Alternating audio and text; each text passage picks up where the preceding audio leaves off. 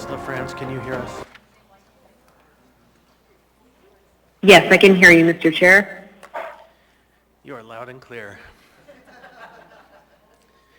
Too loud? We managed it. You're good. Thank you. It was just surprising.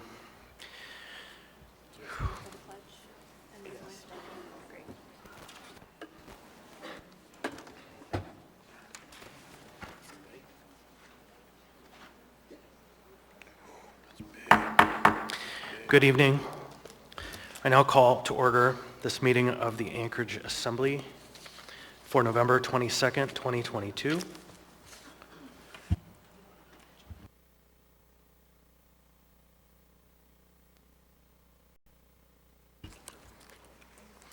Madam Clerk, would you please take the roll?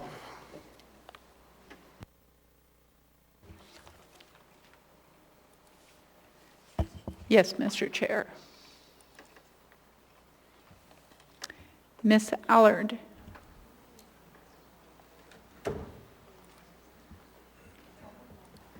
Mr. Salt. Present. Mr. Presverdia. Here. Mr. Rivera. Present. Mr. Cross. Here. Ms. LaFrance. Here. Mr. Constant. Here. Ms. Zalotel. Here. Mr. Dunbar. Present. Ms. Quinn Davidson. Hi, here. Good evening. Mr. Voland. Happy to be here. Mr. Peterson. Present. You have a quorum. Thank you. Next, Mr. Cross, would you please lead us in the Pledge of Allegiance?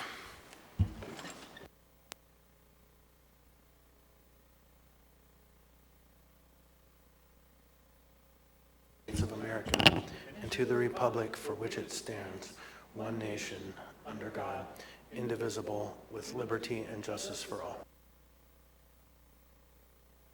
Thank you. Ms. Quinn Davidson, would you please read the land acknowledgement? I would be happy to. Thank you, Mr. Dunbar, for loaning it to me. Oh, is it not on here? Yeah, there it is. A land acknowledgement is a formal statement recognizing the indigenous people of a place. It is a public gesture of appreciation for the past and present indigenous stewardship of the lands that we now occupy. It is an actionable statement that marks our collective movement towards decolonization and equity. The Anchorage Assembly would like to acknowledge that we gather today on the traditional lands of the Dena'ina Athabascans. For thousands of years, the Dena'ina have been and continue to be the stewards of this land. It is with gratefulness and respect that we recognize the contributions, innovations, and contemporary perspectives of the Upper Cook Inlet Dena'ina. Thank you very much. Next, we'll have minutes of previous meetings. I'd ask for a motion to approve the minutes So moved. Second. for the meetings of September 13, 2022, and the special meeting of September 26, 2022, moved by Ms. Quinn Davidson, seconded by Mr. Peterson. We'd like to ask for unanimous consent. Is there any objection? Hearing none, those items are adopted. Next, we'll have the mayor's report. Mr. Mayor. Thank you, Mr. Chair. It's great to see everyone here tonight. I hope everyone's going to enjoy a good Thanksgiving weekend. Tonight, the 2023 budget for our city will be debated and hopefully voted on. The administration prepared a budget that emphasized public safety and held the line on government growth. With inflation raging across the country, we were able to keep spending increases far below the rate of inflation. This was accomplished while coming in nearly $5 million under the tax cap. It is my hope that we can work toward rebuilding our general fund reserves by stewarding taxpayer resources and keeping the budget below the tax cap. Last week, we held our first ever Do Business with the MOA event. That's a networking event style event that provided local businesses, especially small businesses, an opportunity to connect with city departments. The Mayor's Office, in conjunction with the 49th State Angel Fund, planned and hosted the event that took place during Alaska Startup Week. The event was a big success as many businesses and entrepreneurs were able to learn about the municipal processes and connect with key departments in the city. With some 80% of jobs in Alaska coming from enterprises less than 5 years old, I believe in enhancing our local startup economy and supporting small businesses. We look forward to planning and executing more of these events in the future to support small businesses. On Monday, the mayor, myself, and the First Lady, along with the entire 8th floor, took part in the Thanksgiving blessing hosted by the Food Bank of Alaska. It was a great event, and in just our facility, we had over 300 volunteers. This annual event, which feeds thousands of our most needy neighbors and friends, plays a huge role in ensuring no one goes hungry, at least on Thanksgiving Day. The outpouring of generosity demonstrated by volunteers and sponsors was profound. I know we don't always agree on everything up here in the dais, but I know we can all agree that we are fortunate to live in such a generous, beautiful, and caring city such as Anchorage. From myself and everyone on the 8th floor, we wish you all a happy and healthy Thanksgiving. And that's all for me tonight, Mr. Chair. Thank you very much. Thank you, Mr. Mayor. And next, we'll have the chair's report, and as an old tradition made new at the last meeting, it appears to me that we have some students here from probably a high school government class, and so it's our tradition, our new and old tradition, to invite you quickly to come up to the dais. Tell us what school you're from and what class you're here for, please. Come on up. There's a little blue button.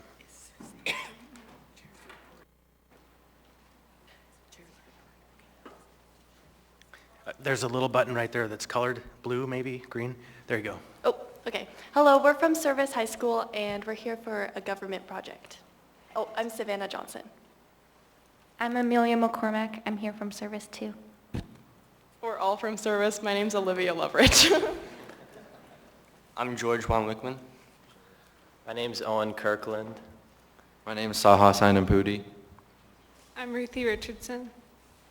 I'm Romy Rivera. And Garrett Simon. Thank you all for participating in your local government. Next, I will Chair's report. Welcome, everybody, and thank you for being here tonight, both in person and online. First, I would like to start with my congratulations to UAA's sports teams. It's been an exciting few weeks for UAA. The women's volleyball team won their conference championship and moved on to play in the NCAA championships. And the women's basketball team won the Great Alaska Shootout, the first to be held since 2017. I congratulate both of these teams for a job well done, and I also want to extend an invitation to all female athletes and anyone who's benefited from women's increased participation in sports to the Assembly meeting on December 6th, where we will recognize the 50th anniversary of Title IX. The 2023 municipal budget is on the agenda tonight for Assembly approval. The budget is a reflection of our values, vision, and priorities of our community. So it's important that we develop a budget that our community can be proud of. At our recent work session, Assembly members brought forward modest and thoughtful amendment proposals to improve snow plowing, increase public safety resources, and also to improve the quality of life in Anchorage. Those proposals have been crafted into an omnibus amendment package, and I look forward to reviewing that proposal later tonight. With that, I want to acknowledge the hard work of the Budget and Finance Committee co-chairs, Ms. Quinn-Davidson and Mr. Dunbar, and the Assembly's budget analyst, Desiree Camacho. They've worked tirelessly for months to review the submitted budget and gather the members' amendments to help ensure a transparent and smooth process to create a budget that meets the expectations of our community. To learn more about the budget process, please go to muni.org/assembly. This week, coming up, we have two holidays. I'd like to wish everybody a happy Thanksgiving this Thursday and hope you get quality time with your loved ones and family. Also, Friday is Native American and Alaska Native Heritage Day, where we honor and recognize Indigenous people as the first people of this nation and celebrate both their cultural heritage and integral importance to our past and present and future. And finally, on a more somber note, there was another mass shooting in America this week. This time it happened at Club Q, an LGBT establishment in Colorado Springs, on Transgender Day of Remembrance. The Colorado Springs Police Department identified the victims as Raymond Green Vance, Kelly Loving, Daniel Aston, Derek Rump, and Ashley Paw.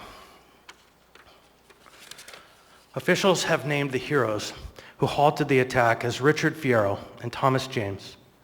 More details will be coming forth soon. Quote, One of the drag performers was walking by, and Fierro told her, "Kick him," he said, and she took her high heel and stuffed it into his face. According to a New York Times report written by Dave Phillips, quote, "It was Mr. Fierro's first time at a drag show, and he was digging it. He spent 15 years in the Army and now relished his role as a civilian and a father, watching one of his daughter's old high school friends perform." Quote, "These kids want to live that way, want to have a good time. Have at it," he said as he described the night. "I'm happy about it because that's what I fought for, so they can do whatever the hell they want." The long-suppressed instincts of a platoon leader surged back to life. He raced across the room, grabbed the gunman by a handle on the back of his body armor, pulled him to the floor, and jumped on top of him. Officers rushing into this chaotic scene had spotted a blood-spattered man with a handgun, not knowing if he was a threat. They put him in handcuffs and locked him in the back of the police car for what seemed like more than an hour. He screamed to find his family. Eventually, Mr. Fierro was freed. He went to the hospital with his wife and daughter, who had only minor injuries. His friends were there and still are, in much more serious condition. They were all alive. But his daughter's boyfriend was nowhere to be found. In the chaos, they had lost him. They drove back to the club searching for him. They circled the familiar streets hoping they would find him, but there was nothing. The family got called late Sunday from his mother. He had died in the shooting. When Mr. Fierro heard, he held his daughter and cried. On that note, as usual, we have a very full agenda tonight. This is a business meeting, and we're here to do the work of the municipality. Please help us by creating a climate of respect in the chambers. Let's refrain from making personal attacks or speaking out of turn or shouting or clapping and pacing. If you have signs, keep them smaller than 8.5 by 11. Keep the aisles clear. Please don't approach the dais. If you have something to share with members, please hand it to the clerk for distribution. If you're speaking and a point of order is called, please stop speaking so I may rule on the point of order so that the record is clear. And if the rules aren't followed, I may interrupt speakers to call for compliance. If compliance to the rules doesn't occur, then I may pause the meeting. And if there's an actual disruption, I will give a warning. If the disruption persists or happens again, the person will be asked to leave. If you're here to testify on a public hearing item, when your item is up, you can come forward. Please state your name and what part of the community you're from.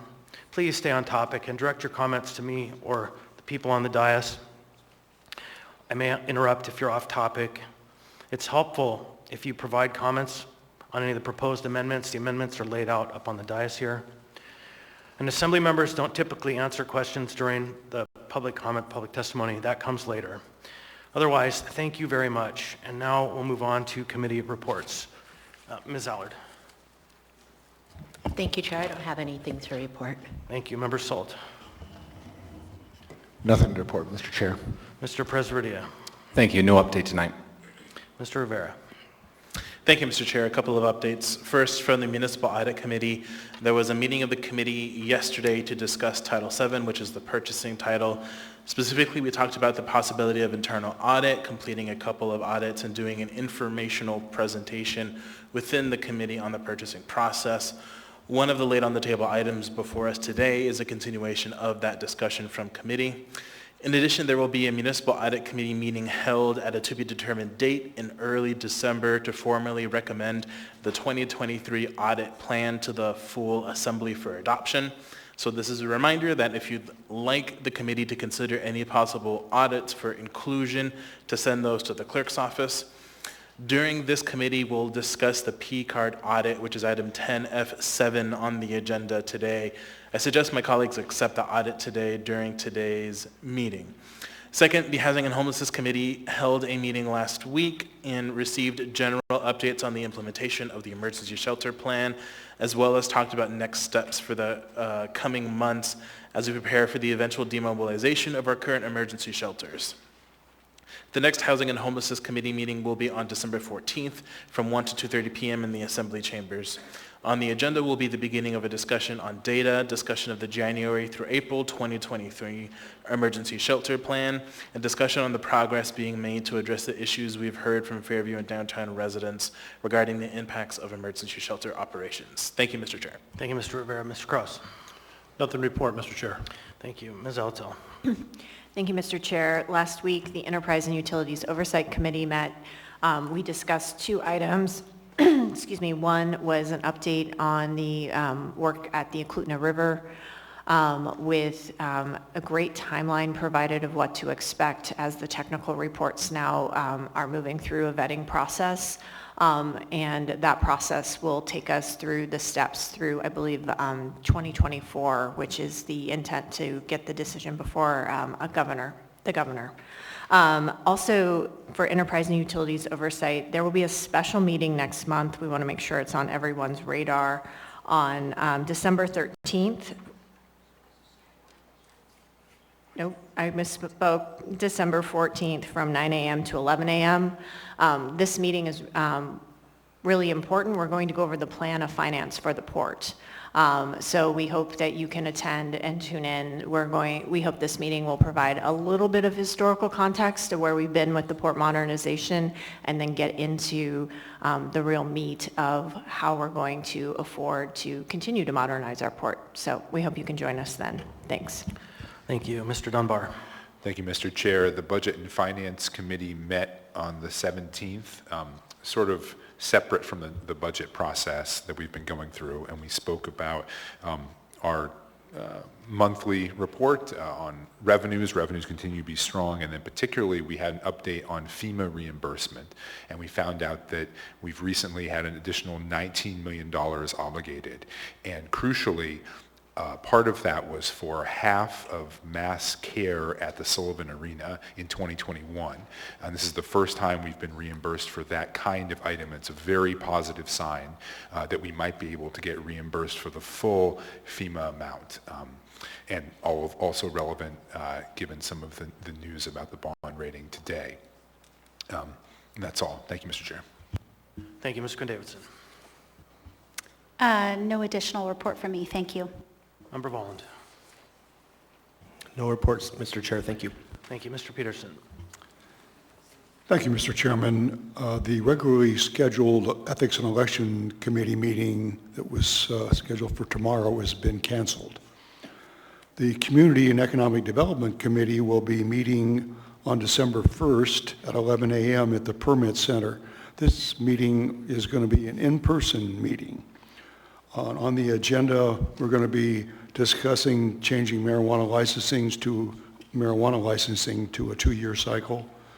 Also going to be discussing abolishing minimum lot sizes and also considering triplexes and fourplexes as residential. Thank you. Thank you, Mr. Peterson. Next, we will move on to the addendum to the agenda. Oh, I'm sorry, Ms. LaFrance, do you have anything you'd like to report? No report from me. Thank you, Mr. Chair. All right, thank you. Next, we'll move on to the addendum to the agenda. The addendum to the agenda includes items to be added to the agenda and prepared the Thursday before the Assembly meeting. The Assembly formally does this through a motion to incorporate the addendum as well as possible laid on the table items consistent with Assembly rules.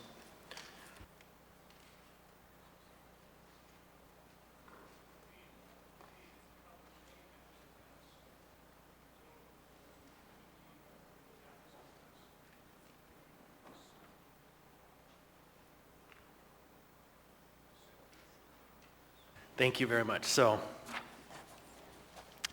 I'm going to move through our laid on the table procedures.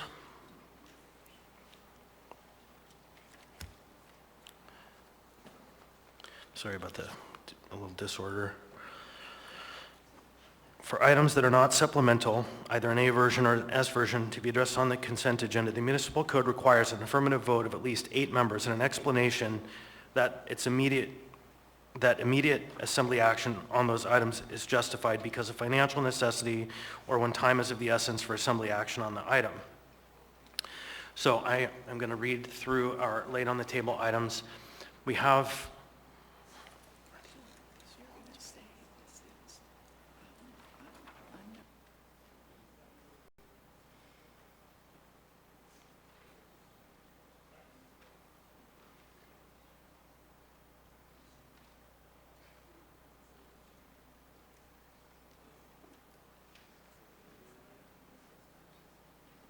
So we have a handful of items that will require a vote of 8 votes to lay them on the table. And then we have one set of documents that we'll just read into the record.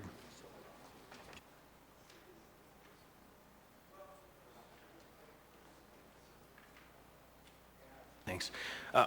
So I'll read them now. Resolution AR 2022 unnumbered, a resolution of the Anchorage Municipal Assembly directing the Office of Internal Audit to undertake an audit of the sole source procurement.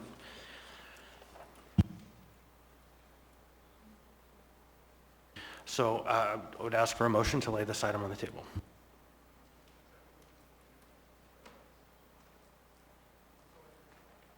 Okay, there's not going to be a motion on that item. Next, we'll take Resolution AR 2022 unnumbered, a resolution of the Anchorage Assembly authorizing the mayor to execute an agreement with the U.S. Department of Treasury to accept emergency rental and utility assistance funds and appropriate said funds.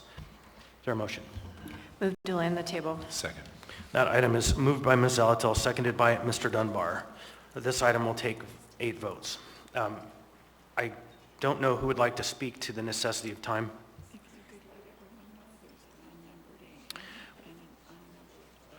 With this item, and this is for introduction, there is an unnumbered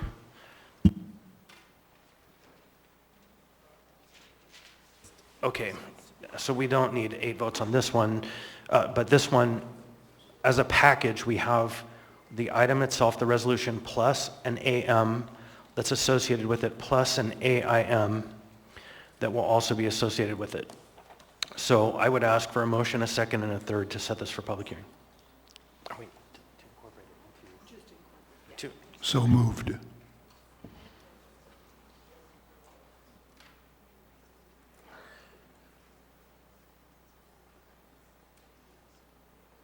Yeah, I would ask for a motion, a second, and a third on this item. Mr. Peterson moved. Second. Ms. Third. Allard seconded, and Third. it's set.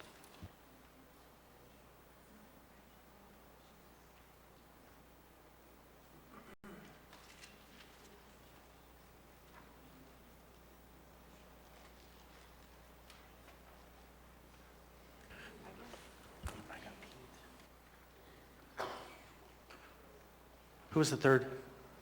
Was Mr. Rivera? Twas I. Thank you.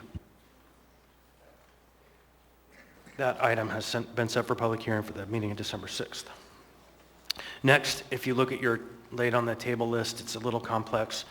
We have item 10F13, but the item 10F13, it didn't meet some title standards, so I'm going to ask for a motion to accept items 10F13A, 10F, excuse me, the motion is to lay on the table items 10F13A, Information Memorandum Number AM 2025-2022, Notification of Mayoral Waiver of Formal Procurement Procedures, R.E. Henning, Inc., 10F13B, Information Memorandum Number AM 226-2022, Notification of Mayoral Waiver of Formal Procurement Process regarding Aviator Hotel, and 10F13C, Information Memorandum AM 227-2022, Notification of Mayoral Waiver of Formal Procurement Process regarding AWW Generator. So moved. Moved to lay on the table by Ms. Zalatil, second. Second. Second by Mr. Cross. Thank you, Ms. Zalatil. Thank you. These items were, as Mr. Chair said, 10F13, I believe, and per my request to the municipal manager, we asked that these be separated into 3 separate items so that there was proper notice on them, and that each one was separated out because we received 3 separate notices. So that's why they are laid on the table as replacement items. Thank you. So this set of items, we're going to take up all in one vote. And so It does take 8 votes to lay this on the table. Mr. Chair, Yep. point of information. Yep. Can you say again which items they are? Yep. It's always a little difficult. And you mentioned there being a laid on the table list, which I think the chair always gets. Is it possible in the future for members to get that list so we can try to track what documents we have? Yes, the Thank clerk you. says yes. I agree, it's a very handy tool. And so the items are, if you look at item 10F13, it is a title that says notification of mayoral waiver of formal procurement process. But underneath it, it turns out there were 3 items. And so for the purpose of good, clear record keeping, it was asked that we break that item into 3 separate items, so each one would get its own number for the database and other purposes. And so the items are a waiver of formal procurement procedures for Henning Inc., which was within 10F13, and a waiver of formal procurement process for Aviator Hotel, which also was in 10F, and then for AWW, the generator. So if you look at 10F, which is as it's laid into your original, it's all of those items just broken out into individual. And one of the time-sensitive rationales for doing this is that we asked the administration to do this. This was on our behalf, the reason they're laid on the table, not in the addendum. Ms. Alto. Oh, thank you, Mr. Chair. I asked the administration to break this into 3 separate items because the waiver of formal procurement comes as a singular notice for a singular thing each time. And so the record would reflect that these are 3 separate notices that came to the assembly versus a package of notices.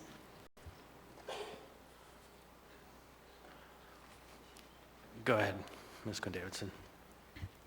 Oh, thank you, Mr. Chair. I was just wondering, did you say, you said that it was urgent because we requested them to do it, but can you describe why, substantively, why it's important that we lay it on the table? Sure. So it was submitted into the agenda appropriately by the administration for the timing that's required when the mayor gives us that notice, which is the subsequent assembly meeting, and we didn't want to get that timing off because of our request. Thank you. Members may proceed to vote.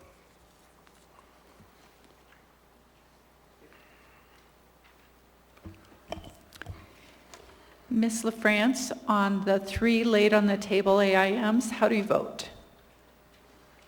Yes.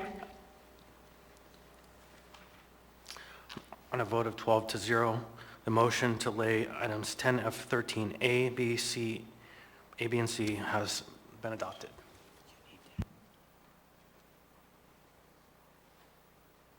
Yeah, and just for the record, a couple items ago, Ms. Allard had arrived, so we'd have to mark her present in the meeting. So next we have one more supplemental item. It appears it's actually 2 supplemental items. I'm going to read them into the record. 13A6, AIM 223-2022, to ordinance number AO 2022-80S, an ordinance of the Anchorage Municipal Assembly amending Municipal Code Title 21, Chapter 2104, Zoning Districts 2107, Development and Design Standards 21.11, Downtown 21.15, Rules of Construction Definitions, and amending Anchorage Municipal Code of Regulations, Section 2120.007, Schedule of Fees in order to amend the off-street parking and site access development standards and achieve comprehensive goals for infill and redevelopment, housing, and accessible land use. Case number, planning zoning case number 2022-0026. And then item 13A7, Assembly Information Memorandum 224-2022, AO 2022-80S, an ordinance of the Anchorage Municipal Assembly amending Anchorage Municipal Code Title 21, Chapter 2104, Zoning District 2107, Development and Design Standards 2111, Downtown 2115, Rules of Construction and Definitions, and amending Anchorage Municipal Code of Regulations, Section 2120.007, Schedule of Fees in order to amend the off-street parking and site access development standards and achieve comprehensive plan goals for infill, redevelopment, housing, and accessible land use. Planning and zoning case number 2022-0026. Oh, and a third one, 13A8, information memorandum 229-2022, transmittal of resolution to AMAT's Bicycle and Pedestrian Advisory Committee regarding AO 2022-80S. And then another one.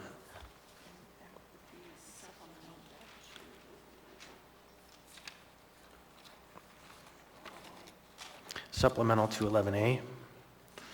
This is an information memorandum on number 2022 from Member Zalatel, AO 2022-87, an ordinance of the Municipality of Anchorage adopting and appropriating funds for the 2023 general government operating budget for the Municipality of Anchorage, attaching a memo from the Budget Advisory Commission.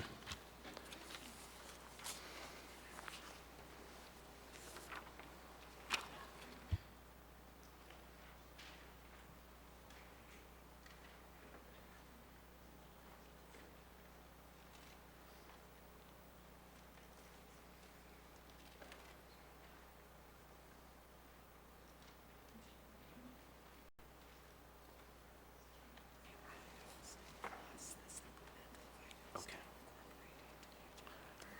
Yep.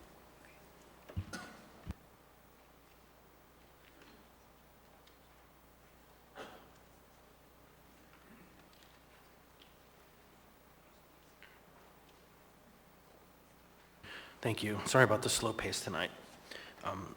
Next, I'm going to ask for a motion to incorporate the addendum as printed and distributed and the laid on the table items. Point of information, Mr. Chair. Go ahead, Mr. Rivera. Thank you, Mr. Chair. So there's one item that, if I managed the paper shuffle correctly, wasn't read into the record, so I just wanted to get a little bit of a clarification what we're doing with it. It's the AHFC ERA 2 item. the So, unnumbered yeah, AM. I don't know that we need to read it. That's the AIM, I believe, supplemental to item 10G, AR 2022, unnumbered, a resolution of the Anchorage Assembly authorizing the mayor to execute an agreement within the U.S. Department of Treasury. And it's, okay, it's an unnumbered AM that's associated with that item. So when we set the public hearing for that item, that AIM is traveling with it. got it. Thank you. Yep, thanks. It was a little confusing.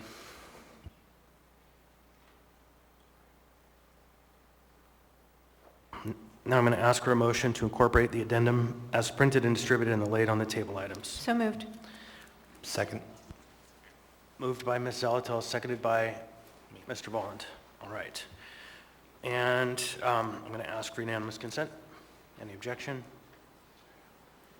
Hearing none. The addendum and the laid on the table items have been incorporated.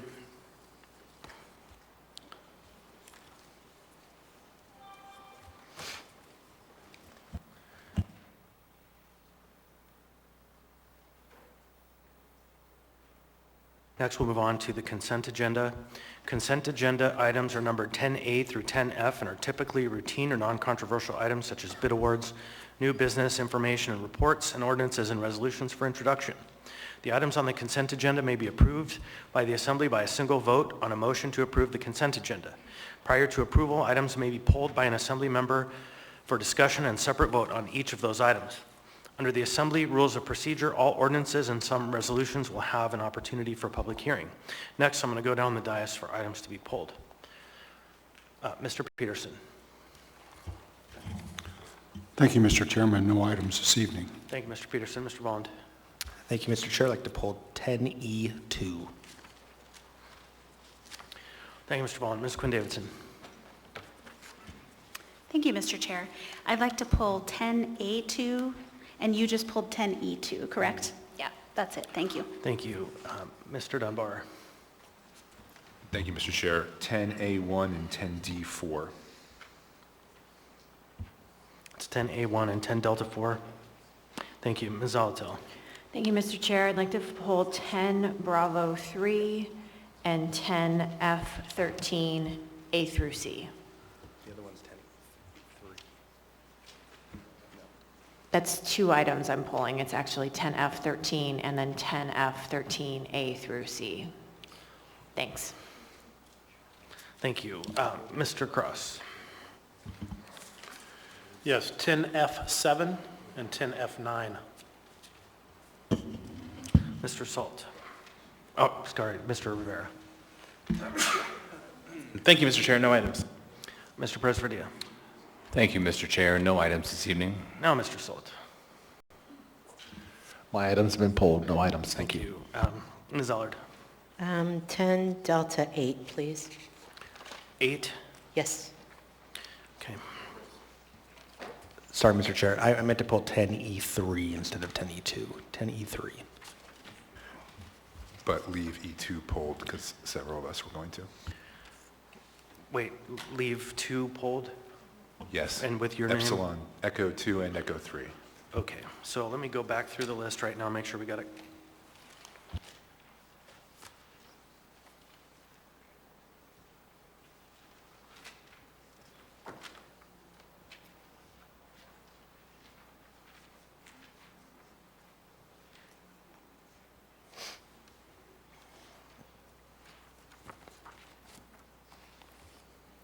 Thank you. So on the list of items that have been pulled, I have Mr. Dunbar, 10 Alpha 1, Ms. Quinn Davidson, 10 Alpha 2, Ms. Zalatel, 10 Bravo 3, Mr. Dunbar, 10 Delta 4, Ms. Allard, 10 Delta 8, Mr. Dunbar, 10 Echo 2, Mr. Vollen, 10 Echo 3,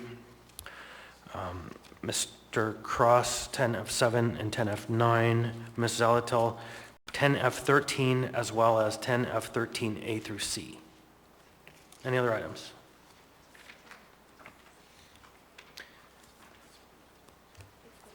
Yeah, it's a little confusing, but we'll cross that bridge when we get there. But yes, she got it right. Thank you, Ms. Zalatel, for that fine work. Okay, so now I would ask for a motion to approve the consent agenda with the exception of the pulled items. So moved. So moved. Second. So I have moved by Ms. Zalatel, seconded by Mr. Peterson. I would ask for unanimous consent. Any objection? Hearing and seeing none, the consent agenda has now been adopted. For the public's information, the Assembly has now passed or accepted all items in 10A through 10F.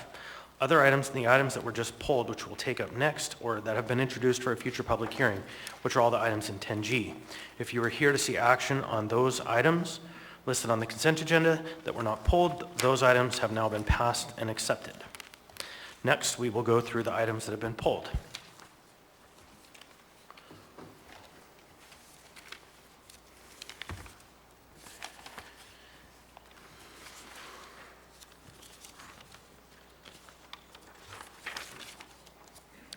Item 10A1, resolution number AR 2022-356, a resolution of the Anchorage Municipal Assembly recognizing November 20th through December 20th as Survivors of Homicide Victims Awareness Month. What's the will of the body? Move to approve. Second. Moved by Mr. Dunbar, seconded by Mr. Volland. So I believe I am reading and Mr. Cross is presenting if there is someone here to receive it. Before that, Okay. we should probably take a vote. Is there an objection? Hearing, seeing none, that item passes by unanimous consent. Now, Mr. Dunbar. Yeah, I'm reading and Mr. Cross was assigned to present, but I'm not sure. Is there anyone here to receive this? Oh, wonderful. If you could come up front, please. Whereas losing a loved one homicide is one of the most traumatic events a person can experience. And whereas homicide victims are loved and grieved by mothers, fathers, sisters, brothers, sons, daughters, husbands, wives, partners, grandparents, aunts, uncles, extended family members, friends, neighbors, classmates, colleagues, and communities across the country. And whereas, according to the Department of Public Safety Crime in Alaska 2021 report, a total of 42 murders were reported in Alaska, and the Anchorage Police Department reports that there were 20 homicides in Anchorage in 2021. And whereas Alaska's Homicide Memorial in Hostetler Park currently has more than 450 names engraved of innocent victims of homicide throughout Alaska, whose names are read at an annual ceremony that includes families of the victims.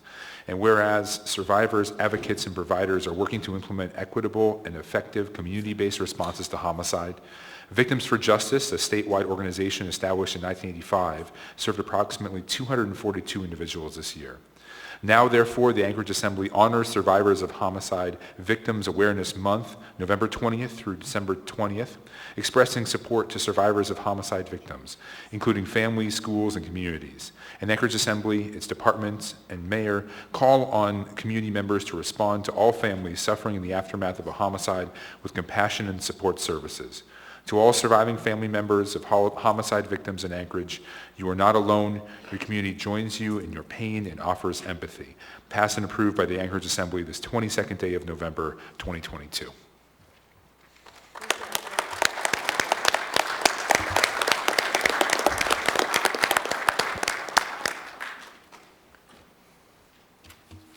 All right, next we have item 10A2, Resolution AR 2022-357, a resolution of the Anchorage Municipal Assembly acknowledging the inherent responsibility of the municipality of Anchorage to protect its most vulnerable populations, recognizing the responsibility of the municipality of Anchorage and its governments to acknowledge the disproportionately high rate of murdered, missing Indigenous women, girls, and two-spirits in Alaska. What's the will of the body? Move to approve. Second. Moved by Ms. Zalatal, seconded by Mr. Volland. I'd like to move Quinn Davidson amendment number 1, please. Second. Ms. Quinn Davidson has moved an amendment, and Mr. Dunbar has seconded. Please have the floor, Ms. Quinn Davidson. Thank you, Mr. Chair. The purpose of this amendment is to correctly identify the number of people who identify as Alaska Native. That should say in Alaska, not in Anchorage. When I saw this resolution, it said 1 in 13. I'm not sure where that number came from, but it's vastly underestimates the number of Alaska Natives here in Alaska. And it's really important to Alaska Native people, as I understand, and I would feel the same way, to correctly identify the number of Native people in Alaska and really the great involvement they have and contributions they make into our state. So I'd like support for this amendment, please. And, just so you all know, the census data that was just collected recently says that 21.9% of Alaskans identify as Alaska Native. Seeing no one else in the queue, members may proceed to vote on Quinn Davidson Amendment 1. Ms. LaFrance? Yes. On a vote of 12-0, that amendment passes. Next, we have the main motion before us. Is there any objection? That item has passed the body unanimously. Next, who is reading and who is presenting? And if you're here to receive this, please come down. I'm reading, Mr. Chair, and I think Mr. Perez-Verdia is presenting. As soon as he gets the folder. Oh, it says Perez-Verdia on here, but perhaps, is it you, Ms. Allard? Is there anyone here to receive the resolution from the Alaska Native community? No, okay. Then I don't know that we need to present it, but please. Should I read it, Mr. Chair? Yes, please. Okay. A resolution of the Anchorage Municipal Assembly acknowledging the inherent responsibility of the municipality of Anchorage to protect its most vulnerable populations, recognizing the responsibility of the municipality of Anchorage and its governments to acknowledge the disproportionately high rates of murdered, missing Indigenous women, girls, and Two-Spirit in Alaska. Whereas there are 229 federally recognized tribes in the state of Alaska, and more than 1 in every 5 people in Alaska identify as Alaska Native, the indigenous people of the land since time immemorial. And whereas the shared goal of public safety in the municipality of Anchorage, which includes the police department, fire department, health department, and the Office of Emergency Management, is to protect life. And whereas according to the 2018 Urban Indian Health Institute Missing and Murdered Indigenous Women and Girls Report, Alaska has the 4th highest number of missing and murdered Indigenous women in the nation, despite the state's small population.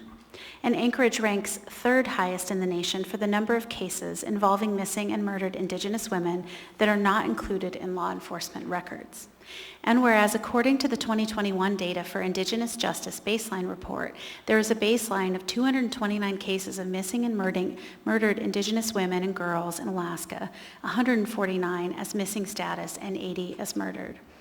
And whereas continuing partnership building among local, state, federal, tribal, and nonprofit agencies can come together to address disproportionately high rates of MMIWG2S in Alaska. Now, therefore, the Anchorage Assembly resolves The municipality of Anchorage acknowledges the disproportionately high rates of murdered, missing Indigenous women, girls, and Two-Spirit in Alaska, and the Anchorage Municipal Assembly, Mayor, and MOA departments will work together to make sustainable investments in creating racially appropriate approaches that hold the municipality accountable and work in cooperation with Alaska Native communities to build trust and engagement for stronger government-to-government relations. Passed and approved by the Anchorage Assembly this 22nd day of November 2022.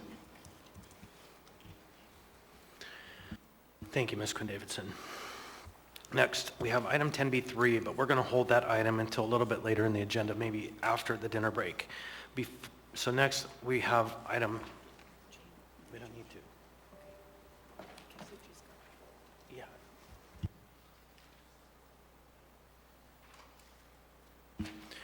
So next, we'll have item 10D4, Mr. Dunbar. I'm not going to move this item. All right.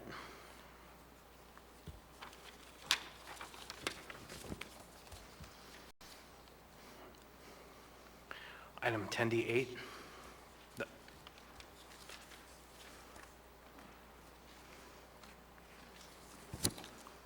That was pulled by Ms. Allard.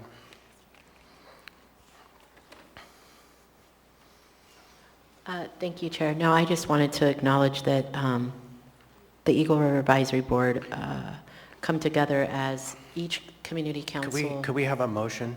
Oh. Motion to approve, please. Moved to approve by Ms. Allard. Yeah. Second. Seconded by Mr. Dunbar. No.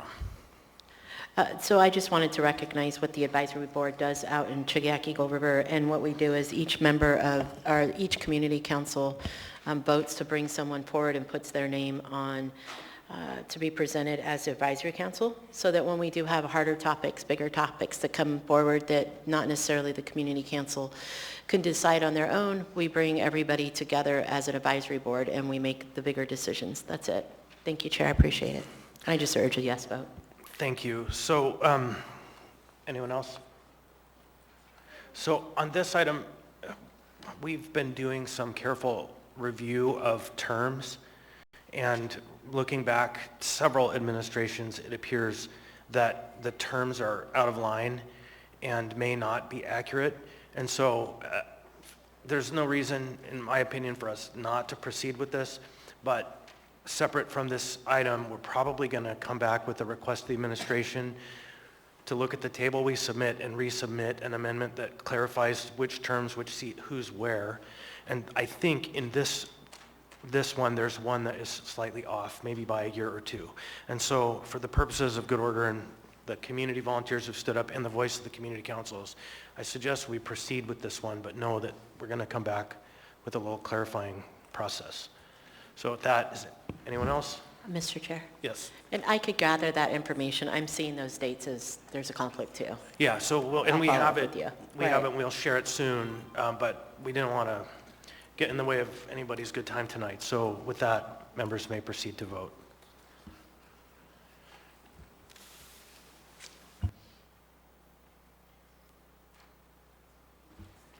Ms. LaFrance? Yes.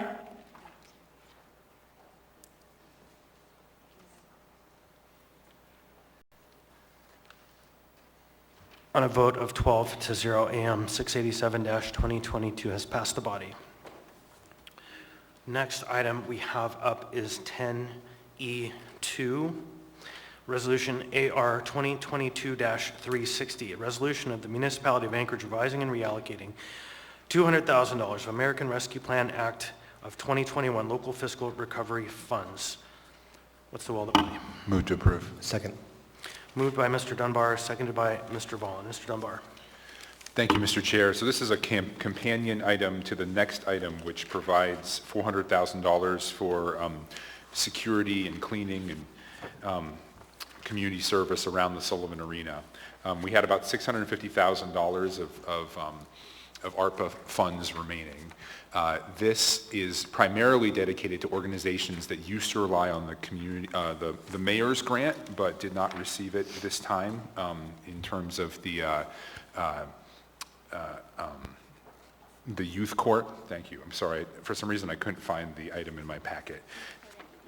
Yeah, and 80, the Anchorage Downtown Partnership as well. And then we also have the Juanita Strong Project, and I see them actually out in the audience tonight. I pulled it because I know that my colleagues have an amendment that they'd like to make, and so I'll give them an opportunity. All right, before we move to that, Ms. Zalatil. Thank you. The proposed amendment that's set to come before the body involves homelessness, and so would like to go ahead and make a disclosure. As the executive director of the Anchorage Coalition to End Homelessness, we are not the named entity or would not receive funding in the amendment. The coalition nor I have a financial or private interest in the amendment or the underlying appropriation. And I think that's probably sufficient. If there are any questions, I'm happy to answer them. I see Ms. Quinn-Davidson in the queue. Not regarding this, just to move the amendment. Thank you. So as this funding does not go to the coalition, it's the ruling of the chair that there is no conflict. All right, next in the queue, Ms. Quinn-Davidson. Thank you, Mr. Chair. As Mr. Dunbar mentioned, this item would appropriate funding to 3 organizations, one of which is the Juanita Strong organization for Juanita's House Transitional Living Project that would support at-risk youth. And this amendment would condition that grant on the use of the coordinated entry system and also the Alaska Homeless Management Information System, which we know as HMIS. Those tools, well, I'll just read the paragraph for the public as well. Coordinated entry is a tool designed to ensure that individuals experiencing homelessness are matched with the correct resources, interventions, and potential housing programs. It standardizes the access and assessment processes for all clients. Once a client completes or updates an assessment with an appropriate access point, the client is placed within the HMIS prioritization list. All client referrals to participating housing programs are conducted through this list. So it just brings them in with all the other organizations that are collaborating and coordinating on this work. Would you like to move that? I would like to move this amendment. Right. That amendment is moved by Ms. Quinn-Davidson, seconded by Mr. Rivera. Did that a little out of order. It's all right. So, Mr. Rivera, you're in the queue. Yeah, thank you. Speaking to this amendment, I appreciate the sponsors bringing this forward. In the Housing and Homelessness Committee over the next 2 to 3 months, we're going to be talking a lot about data, and I think it's important that we have really good data. It's something that has been lacking in the municipality for many years, and now, unlike in previous years, I and others are able to speak much more concretely and confidently about our data as it relates to people experiencing homelessness, really much more fully tell the story. And the reason we can do that is because we are really pushing use of coordinated entry and HMIS. So I really appreciate this amendment and encourage my colleagues to approve. Thanks. All right, anyone else? Seeing and hearing none, members may proceed to vote on Amendment 1. Ms. LaFrance, amendment number 1. Yes. That amendment passes 11-1. So we have the main motion before us. Anyone wish to speak? Hearing none, members may proceed to vote. Ms. LaFrance on the main motion? Yes. On a vote of 11-1, AR 2022-360 has passed the body.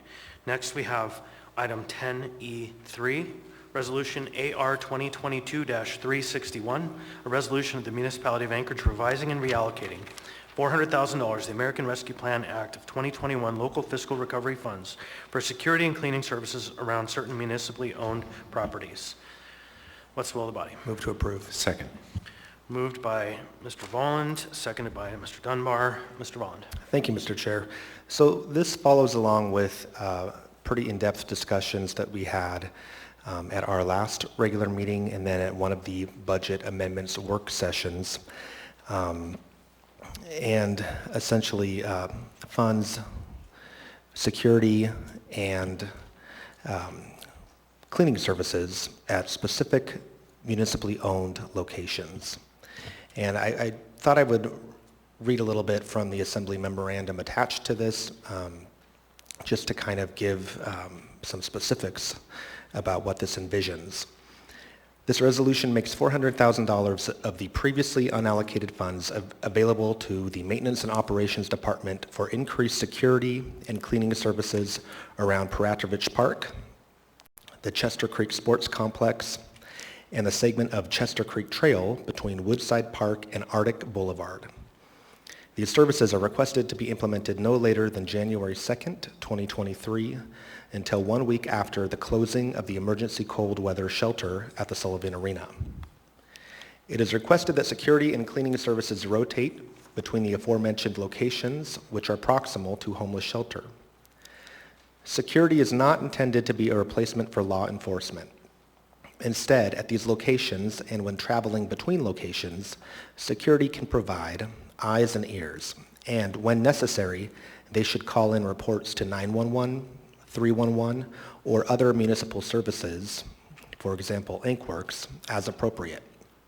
Ideally, security personnel will create a log of time spent at each location, concerns in need of addressing, and reports made. So I would urge your support on this. Thank you.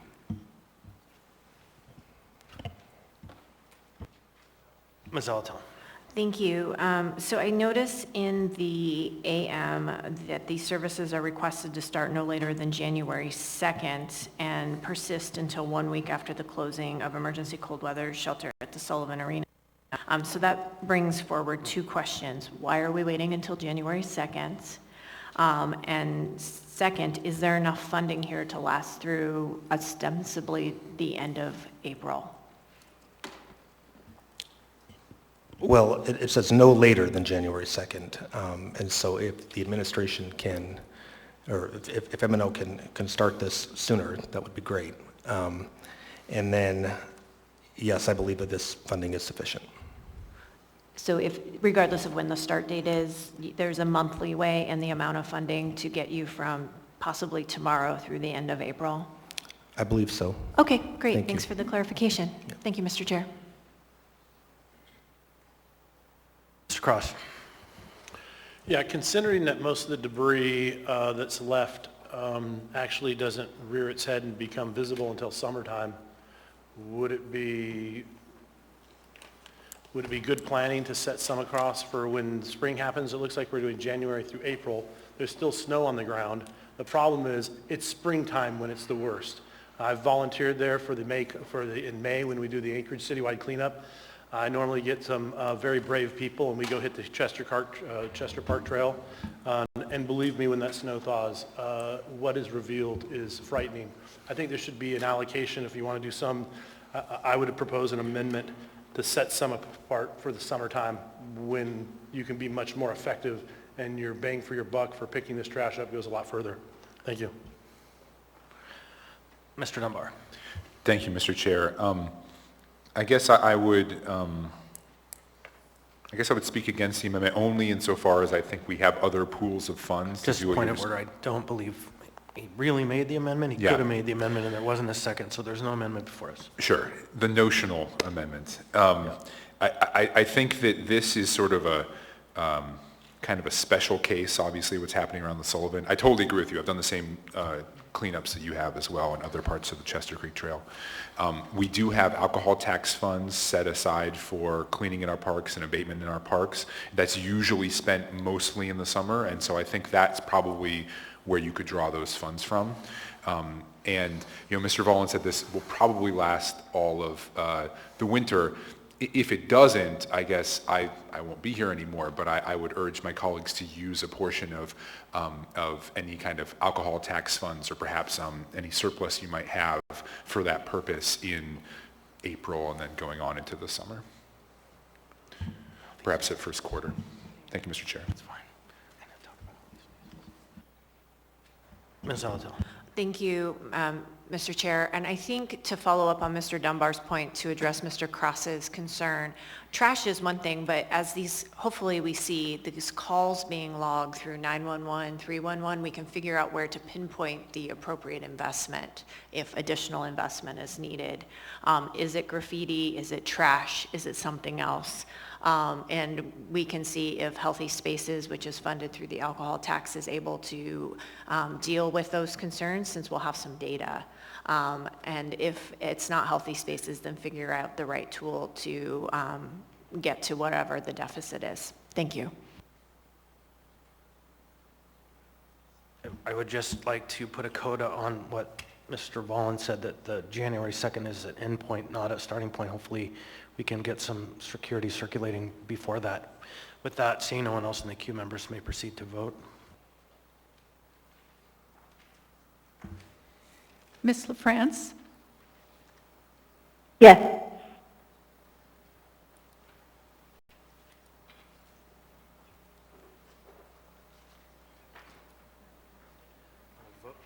On a vote of 11 to 1, AR 2022-361 as amended has passed the body. Next, we will take up item 10F7. 10F7 AIM 214-2022 Internal Audit Report 2022-08 Annual Municipal Procurement Card Review Purchasing Department. Mr. Cross, you have a motion?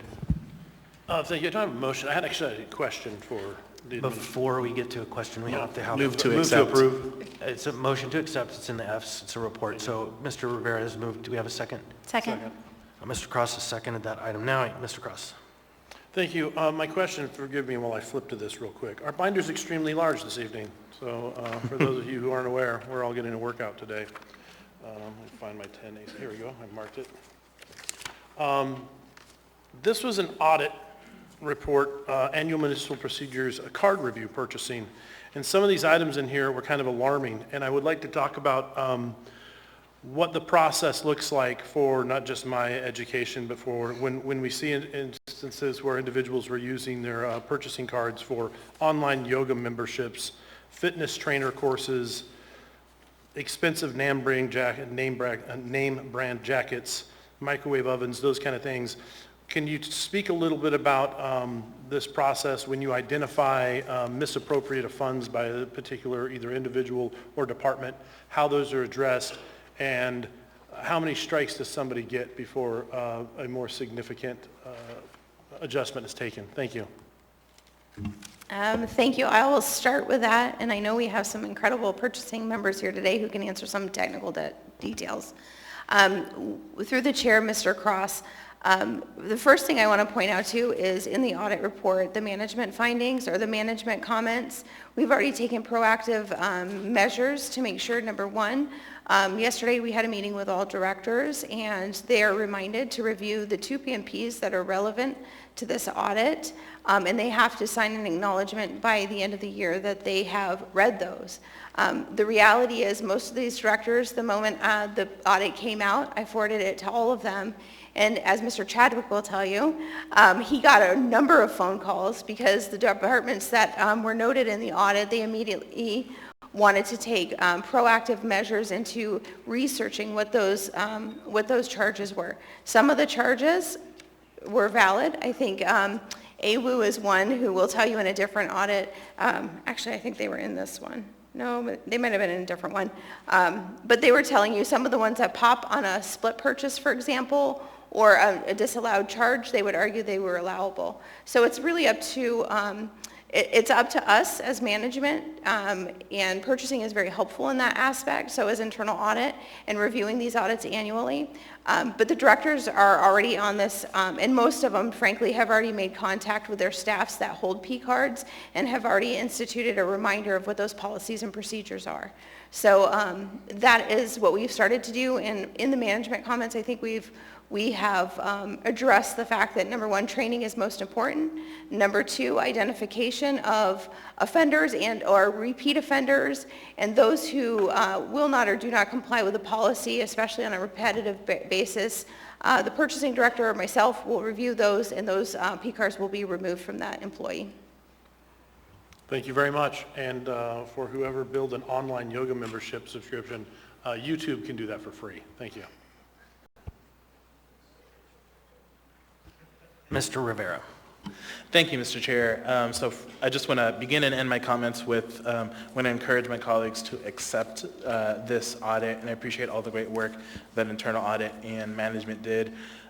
So this is definitely one of those perennial audits that we see on a annual basis, I believe, and we have been seeing the same issues pop up again and again, and hopefully the administration is as tired as I am of seeing these same issues in our audit. So this is, as I alluded to earlier in my committee comments, this is something that will be coming to the committee for further discussion to see how we can address this so that in future years we don't continue to see the same audit findings over and over. So again, I want to encourage my colleagues to accept this audit today because it was great work done, and then there will be more work done in the Municipal Audit Committee into the future. Thanks. Thank you. Member Allard. Thank you, Chair. Is Mr. Chadwick here? Hi.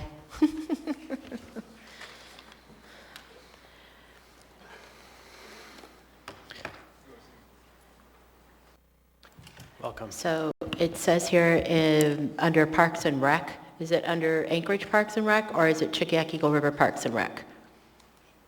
And I believe it is for, I was just looking at the numbers, it's for $4,403. Through the chair, Ms. Allard, I believe that was Parks and Rec in general. But I'd have to look to make sure. I can get back to you on that. Yeah, I'd like a breakdown to find out. We had some issues at the Eagle River Parks and Rec, and I just want to make sure that we're not still doing that. I'm aware that we've had purchases made at the Eagle River Parks and Rec for Bluetooth speakers that were upwards of $100, and I believe almost 15 to 20 of them were purchased for a night at the beach with the Halloween extravaganza. So I just want to make sure that we're keeping in line and that we're not having a repeat of what we had last year and the year before. So if you could find out for me if it's the Anchorage Parks and Rec or if it's Eagle River Parks and Rec, and what specifically was that $4,403 for? Yeah, through the chair, Ms. Allard, I was just looking at my spreadsheet here. This was an order made for archery equipment, but I don't know if it was for Eagle River or for just Parks and Rec in general. For some reason, that sounds like an Eagle River purchase. I'm having PTSD. I'll let you know. Okay. I'd like to be able to do a follow-up, Mr. Chair. If you could specifically find out who charged that on the P card, because what I don't want to happen is that the person that is there now had a suspended P card for violating it a year ago, that they're giving authority, that we're giving authority for it to be circumvented, meaning that that individual in a supervisory position is telling their subordinate, go ahead and purchase it, it's all okay. And that it's not okay. We obviously know you don't purchase. I don't even know what to say. Okay, yeah, if I can figure out, if you can let me know. I think quickly, Ms. Domboski. Thank you, Mr. Chair. Assemblymember Allard. Parks and Rec in Anchorage have confirmed with me that that purchase was for Anchorage. And I do want to just touch on the topic that you just brought up. Because it was, internal audit was very helpful in finding some challenges that we may have had in Eagle River. The Parks and Rec Director has instituted approvals, so any purchases that are happening out there on P cards, he is personally reviewing. So I think this is clearly a topic that is really important, and this is why I love the P card audit every year. But the purchases on this particular audit are for the Anchorage section of Parks and Rec. Thank you. Chair, can I do a follow-up to that comment? Please. That's good. My concern then would be if we are authorizing there to be Bluetooth speakers to be purchased for the Halloween, what's it called again? Beach? Boo at the beach. Yeah, right. If we're authorizing over $100 per Bluetooth speaker to go up, that's a waste of money. And so if the director is saying that he's authorized those purchases, that would be helpful. I don't know for sure, but I know that those have been done, so maybe we can look into that, Ms. Domboski. All right, thank you, everybody. I guess now we have before us the question of shall we accept this? Anyone else wish to speak? Hearing and seeing none, members may proceed to vote. Ms. LaFrance, on the motion to accept. Yes. On a vote of 12-0, AIM 2014-2022 has been accepted.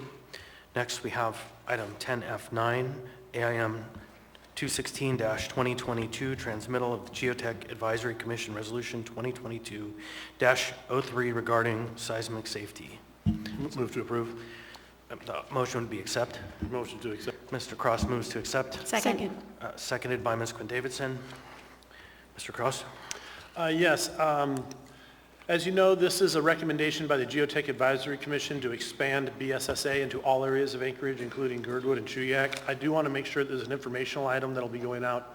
It's not attached here, but the Chuyak Board of Supervisors, as well as a majority of all the community councils in District 2, Chuyak Eagle River, all but one strongly oppose this, and they're on record doing so, and those just need to be, these should be added as an informational item. And I want to make sure that was clarified. Thank you. So, Mr. Cross, we don't have those items to add, I don't think, and so what we would ask is that they are forwarded to the clerk, or maybe even with... I'll be forwarding to Mr. Mrs. Dimboski and to the clerk. We would be responsible for introducing the AIM to put them in, and we do, and so just forward them in a package to like the clerk, and we'll get the AIM drafted. Is that okay? Yeah, so I think that works for everybody. I will do so. Thank you. It won't be tonight, probably. So, okay, Ms. Allard. Thank you, Chair. I just wanted to express also what Mr. Cross had said. We have been very active with our community in reference to the recommendation that the Chuyak Eagle River be included in the BSSA. We had a town hall meeting where the room was packed, and I don't recall one person in the public seating. There was a member on the board too that agreed to expand the BSSA. The community has come out very vocally and very against the expansion of the BSSA. We need to respect what Chuyak Eagle River and what Girdwood would like on this, and understand that as soon as there is an expansion on the BSSA, that it would take away the ability for individuals to decide whether they want to use a municipal inspector or a municipal engineer, that you would be forced to use those inspectors instead of being able to pick your own. Thank you, Chair. Thank you. Ms. LaFrance, you have the floor. Thank you, Mr. Chair. I wanted to note that we do have a work session scheduled with the Geotechnical Advisory Commission for Friday, December 2nd. It will be 1:30 to 2:30 p.m. in room 155 of City Hall. As members know, this is an advisory board that consists of geotechnical professionals, and they make recommendations, and we as policy makers consider those recommendations, and we will be able to have some discussion as to the extent members want at that work session on the 2nd of December. Thank you, Mr. Chair. Thank you, Ms. LaFrance. Anyone else? Hearing and seeing none, members may proceed to vote. Motion to accept. Ms. LaFrance.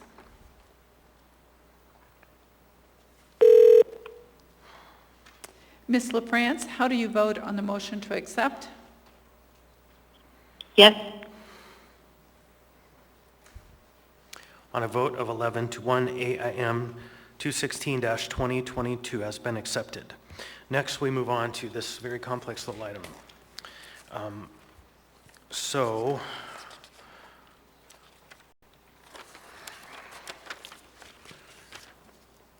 (10F13) is Information Memorandum 222-2022, notification of mayoral waiver of formal procurement procedures.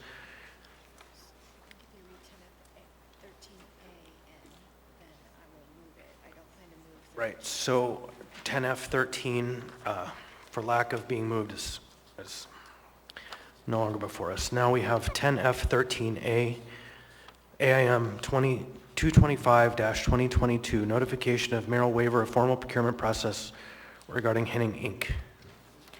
What's the will of the body? Move to accept. Second. Moved by Ms. Zalatel, seconded by Mr. Rivera. Ms. Zalatel. Thank you, Mr. Chair. For all three of these items, these waivers of procurement process, I'm finding the memorandums to be a bit lacking. I don't quite understand, like, I get that in this one on Henning, you've placed the sole source contract AM in the packet, and you say that the Assembly did not provide for waiver of the competitive procurement process, but it approved a sole source contract.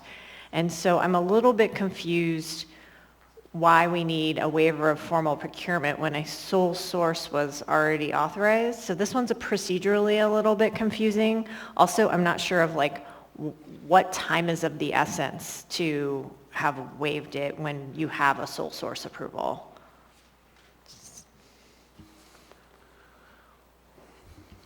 Ms. Christensen. Through the chair to Ms. Salatel. So I think the issue is that under 720.090, there's 4 reasons why the procurement process can be waived. The mayor can, there's 2 reasons in which the mayor can waive, and there's 2 reasons in which the assembly could waive. And neither one of the 2 in which the assembly could waive applied to this situation. So we are left with the waiver options for which the mayor could waive. And so even though the assembly allowed a sole source, it did not fall into one of those reasons. May I follow up, Mr. Chair? Okay, thanks. I get the legal mechanism now, but I still don't have a great explanation of when we just simply say time is of the essence and in the best interest of the municipality will be served. I can infer what it is, but for purposes of waiving procurement, it'd be great if we could spell out, even if it's a couple of sentences, what that might be. Because if I was looking at this item in our binder or online today, I still use a binder and paper, I wouldn't know what those best interests were and why we didn't go through the formal procurement process. So it's more of a notice issue to the public. So that's the reason I pulled these, plus to kind of to correct the procedural issue, but that's some feedback. I don't know. I hope you would take it under advisement, and then I won't have to pull more of these. Thank you.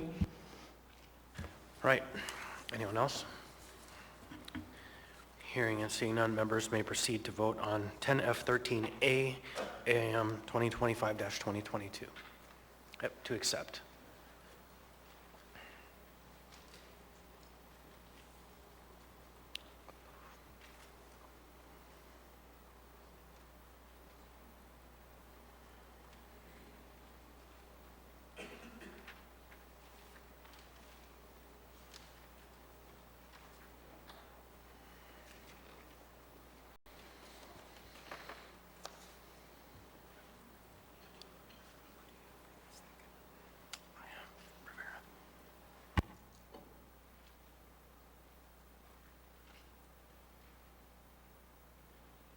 Just about there.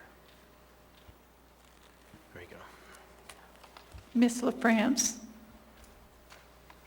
Yes. The vote of 12-0, AM 225-2022 has been accepted.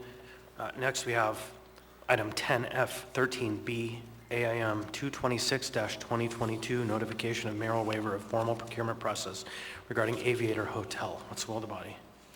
Move to accept. Second. Moved by Ms. Zalatel, seconded by Mr. Dunbar. Ms. Zalatel. Thank you. I have the same concerns with this item. In fact, I find this one to even be a little bit more confusing because we have the appropriation of the dollars for the Aviators specifically for a time period. And so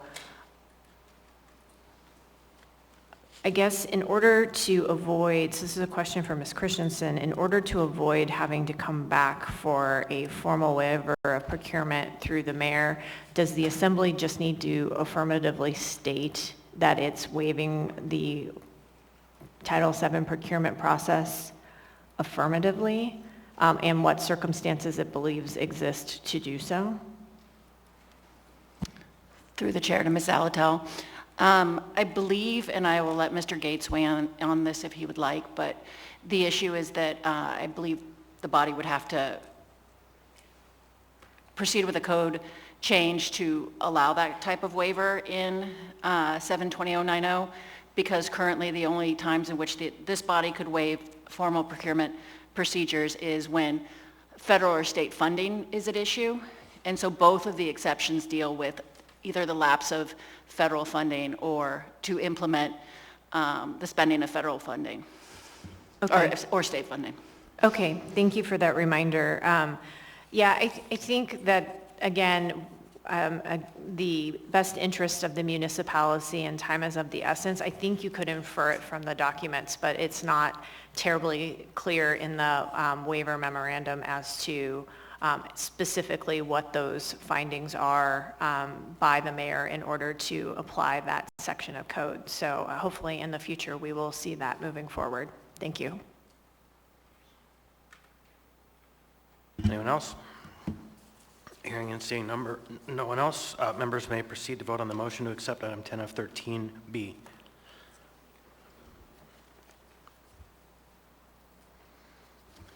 Ms. LaFrance? Yes. On a vote of 11 to 1, AIM 226-2022 has passed the body. Next up, we have item 10F13C, AIM 227-2022, notification of mayoral waiver of formal procurement process regarding AWW generator. What's the will of the body? Move to accept. Second. Thank you. Moved by Ms. Alatel, seconded by Mr. Rivera. Ms. Alatel. Thank you, Mr. Chair. So I believe this memorandum is fantastic and provides those types of reasons I hope we would see in the other ones. So I know we can do it. Thank you. Seeing and hearing nobody else, members may proceed on the vote, the motion to accept item 10F13C. Ms. LaFrance? Yes. On a vote of 12 to 0, AIM 227-2022 has been accepted. Ms. Zalatel. Thank you, Mr. Chair. I move for immediate reconsideration of item 10 Delta 9 and 10 Delta 10 and urge a no vote at the administration's request. A motion has been made. Is there a second? Second. Made by Ms. Zalatel, seconded by Mr. Volland. The motion is to reconsider both items 10D9 and 10D10.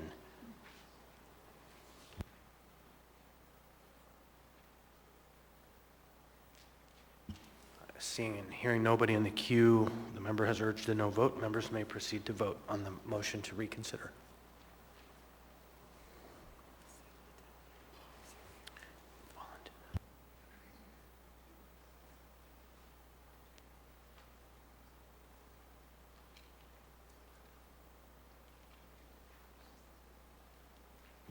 Ms. LaFrance, on the motion to reconsider?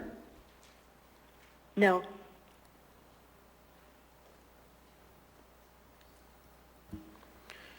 On the motion to reconsider items 10D9 and 10D10, the vote is 0 to 12. The item has not been reconsidered. Ms. Alatel.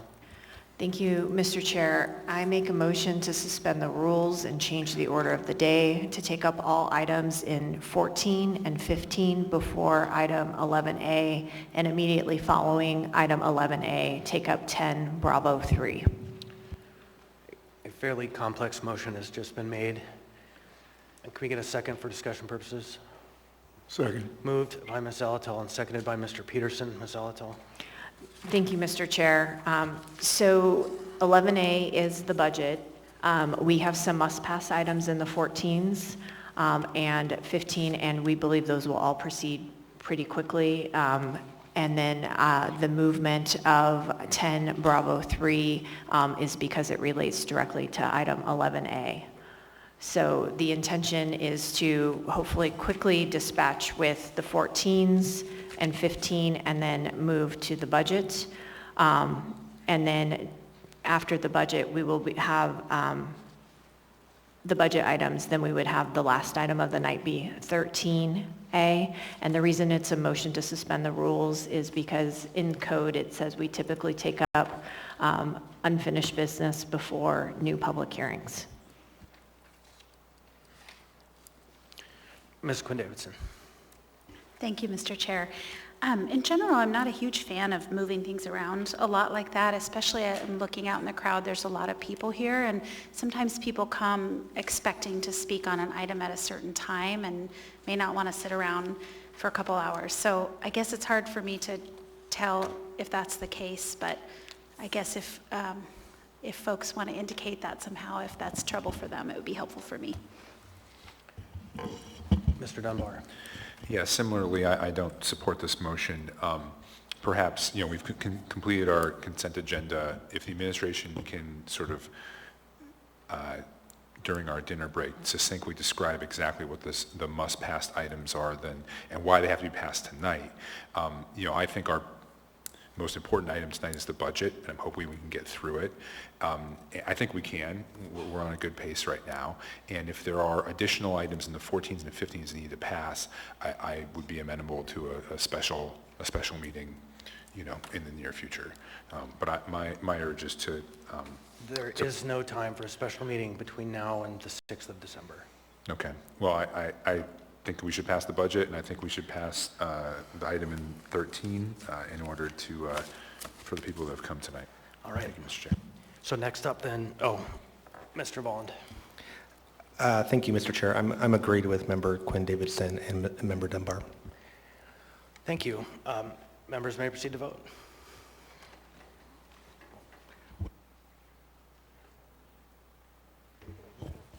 Ms. LaFrance, on the motion to change the order of the day? Yes.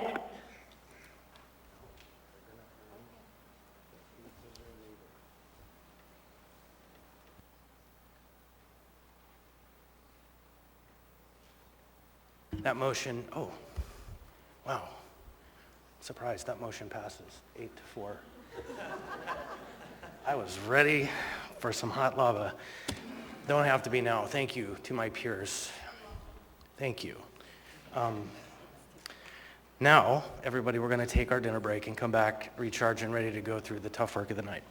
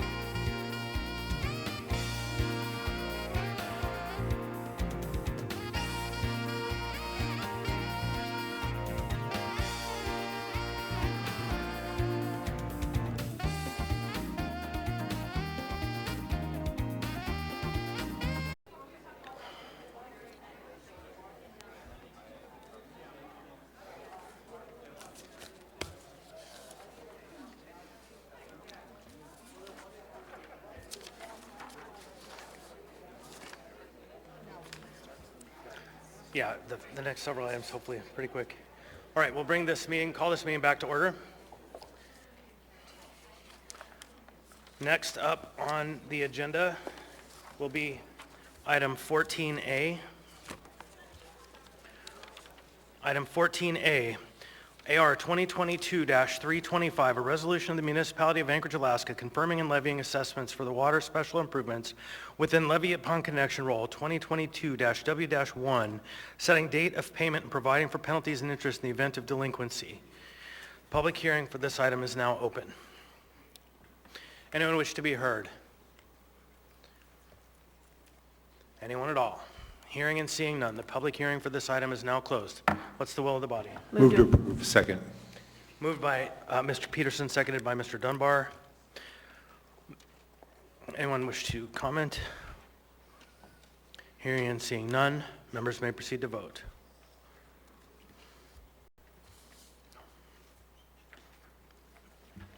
Ms. LaFrance? Yes.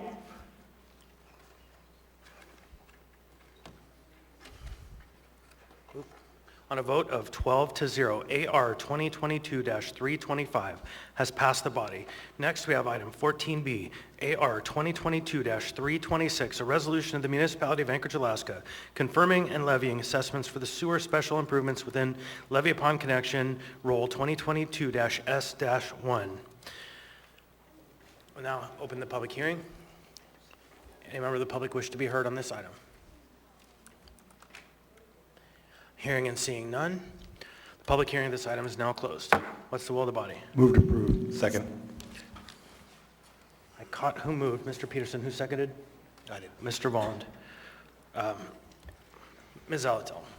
Thank you. I just want this to be a reminder of the body with these two levy on connection or upon connection items, that we had done some work in this area. Particularly, we were looking to do a municipal-wide map of those areas that would still possibly be subject to levy upon connection, and then really did want to discuss holistically how to work through, because it is quite an expensive process.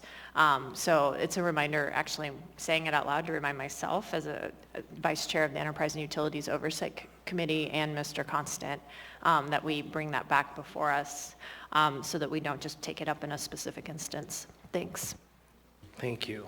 Anyone else? Seeing and hearing none, members may proceed to vote.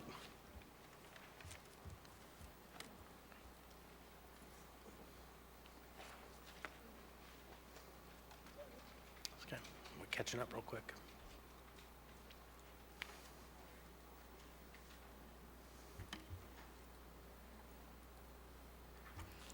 Ms. LaFrance? Yes.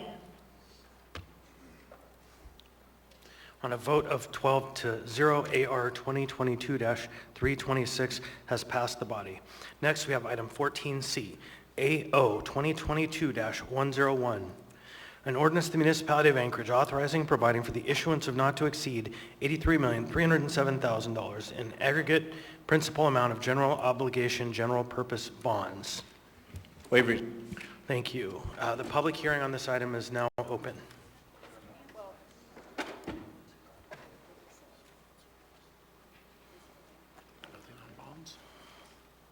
I don't know. Should I read further? I think it's fine. The public hearing on this item is now open. Anybody wish to be heard? Anyone at all? Hearing and seeing none. Public hearing on this item is now closed. What's the will of the body? Move to approve. Second.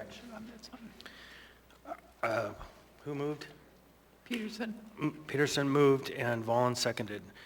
Before we move into debate on this item, I received an email from council, and it's a requirement that we add the ordinance number into several locations on this bond proposition from, if you look, there's kind of a blank dash there and several places in. So for both items 14C and D, the needed insertion is the same. The references to AO 2022-99 passed on November 9th, item 14I, meaning the authorized refunding bonds.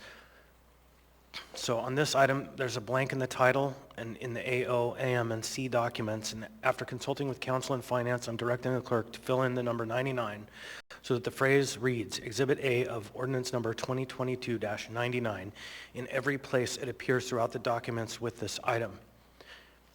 So if there's any objection, we can put this question to a vote. Hearing no objection, the clerk, it's so ordered. Anyone wish to speak to this item? Hearing and seeing none, members may proceed to vote.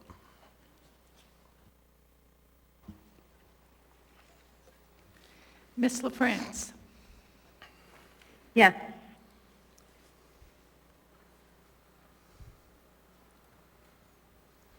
On a vote of 12 to 0, AO 2022-101 has been adopted. Next, we have item 14D, AO 2022-102, an ordinance of the Municipality of Anchorage, Alaska, authorizing and providing for the issuance of not to exceed $22,204,500 in aggregate principal amount of the general obligation school bonds. Waive reading. Thank you. For this item, the public hearing is now open. Members of the public? All right. Welcome. You'll have 3 minutes. Please state the name and part of town you're from. Hi, my name is Irene Quidnell. I live in Sand Lake. I oppose this ordinance until the school brings up the scores for the students. In my opinion, they should not receive any money anymore.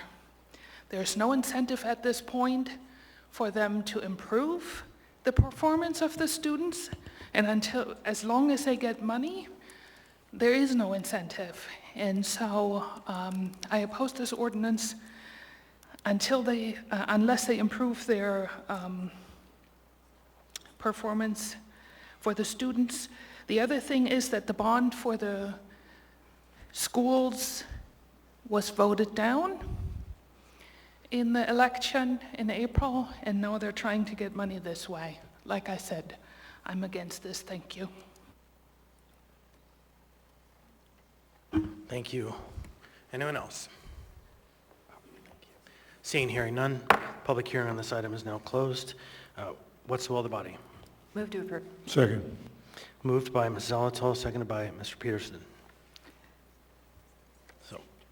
And I would also, as previously directed, direct the clerk to add 99 to all of the places which the AO and Exhibit A is referenced. So Exhibit A of ordinance number 2022-99. Hearing no objection, that is so ordered. And I would just, Ms. Allard. Thank you. Chair, I just wanted to clarify that these bonds were approved by the community already. Yes. I just wanted to make sure that the public know that the public has already approved these bonds. Right, thank you. Yes, these are funds to sell in the bonds previously authorized by the voters. Thank you for that clarification. Anyone else? All right, no one else wishes to be heard, then members may proceed to vote. Ms. LaFrance? Yes. On a vote of 12 to 0, AO 2022-102 has passed the body. Next, we have item 15A. This is a quasi-judicial item. Item in this category. Did you skip 14? Oh, I'm sorry, did I skip one? 14E, I'm sorry, before we get to the quasi-judicial items.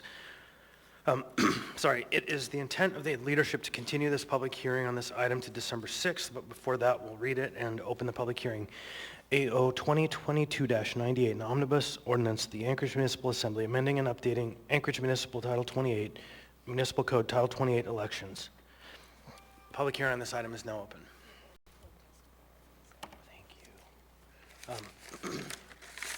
We'll go ahead and make a phone call.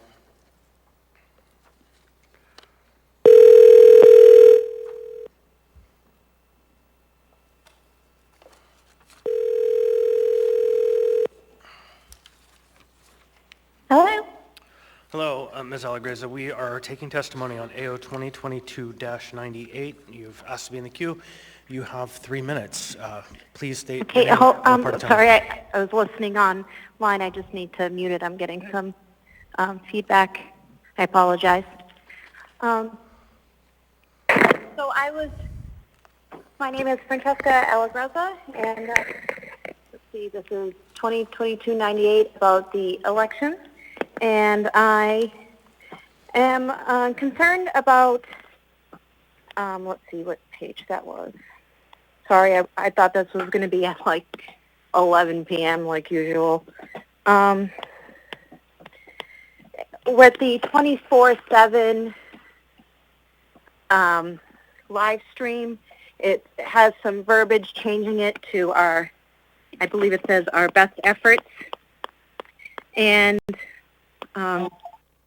let's see, I apologize again. So on page 4, line 1, use best efforts. And in March, I was asking for time marks, and because it wasn't on the video on what time things were happening, and the live stream was not 24 hours. So, and I was being gaslit that it was 24 hours, 7 days a week. So we had on, say, March 16th, only 13 hours were recorded.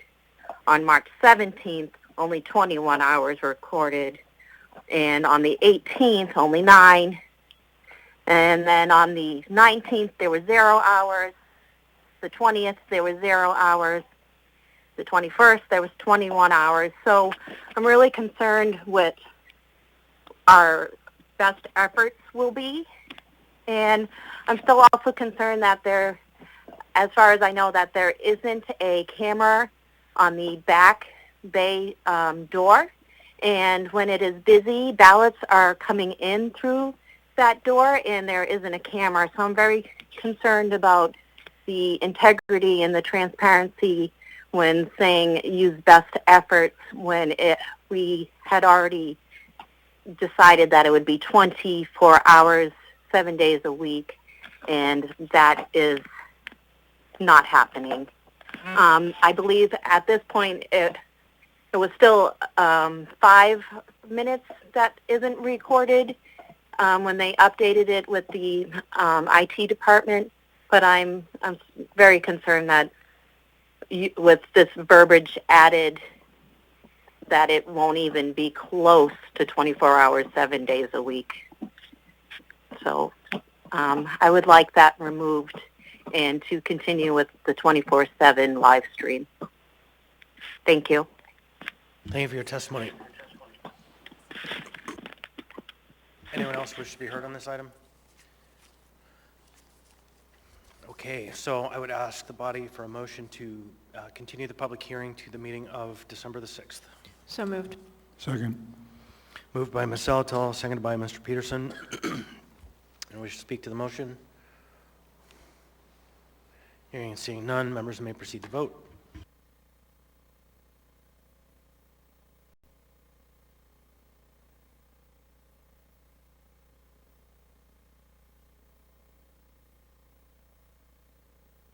Ms. LaFrance? Yes. On a vote of 12-0, AO 2022-98 has been continued to the meeting of December 6th. Now, we're on to the quasi-judicial part of the evening. Briefly, items in this agenda category typically involve applications for liquor or marijuana license or special land use permit for alcohol and marijuana. These items are typically public hearing items. Administrative, well, that's not necessary today. So before us now is item 15A, Resolution AR 2022-355, a resolution of the Anchorage Municipal Assembly regarding the renewal of municipal marijuana cultivation license number 12317, retail license number M12316, and manufacturing license M12318 for Anchorage Bowl LLC, DBA Anchorage Bowl. Waive reading. Thank you. The public hearing for this item is now open. Anyone of the public wish to be heard? Anyone at all? Seeing and hearing none, public hearing is now closed. What's the will of the body? Move to approve. Second. Moved by Ms. Zalatal, seconded by Mr. Peterson. Anyone wish to speak? Hearing, seeing none, members may proceed to vote. Ms. LaFrance? Yes.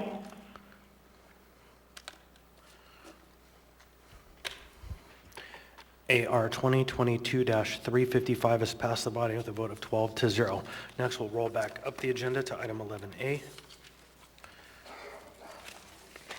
11A, AO 2022-87, an ordinance of the Municipality of Anchorage adopting and appropriating funds for the 2023 general government operating budget for the Municipality of Anchorage. What's the will of the body? Move to approve. Second. Moved by Ms. Zalatal, seconded by Mr. Peterson. So we have a wealth of amendments, and so I believe we should start with the omnibus amendments as brought forward. Oh, get in the queue. Ms. Zalatal. Thank you, Mr. Chair. I would like to move to bifurcate this amendment. I don't see it. If it's Amendment 8, if that's going to be moved, I guess I want to actually just go ahead and do my conflict disclosure now. Thank you. So in the bucket in Amendment number 8, the Anchorage Coalition to End Homelessness is named, and I am the executive director. So I am hoping that we can bifurcate that and I can be excused, and that we can do that first and then take up the rest.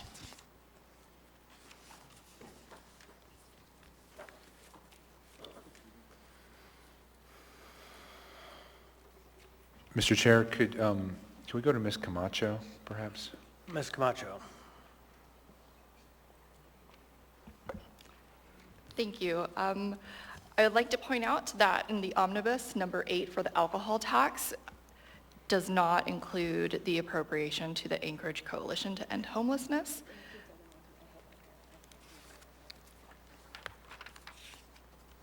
If you look at lines 15 through 18, I appreciate that, Ms. Camacho, but there was a unified proposal put forward of which the coalition was involved, and I don't think it's appropriate for me to be involved in any of those line item votes based on prior conversations with the ethics chair and ethics council. Okay, so I think that because the coalition coordinated and put forward the unified approach, I'm going to declare on this Amendment 8, which isn't even before us yet, lines 14 through 19, she would have a conflict on, so we should vote on them separately. So why don't we excuse Ms. Zalatel unless somebody objects, and we'll take up those lines of this amendment.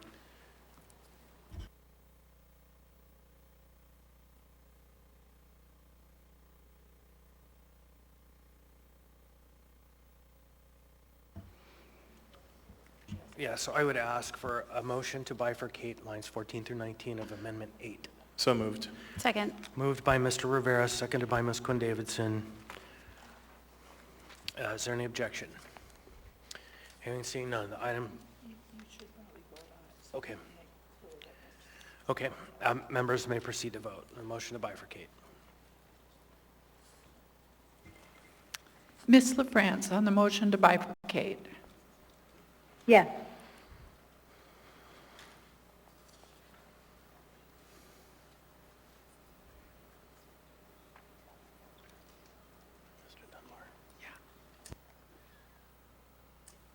Mr. Dunbar? Thank you. Ms. Quinn-Davidson?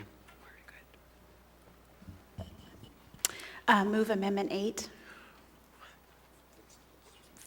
I'm sorry, minus which, you want me to remove the lines? I'm sorry, we didn't expect this. We removed the coalition, so this is a little bit of a new wrinkle that we are trying to figure out after hours of work to put this together. So the motion I would ask for is to approve Amendment 8 lines, the bifurcated portion lines 14 through 19. Okay, sorry to sound frustrated. I was just trying to figure out what to do. So moved. Second. So moved by Ms. Quinn-Davidson. Who was second? Mr. Rivera. Thank you. And actually, Mr. Chair, oh, sorry, am I still, do I still have the floor? Yeah, you have the floor. I would like to turn to Mr. Rivera, actually, since he brought this, and it's a somewhat complex one, and he brought it in the original amendment, just to give him a chance to explain it to everyone. You jumped the queue. Yeah, thank you, Mr. Chair. So I'll go ahead and explain this, and before I begin, I will say this explanation will also count for amendment number 9, and I would suggest, just for the ease of things, that we do amendment number 9, because I believe Ms. Alto is also conflicted out of that one, and then we can bring her back and do the rest.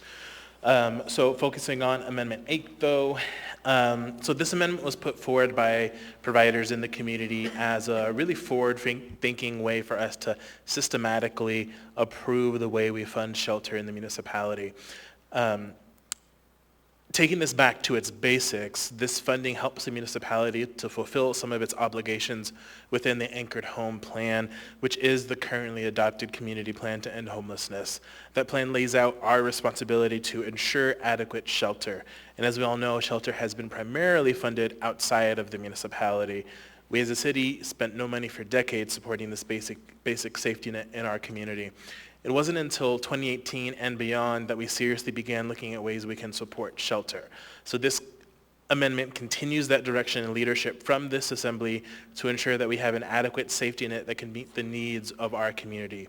I think we're still going to have a bit more work to do, as will be discussed in the Housing and Homelessness Committee meetings coming soon.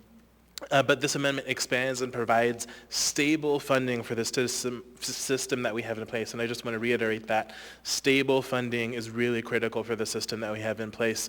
The system has, frankly, been so used to unstable funding that I think this is really a change in the paradigm to provide stable funding. In terms of where this funding is coming from, there are 2 line items in the alcohol tax where this funding's coming from. So those line items are generic buckets, and this amendment seeks to more clearly delineate what those 2 buckets in the current proposed alcohol tax should be used for. Happy to answer any questions. Thank you. Mr. Dunbar. Thank you, Mr. Chair. I would just note that this is the way we designed it, this is a revenue neutral amendment. And unfortunately, when we made the motion to bifurcate, it was just lines 14 through 19. Where the funding comes from is lines 21 through 23 of the omnibus. So I guess what I'd ask folks is, let's pass this, then let's pass amendment number 9, which is the one specifically with the Anchorage Coalition and homelessness. Then let's go back to the omnibus and let's pass the omnibus. If we do that in that order, everything will balance fine. And again, these are revenue neutral, the ones that Mr. Rivera have brought and we've incorporated. Thank you, Mr. Chair. All right. Anyone else? Okay. Seeing none, members may proceed to vote.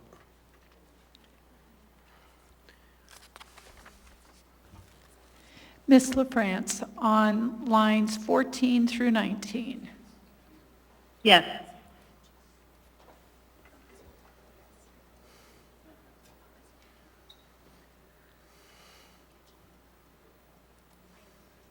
A vote of 10-1, that amendment has passed. And I would just note for the record that I made an error when I asked for 19 to be included. That isn't one that was conflicted out from Ms. Alatel.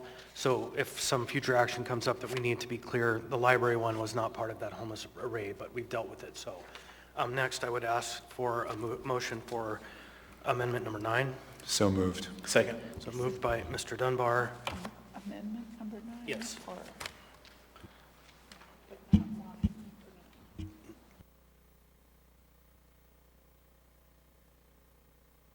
So yeah, this is amendment number 9, moved by Mr. Dunbar, seconded by Mr. Rivera.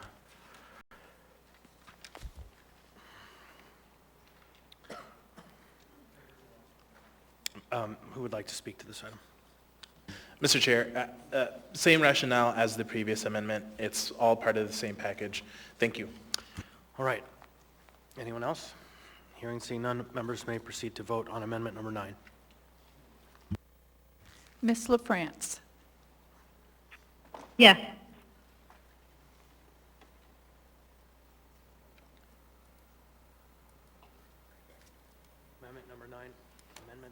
Amendment number 9 passes 11-0. Ms. Zalatal can return.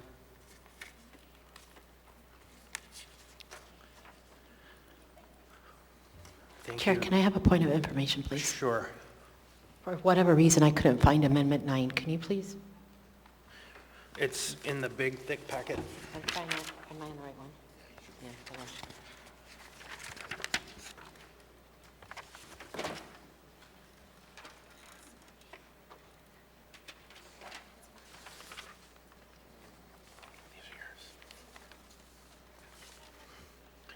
Are we good? Sort of. Can we do a vote of reconsideration? So I wanted to vote no on it. I apologize. I think you did vote no. Did I do that on that one? Oh, then, okay. Or was it the very, I thought, so the one I voted no on, I thought it was this one, and the one I voted yes on, I thought was the other one. So, okay. You know what? Just let it go. Okay, It's fine. thank you. You're on the record now having supported this one and not that one. So, thank you. Next, we have amendment number 8. Ms. Quinn-Davidson, the bifurcated sections. Great, and Ms. Saltel's back. Okay, I move the remainder of Amendment 8, so that is all lines other than lines 16 through 19. Moved by Ms. Quinn-Davidson. 15 through 18, second. Seconded by Mr. Dunbar. Sorry. It's everything except lines 15 through 19. 15 through 18. Okay. We already passed line 19. Yeah. You had said 19, yeah, so 15 through 19. Right. Yeah. Okay. Okay. All of these, just for the public's benefit, on November 10th, we all met as a body and brought forward a bunch of amendments. And then Mr. Dunbar and I, with a lot of help from Ms. Camacho, put together a consolidated amendment with a bunch of these different items. So none of them are new to us. We've been talking about these for a while, but we'll try to, the ones that are big, we'll try to mention those and describe them as we go so you know what we've been talking about now for, well, a week and a half, but probably more than that. So I'll run through some of these, and then I'm going to turn to Ms. Zalatel when we get to talking about the mobile crisis team and MIT, since she did a significant amount of work to get us to a compromise with the administration that I'm really proud of her for and want to thank her for. So starting with line 2, you'll see there the 3 buckets we have here in the alcohol tax.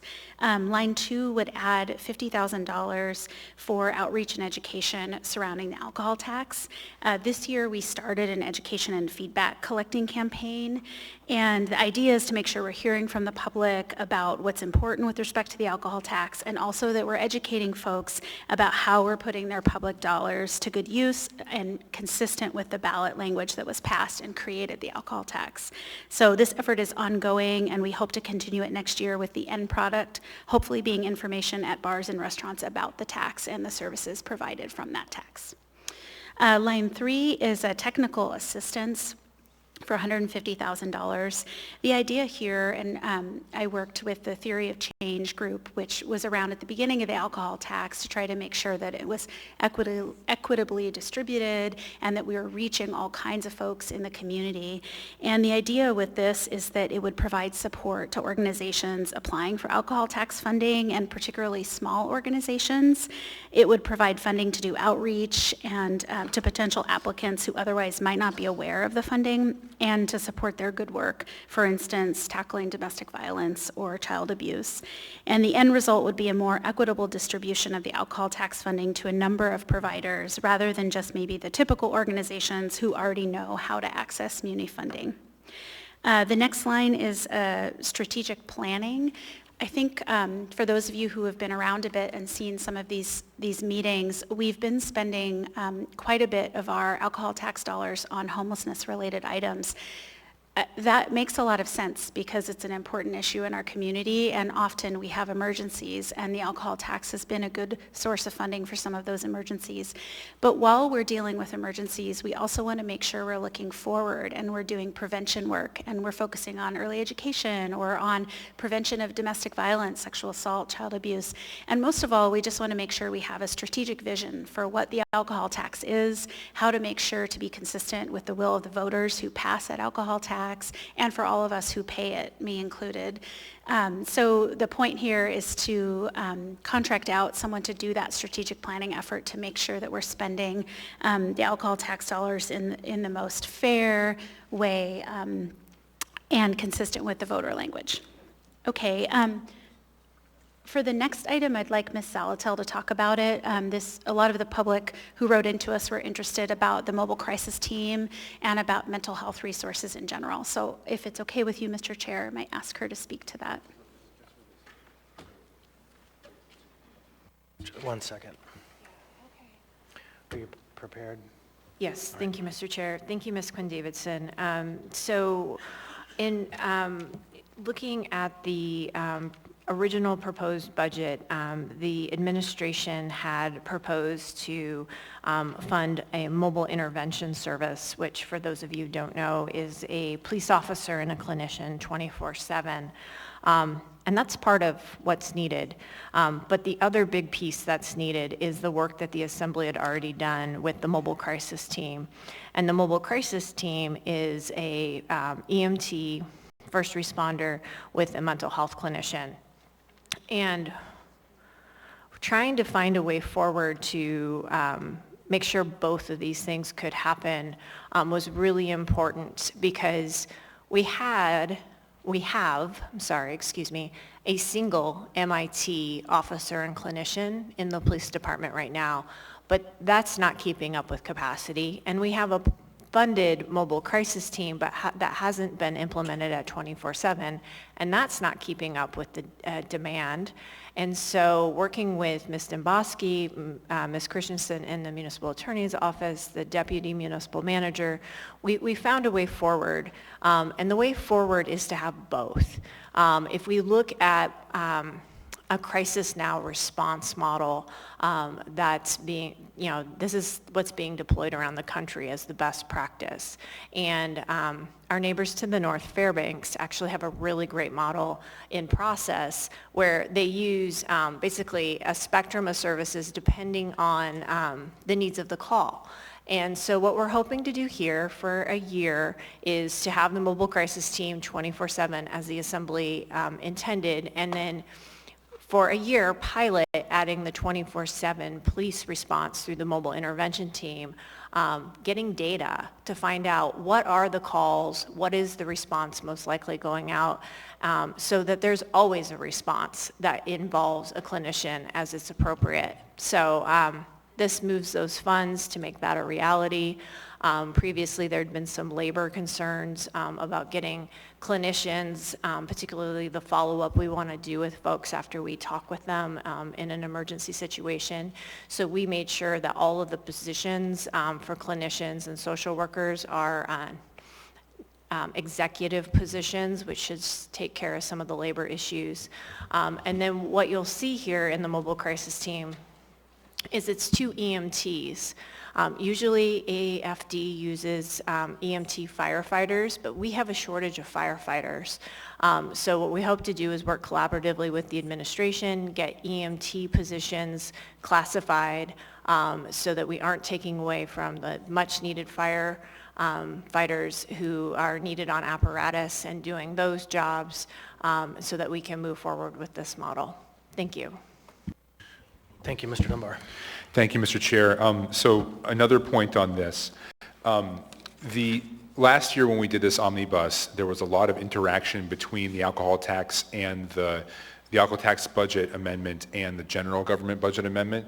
That doesn't happen so much here except with this in this case. So the MIT, the original amount that the administration had was larger, and but there wasn't quite enough funding in the alcohol tax omnibus. So if you go to the general government omnibus, you'll see on line 12, there's an additional $347,344 for the MIT.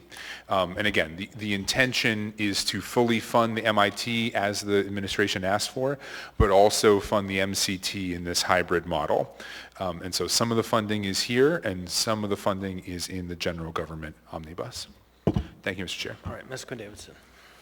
Thank you, Mr. Chair, and thanks to Ms. Altel, Mr. Dunbar. The next lines to discuss are line 10 through 13, and I don't know if Mr.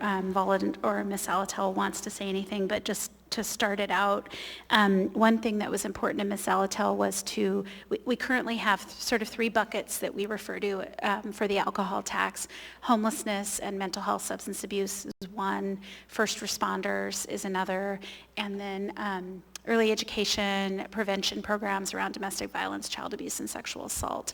And so Ms. Altel's point was, we're lumping substance misuse and mental health with homelessness, and we're really just spending on homelessness. And, in part because we haven't been able to collaborate, unfortunately, with the administration on treatment, we haven't spent any money on substance misuse. And so the point of separating out the buckets into some subcategories between homelessness and substance misuse, mental health, so that we could actually make it easier for the public to track and see the money that we're making in those categories. categories. Did you want me just to read these, Mr. Volan and Ms. Salatel, or did you want to speak to them? Yeah, Okay. I'd be happy to. So these... Is that okay, Mr. Chair? Mr. Volland. Thank you. Mr. Chair. Sort of piggybacking off of what Member Quinn Davidson just said, we really haven't made investments to substance misuse, despite the fact that that is within the allowable spends of the alcohol tax. And I've heard a lot, both from the community and from my colleagues, that we would like to allocate more funds toward prevention and to substance abuse treatment in our community. These are ideas to help jumpstart that were birthed out of discussions in our Health Policy Committee meeting. So $100,000 toward a program Recover Alaska is doing in coordination with UAA to help train social workers who can do the work of substance use treatment and outreach. They, working together, have already raised $900,000, and so this $100,000 would help them meet their goal of being able to train upwards of 30 more social workers. Moving on, substance misuse, youth prevention and response. This is programming that Volunteers of America is doing with youth in our community. And then we would also like to have $30,000 of funding toward a suicide prevention information campaign by the American Foundation for Suicide Prevention. This would be done in coordination with the Anchorage Health Department. I think we all are aware of how large of an issue that is in our community and in Alaska. Thank you. Thank you, Ms. Salato. Thank you, Mr. Chair. And I just wanted to point out that all of these investments in these three items are leveraged investments, and that was really important to Mr. Voland and I as we had our committee meetings. For Recover Alaska, the Workforce Development Grant is one where we're one funder among many. Similarly, Volunteers of America, the intention here is to fill the holes that they can't bill with Medicaid. High-intensity activities that have high impact but are actually low cost, and they're just not always clinical services. And similarly, the Suicide Prevention Information Campaign, we specifically call out doing it in coordination with the Anchorage Health Department. Acting Director Rash was at the meeting, and there's a lot of opportunity for collaboration and cooperation in this area. So we think this is a, excuse me, a good start to calling out mental health and substance misuse as a subcategory, and we hope to, over time, see this work proportionally as it's maybe not its own bucket, but as its own funding within the alcohol tax. Thank you. Thank you. Anyone else? Hearing seeing none, no one else, members may proceed to vote on the remainder of this bifurcated amendment.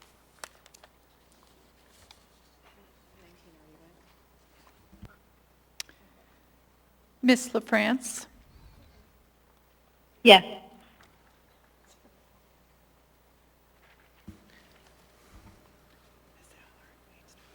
Ms. Allard?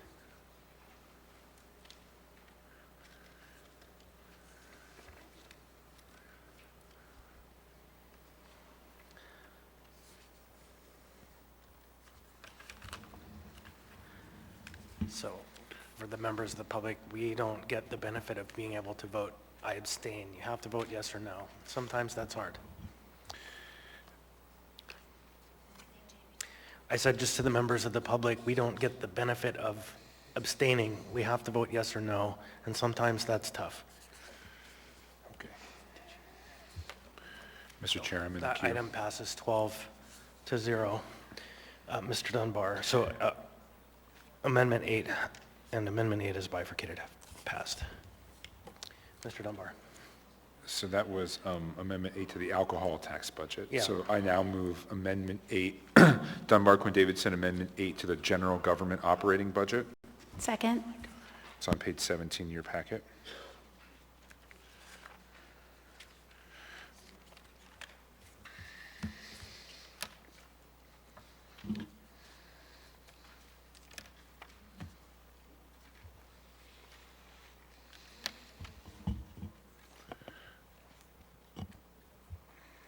Thank you. So next we'll have Amendment 8 to AO 2022-87, 2023 General Government Operating Budget, the omnibus. Mr. Dunbar.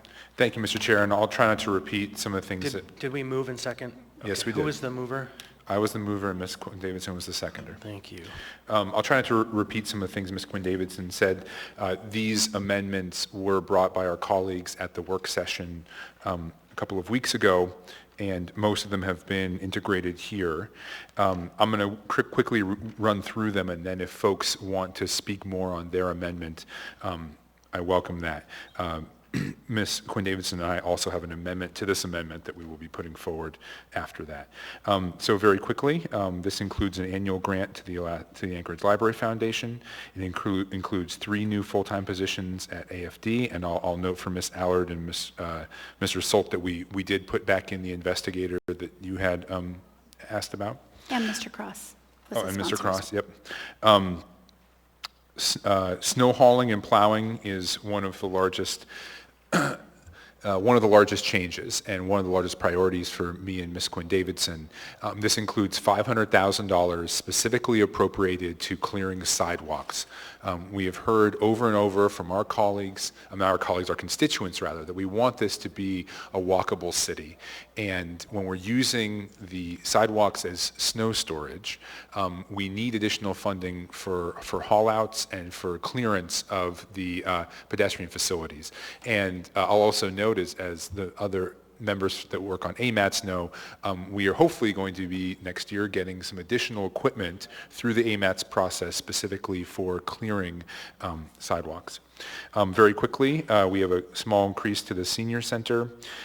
We have the revenue neutral shift to Brother Francis put forward by Mr. Rivera, similar to last time. We have a number of requests from that were put forward by the Assembly Department and the Assembly Department leadership, including a legislative policy analyst, a security contract, a legal contract, and that will be the subject of our amendment to the amendment, and a number of other things that folks can read there. And then there is a reversal to proposed decrease in salaries and benefits that Ms. LaFrance, Ms. Quinn Davidson, or Ms. Zalatel can speak to. And then finally, as mentioned before, we also have some funding for the MIT here to go to that hybrid 24/7 model that Ms. Zalatel spoke to. So with that, I welcome any additional comments from my colleagues about their sort of line item, and then Ms. Quinn Davidson and I have an amendment to this amendment as well. So before we go there, Ms. Zalatel just raised to me a concern about this item. It's line 5. Line 5 is an element from the same package of projects brought forward by the working group, and so for the purposes of good order, it's going to be Move to bifurcate declared line that 5. she has a Sorry, conflict. Sorry, Mr. Chair. Yeah, it's going to be moved, it's declared that she has a conflict on that item, and now I would accept that motion, Ms. Quinn Davidson. Motion to bifurcate line 5. Second. Moved by Ms. Quinn Davidson, seconded by Mr. Dunbar. I would, Move to approve line 5. we Do I have need to to do do the that? bifurcation first. Oh, we didn't vote, Yeah. sorry. Actually, it could be line 5 and line 13.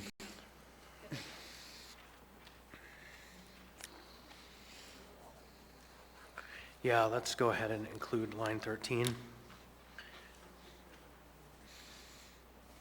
Is that okay, Ms. Quinn Davidson? Yep, of course. Thank you.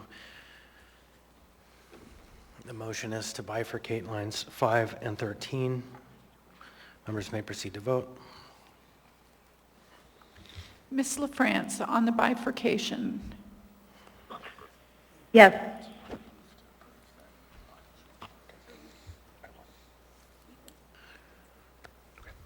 Mr. Perez-Villa,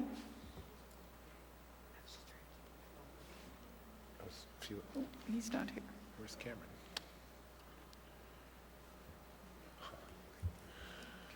On a vote of 10-0, the item is bifurcated. Ms. Quinn Davidson? I move to approve line 5 and 13. Second. Moved by Mr. Dunbar and seconded by Mr. Rivera.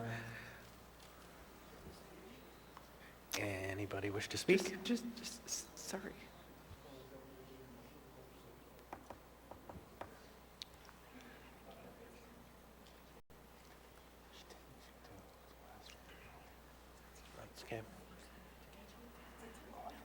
So the motion is to approve lines 5 and 13 of Amendment 8 AO 2022-87 2023 General Government Operating Budget Omnibus.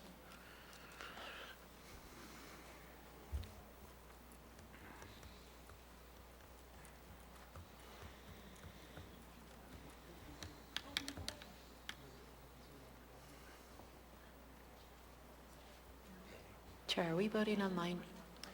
Not quite yet, but very soon. Okay, okay. Members may proceed to vote.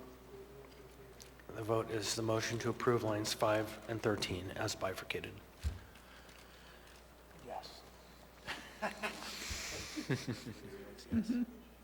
Mr. Perez-Verdilla?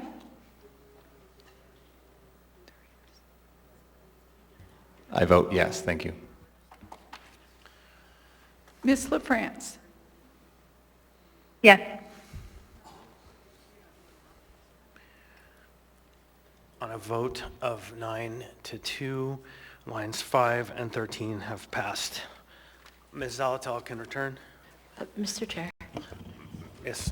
I just wanted to apologize. I am wearing these and my hearing devices are ready, but I am having a difficult time. So when people are speaking, I'm taking them in and out because it feedback. So I want members to know I understand, but it's very hard to go back and forth with my hearing. So I just want you guys to know that. Thank you. Sorry about the technical problems.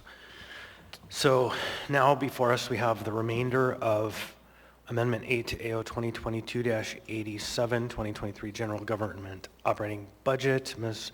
Zalatel, we bifurcated both lines 5 and 13. Great, thank you.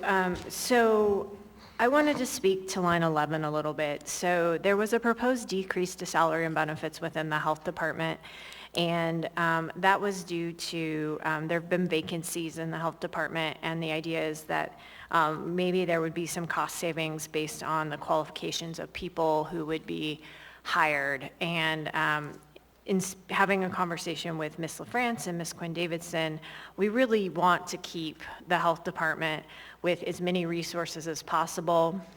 As Ms. LaFrance often says, the health department is the third leg of the public safety stool. And I know for years there was a lot of hard work to get the health department to a really robust position. And so we want to make sure all necessary resources are there, and hopefully they will have really good luck in filling the open vacancies in the coming years.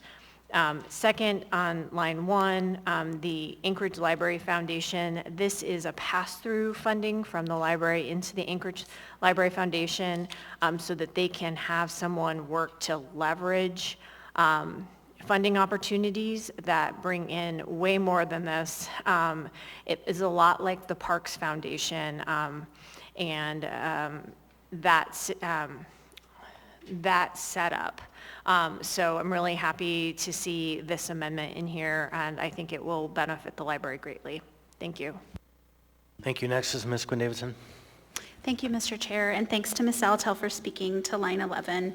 I'll just speak then a little bit to the snow hauling and plowing line, which is 3 and definitely the largest change. And I just wanted to specify exactly what that would cover. So $500,000, as Mr. Dunbar said, towards sidewalk clearing. The other $500,000, what that would allow maintenance and operations to do is currently, and someone from the admin can correct me if I'm wrong, but I think they do 2 during the season, the winter season, 2 haul outs. So go to neighborhoods, collect all the snow, take it out at night, dump it. So it's just more clear in the neighborhood for people to use it. The $500,000 would allow them to do an additional haul out, which they contract out in the winter season. So hopefully should provide a noticeable difference for everyone across Anchorage. Thank you. Mr. Salt. Thank you, Mr. Chair. So through the chair, in some conversations on item 3, I'm just curious if the administration can answer whether or not you have the people or any impediments, equipment to being able to carry out this portion of the amendment. I've heard some concerns raised. Thank you. Through the chair, Mr. Solt, Paul Van Landingham is here, and he is our street maintenance manager. He can answer some of the questions specific to what our real ability is. We want to manage expectations here and make sure that the Assembly truly understands. We typically have 87 plow operators, and because of hiring issues and CDL issues, and when I say hiring issues, I mean the employment pool, and CDL issues, the inability to attain people with CDLs, we currently have 54 operators where we typically have 87. This department, we're doing everything we can. We're being very creative, but I think Paul will be able to realistically give you a view into his operations and what he may and may not be able to do, no matter how much money you give him, frankly. Mr. Van Lanningham, nice to be in the same room. Through the chair, Mr. Solt, this additional money, and Ms. Quinn-Davidson, this additional money will break us even with where we have been in the past. With increases of up to 70% and snow hauling costs for this year, this additional money will get the residents of Anchorage the same service they've been provided for the last couple of years, nothing additional. Can I, Mr. Chairman, the queue? Mr. Dunbar. So does that mean, I mean, we're adding money, so does that mean the administration's initial budget was a cut? Oh, it's not on. Mr. Van, yeah, would you leave the mic on? I mean, if we're just getting back to even, that means that effectively the administration cut snow hauling for this coming year if this amendment doesn't pass. Through the chair, no funding was cut from our snow hauling budget. Right, but you just said that there's this huge increase in costs, so this correct. additional $1 million will just get you back to even. So that means that if we don't pass this, then we've effectively cut the services for snow hauling from last year. That is correct. Okay. Well, I don't think we should cut snow hauling. And plowing. My constituents feel very passionately that we should have safe, clear roads to the degree that we can. And I want to also give a plug for Mr. Van Landingham and his shop. They're always super responsive when we reach out to them. I'm really impressed that they are able to do what they do with the limited funds available. And if this gets you back to zero, then you know, we have to do that, and perhaps we should do more. Thank you, Mr. Chair. Thanks. Next, I'm going to have Mr. Rivera in the queue. He hasn't spoken, and then Ms. Zalatel and Ms. Quinn-Davidson. Thank you, Mr. Chair. So, thank you, Mr. Van Landingham, for that response. So, I am particularly not interested in going back to status quo. I want us to do better. I think the purpose of this amendment was for us to do better. So, if we were to increase this from 1 million to 1.5 million for it to specifically go to sidewalks, how would that impact your operations? I'd like to speak to sidewalks. Sidewalks are giving the same priority as all of the arterials and collector roads. They are a priority one service for us. The problem is we have a reduction or an elimination of snow storage. We're sharing snow storage on all of our sidewalks and our roads. So until we find an answer to be able to find more snow storage, we are going to continue to struggle in being able to get these sidewalks and trails cleared in a reasonable manner. Our goal is to have sidewalks cleared within 48 hours of snowfall. This year we are going to struggle. Right now we're having a hard time putting people in seats. The sooner we can do that, the sooner that we'll start seeing some efficiencies and some improvements in our sidewalk removal. Just a quick follow-up. So I just wanted to be perfectly clear for the record. So you're saying that even if we gave you an additional $500,000 just for sidewalks, that there's nothing that you can do with that to increase sidewalk plowing? What I'm saying is I can't assure you there will be any improvements because we are struggling with manpower issues right now. I don't know how much more work we will be able to complete. Okay, thank you. Thank you, Mr. Chair. So I'm going to jump one more time and let Ms. LaFrance into the queue. Thank you, Mr. Chair. Actually, Mr. Rivera raised the issues I wanted to ask about. Given that we've just learned that this amendment will only make M&O whole with the plowing, I wanted to know more about what we should add, but my question has been answered. Thank you. Thank you, Ms. LaFrance. I'm going to jump down again. Mayor Bronson hasn't spoken. He's in the queue. He has passed the baton, sir. Mr. Chair and members of the Assembly, I just want to make a couple of clarifying remarks. This was a continuation budget that was put forward by the Assembly. What we're seeing is a rapid escalation in costs, not only of fuel, but in contractual costs. For example, Mr. Van Landingham, what are you looking at? Point of information? Mr. Rivera. Thank you. Just a question, and I think you noticed my eye contact, Ms. Naboski. So I think you said a continuation budget put forward by the Assembly. Is that what you meant to say? I meant the administration. Thank you. So thank you for the catch, if I said that. Thank you. So this was a continuation budget put forward by the administration, by the mayor. But we are seeing is a rapid cost increase, especially in contractual services.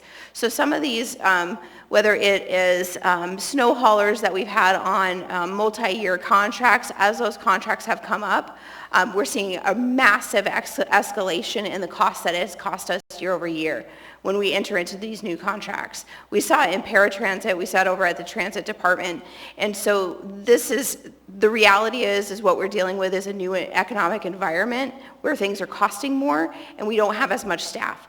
So, Paul and I had this conversation last week. I mean, there comes a point where you can throw a lot of money at it and it's not going to change if we can't get bodies in the chairs in order to run these vehicles. And so I just want to help just be very candid with the Assembly, but manage expectations. This was not a cut in our budget service. This is just the reality of the situation, that things are costing a whole lot more than they did in previous years. Thank you. Thank you. Now, Ms. Salato. Thank you, Mr. Chair. So a couple of things. One, this is why the administration can always bring an S version if there are change in circumstances from the proposed budget or its own amendment. Two, we weren't briefed on this situation, so I'm really grateful that you are here, Mr. Van Landingham, because we went over M&O's budget and this wasn't brought forward. And we still have room under the cap, frankly. And by the time we get to first quarter budget revisions, the snow has come and you've removed it the best you can with the resources you have. So I would like to see this amount increased, frankly, by another $500,000. I think we've got the space to do it. I know we have the equipment to do it, and I think we have to do what we can to try to incentivize getting the personnel we need for these very crucial services, because I don't want it to be a position this winter when we're answering emails and we get so many emails about snow removal that they're complaining about municipal roads and sidewalks versus Alaska DOT sidewalks and roads. It's one thing to say those are state corridors, we don't have a lot of control over those, but we have had a very high standard of snow removal thanks to maintenance and operations, and I want to make sure that we're doing our part to make sure it's fully funded. So I will leave it to the sponsors of the omnibus amendment if they would like to increase the amount, but if they don't, I will. Thanks. Thank you, Mr. Cross has not spoken. Oh, okay.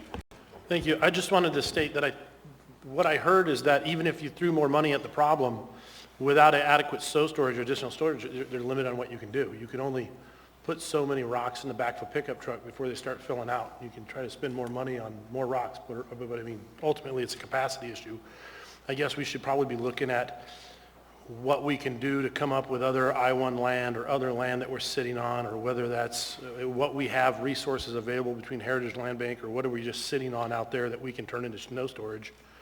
And, and that would be another conversation, because, I mean, if you don't have anywhere to put it, then, yeah, I mean, I don't know what more money at a problem where it's a capacity issue solves it, unless you can spend another $500,000 on leasing land for snow storage. If you don't have that, but I guess that's my thought on that, so thank you. Thank you. Now, Ms. Quinn-Davidson. Thank you, Mr. Chair. To respond briefly to Mr. Cross, but I think Paul's the expert, so if I'm saying anything incorrect, please correct me. I believe that the labor issue is more relevant to the sidewalk work because the haul-outs that we were hoping to add are usually contracted out. Is that correct?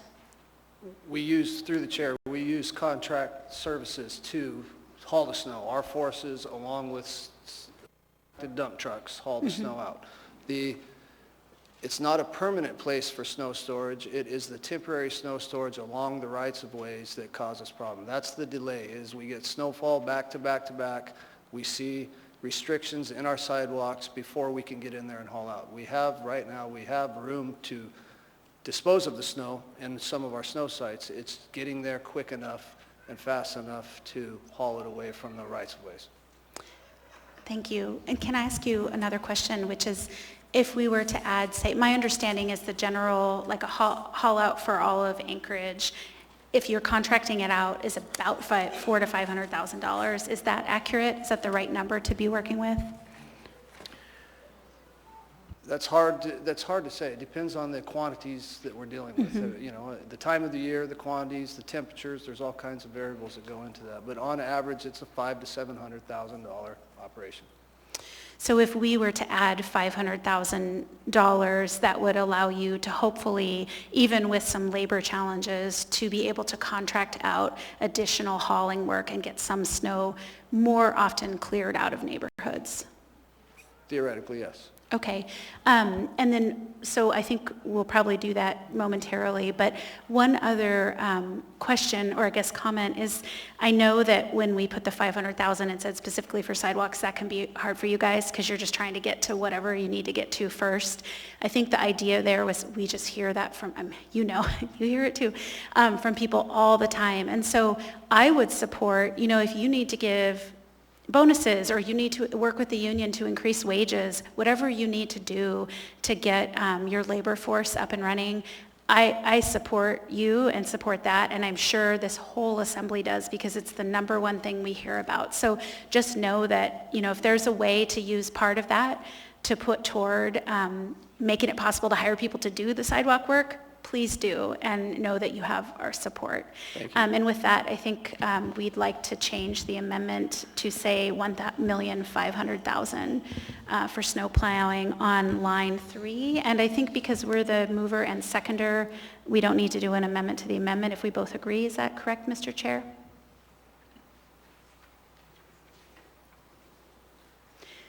And while they're doing that, just thank you for being here, because had you not been here tonight, we wouldn't have realized there would have been a reduction of services with the proposed budget. So thank you very much.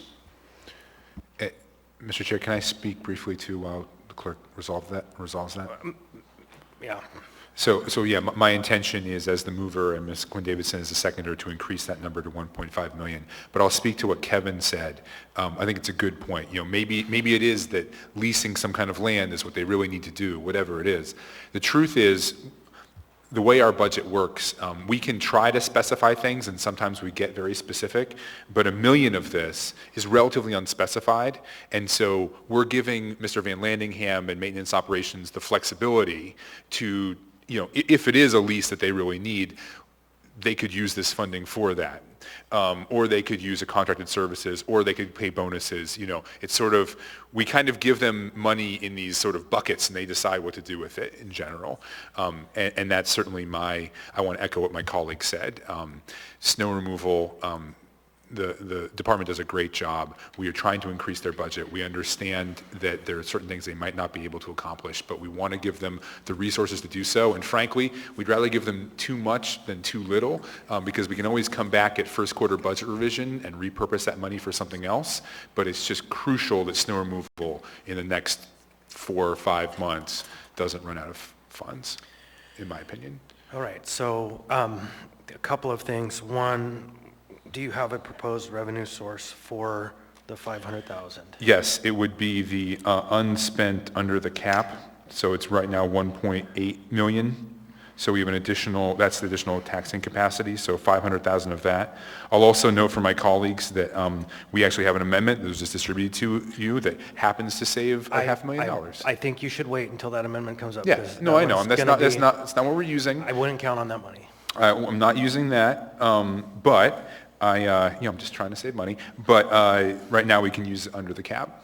We have additional taxing capacity. Thank you. So I'm going to just briefly comment that I want to thank you, Ms. Zalatel, and the work that's been going on at AMATS that has been rebuilding the capital stack the capital equipment that actually does this work, because coming online this year, we have worked hard and been successful because of your efforts to get the equipment that we need to be able to actually ramp this up should we be successful in finding the labor to do the work.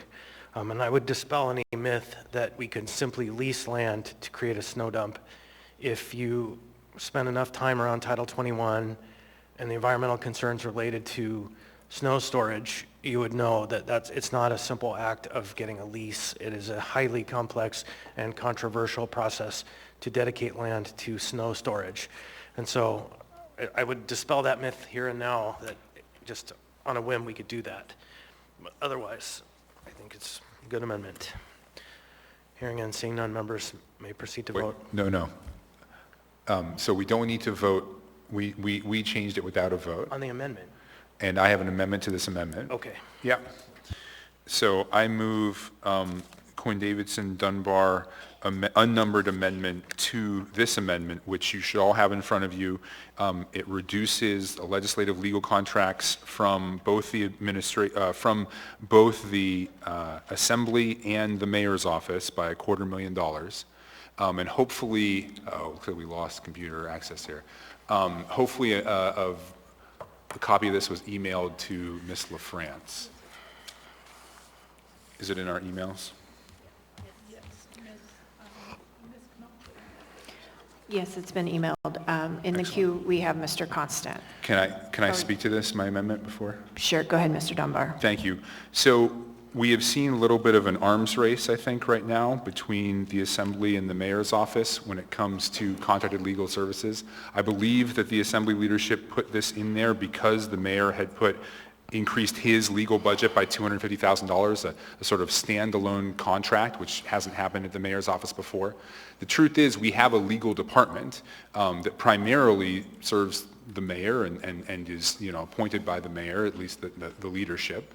And this additional $250,000 doesn't make a lot of sense in either case. So here we save the people of Anchorage $500,000 under the tax cap, and hopefully we can tamp down the legal wrangling between the Mayor's office and the Anchorage Assembly.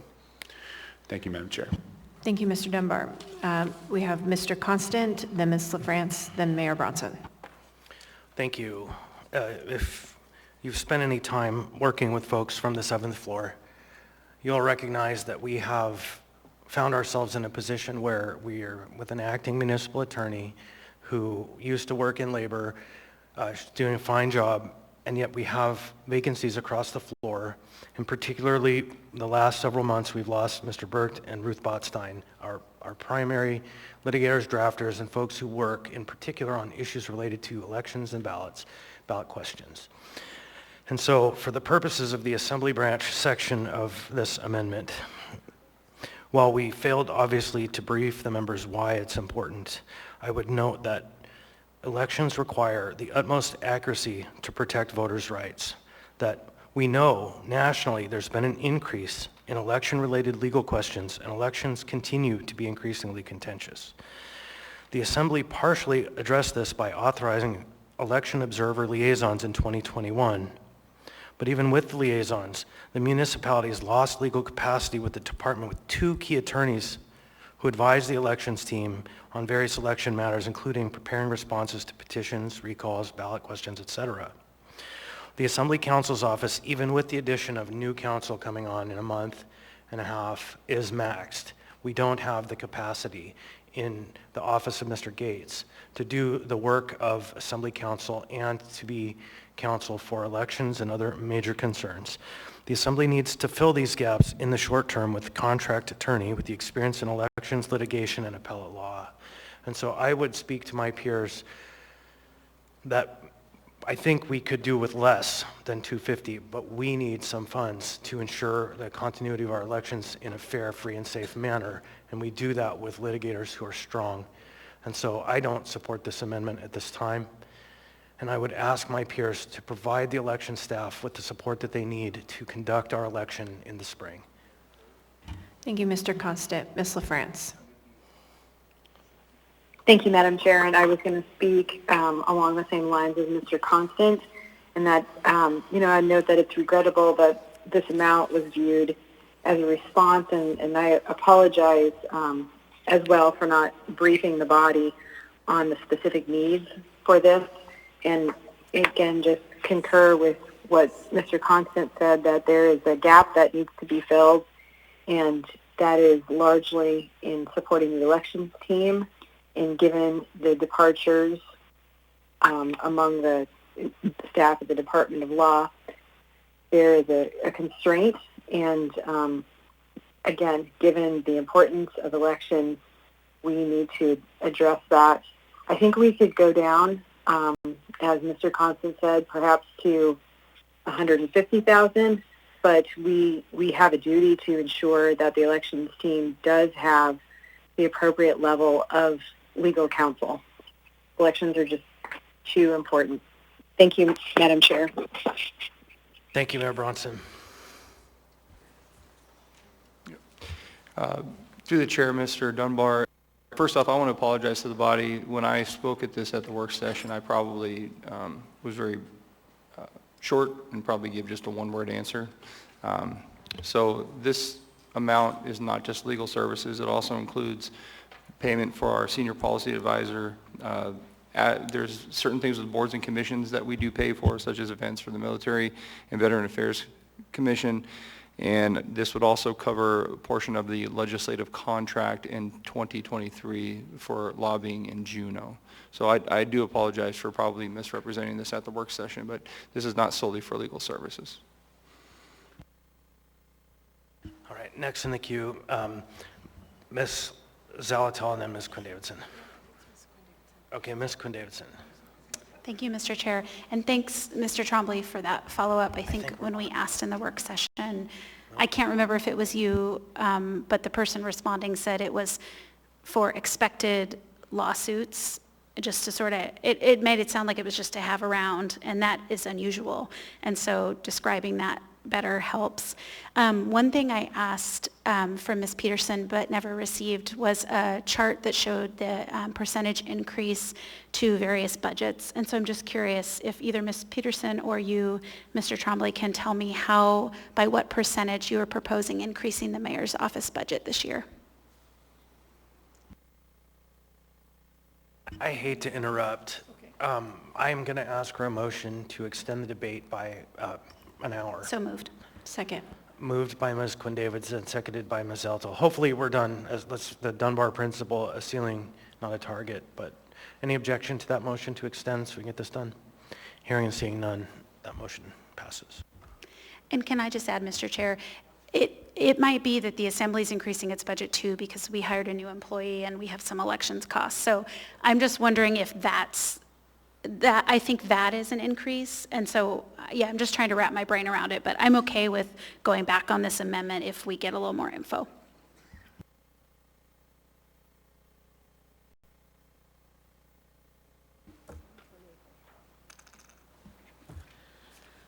Through the chair, Ms. Quinn-Davidson, I believe I responded in the comprehensive budget work session responses, and there was an attachment in there that had the updated chart with all of the departments in there.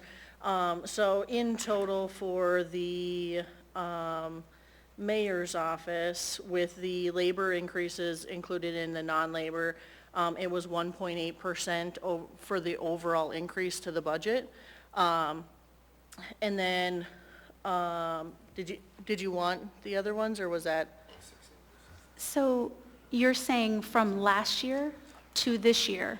It was only for the overall change to the entire. That's not what we asked for, though, because remember in the work session, those were the numbers you had given. Yep. And I said, oh, this is a little misleading because it takes the full increase from the whole budget and then divides it up in a way. The public wants to know how much is the budget for this department increasing. So that's the question. So for the mayor, with the labor and non-labor increases, it was 19.7% from 22 to 23. And for the Assembly, with their request, it was 18.1% from 22 to 23. So those are similar. Okay. Yeah. I'm fine with not supporting this amendment. It sounds like there are other needs for both departments.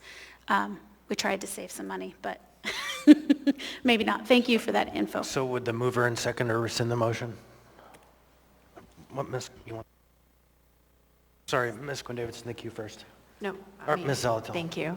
I just want to make the point that we have the work session for a reason, and when we ask the question, I'm the one who asked the question about what this was for, and I got a 2-word response, legal fees or legal costs, and that was it. And I asked for elaboration at that time. So it's really frustrating because now we're debating, you know, I think 2 key departments that make this municipality go. I mean, you know, not that these are any more important than other departments, but because we are these branches of government on the dais, and we're supposed to be working cooperatively together. I just find this very frustrating. I asked a lot of questions during the work sessions, a lot. I think y'all were annoyed with me, but I asked so I could learn and know so that we didn't end up here. So hopefully there's a lesson learned here and we get more expansive responses, because it does inform the amendments and the changes we're trying to make in response to the budget to balance everyone's needs and interests. Thank you. All right, so now to the mover and seconder. I have a question before I do that, Dunbar. Thank you, Mr. Chair. And yeah, I intend to probably withdraw this amendment to the amendment, but for Mr. Trombley, I'm trying to parse a little bit what you said. So right now, the mayor's budget is at 9 full-time employees, but we've got the shift to contracted services. Can you say again, are there any part-time employees that are sort of being shifted to the contract in some way, this $250,000, or can you give me a little more detail about what is in that 250? Through the chair, Mr. Dunbar, no, we're not shifting any full-time employees or part-time employees to contract employees.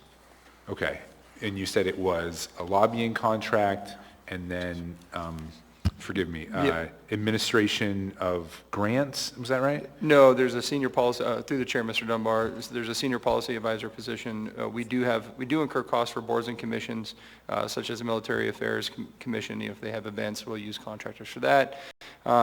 Potential for another senior policy advisor. We do have several funded but vacant positions, not specifically for contracts, but we will be hiring for those positions in the mayor's office. So there may be 9 budgeted positions, but those are not completely filled at this time, but they will be in 23. Okay. Thank you. Okay, so I will withdraw the amendment to the amendment. Thank you. And the second did as well. And just for the members' knowledge, it appears that your ability to get in the queue might be not functioning right now. And so we're going to proceed with the conversation, but you just have to get my attention to get in the queue. So now before us we have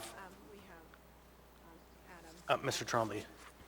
Thank you, Mr. Chairman. Through the chair, Ms. Zalatel, again, I want to apologize for that. I completely understand your position, and again, that was my short answer, and so I'll make sure I do better in the future. Thank you. So next, before us now, we have the main amendment number 8.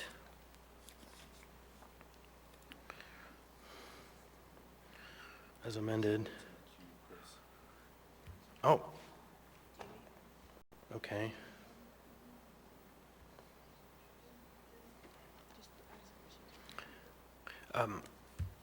Ms. Allard, you're in the queue. It worked. Small miracles. You have the floor. Oh, thank you. I appreciate that. So to Mr. Trombley, you know, I actually didn't take offense to it, and I appreciate you saying you're sorry, but I don't necessarily think there's a reason to. Everybody has their off moments and their off days, and one of the things that I like being up here on the dais is that we can discuss things publicly, and I don't find it a waste of time at all. So having the clarification up here in public for everybody to hear, say, hey, you know what? This is actually about our legal fees cover our lobbyists and our legal fees cover other areas, and you came and you disclosed that. I'm okay with that.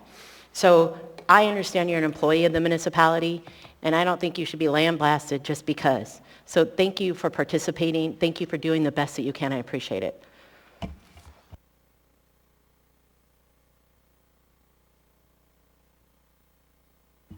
We have the amendment before us, and I would, if seeing no one else, I think you ask members to vote on Amendment 8 as bifurcated. Wait, this is Amendment 8 to AO 2022-87, 2023 General Government Operating Budget, minus lines 5 and 13, with the amended, as amended.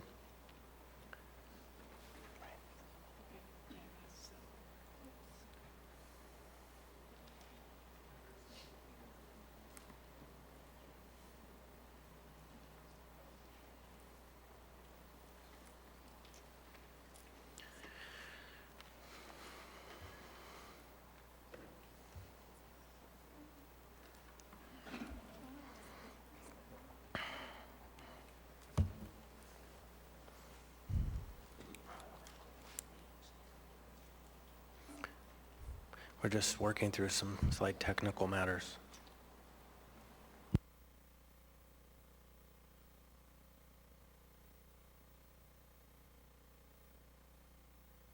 While we work out some technical issues, I'm going to ask members to take 5.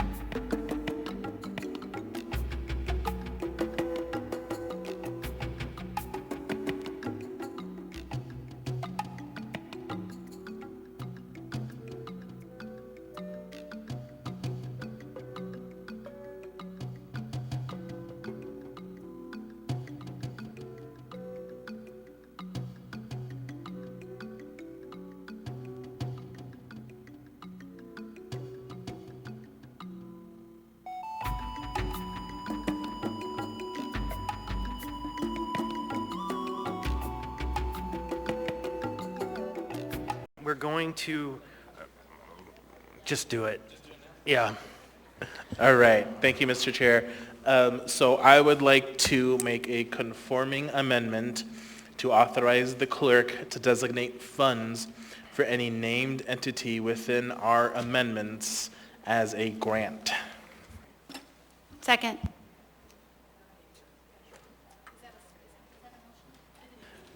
I will repeat it as soon as I have the language again. The clerk has been given language. The motion was made by Mr. Rivera and seconded by Ms. Quinn Davidson.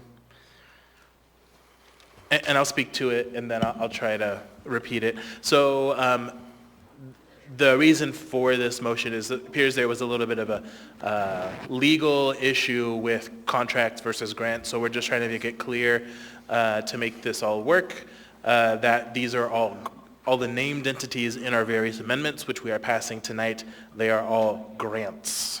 Thank you.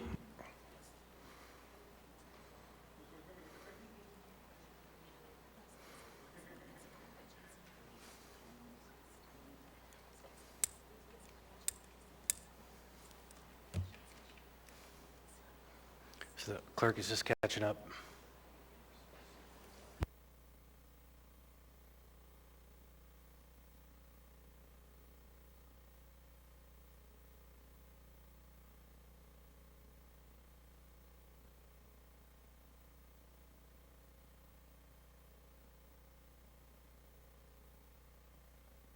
Mr. Chair, I was just told that the live stream is down. Yeah, it hopefully is up. It just should have gone back up. Hopefully.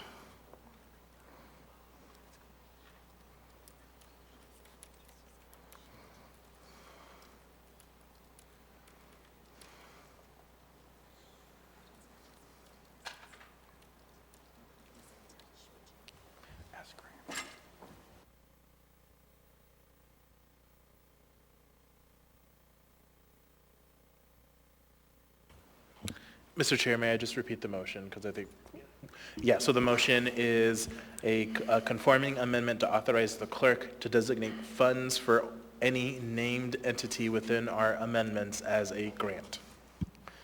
And I would just note for the record that because this is a conforming amendment that touches into the areas that previously Ms. Alto had been excused for conflict, she's also excused for this vote. We just about have the language.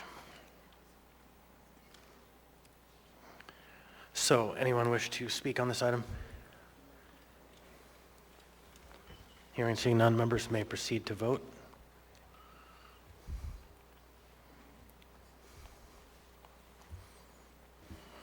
Ms. LaFrance on the conforming amendment?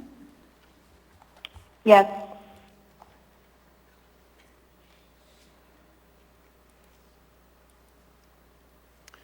That item passes 11-0. It looks like we're rolling again. Ms. Alatil, come on back in, please.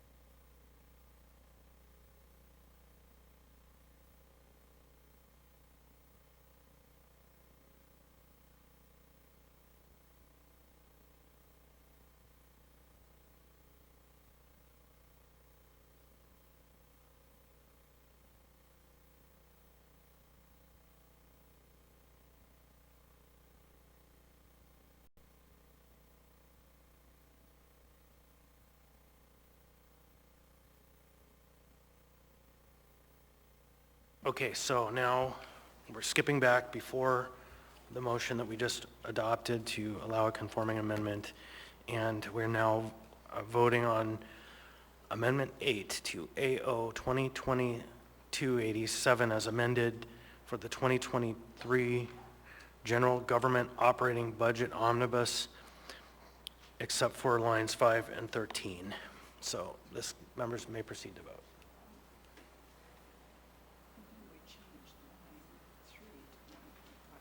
That's the amendment, was we changed line 3 to 1.5 million.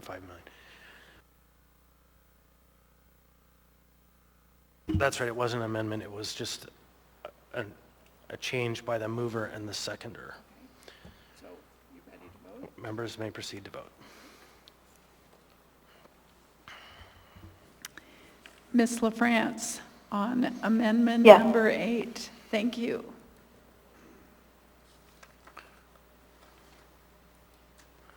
Amendment number 8, as amended, has passed with a 10-2 vote. Okay.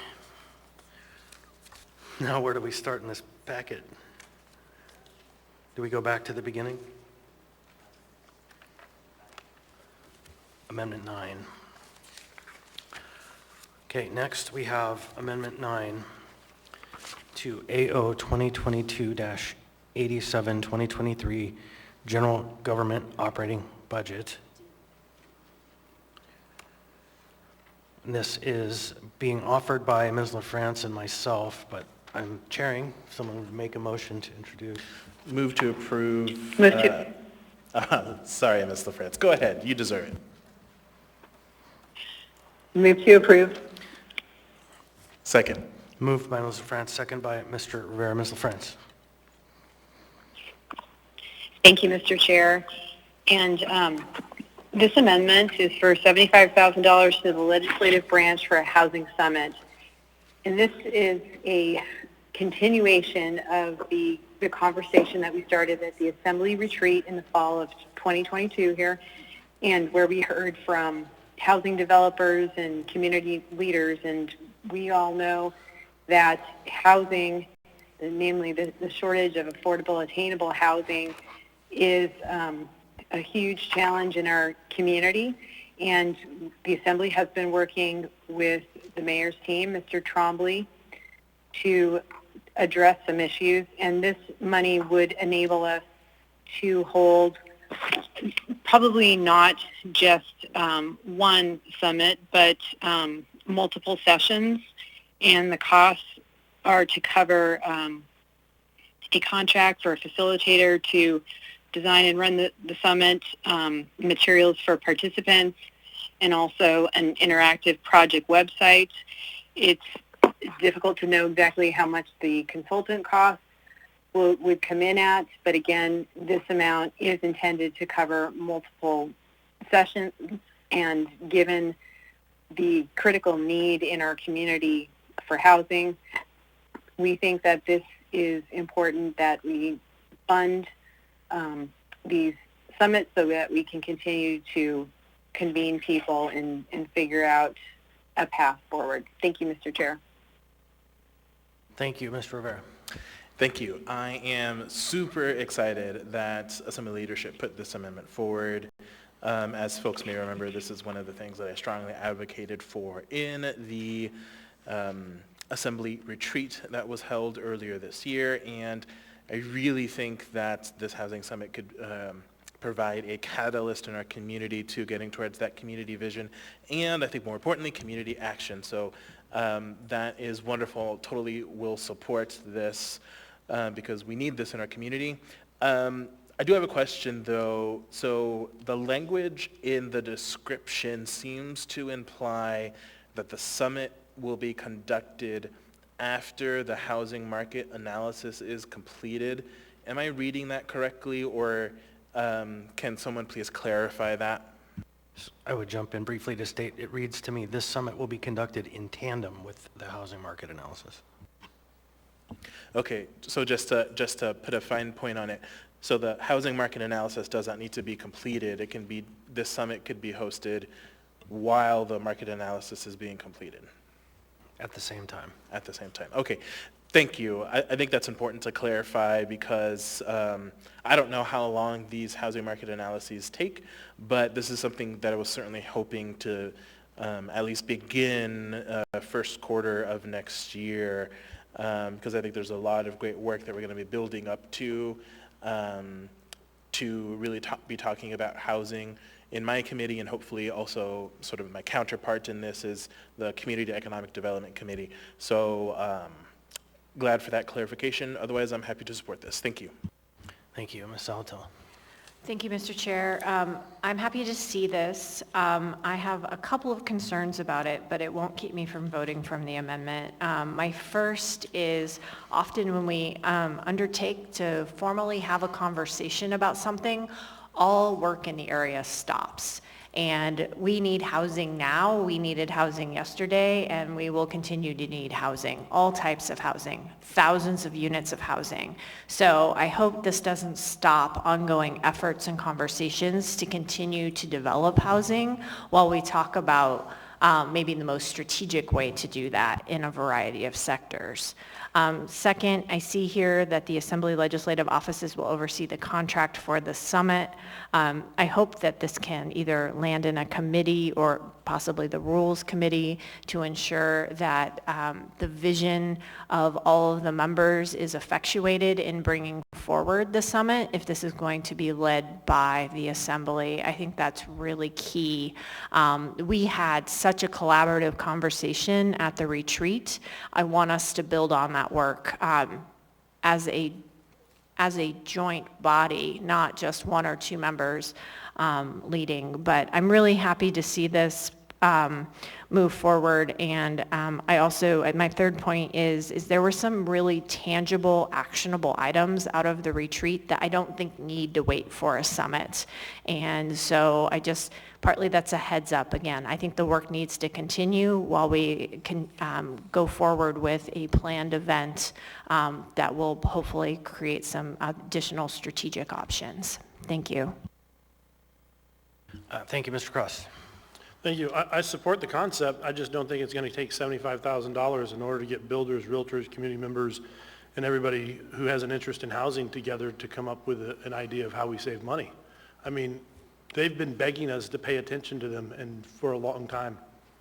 I mean, and it didn't cost us any additional money to do our assembly retreat that I'm aware of, other than maybe we probably got the space at the library for free. So I love this. I just don't think we have to, I don't think it costs us $75,000. I think that I think the passion is with our Anchorage home builders and the Alaska general contractors and those individuals who are involved with this and our developers and even the realtors. You know, everybody in the housing industry, I think, is on board. I don't think we need to spend $75,000. I think they will come in droves to talk to us if we just open our doors and have open ears. Thank you. Thank you, Member Allig.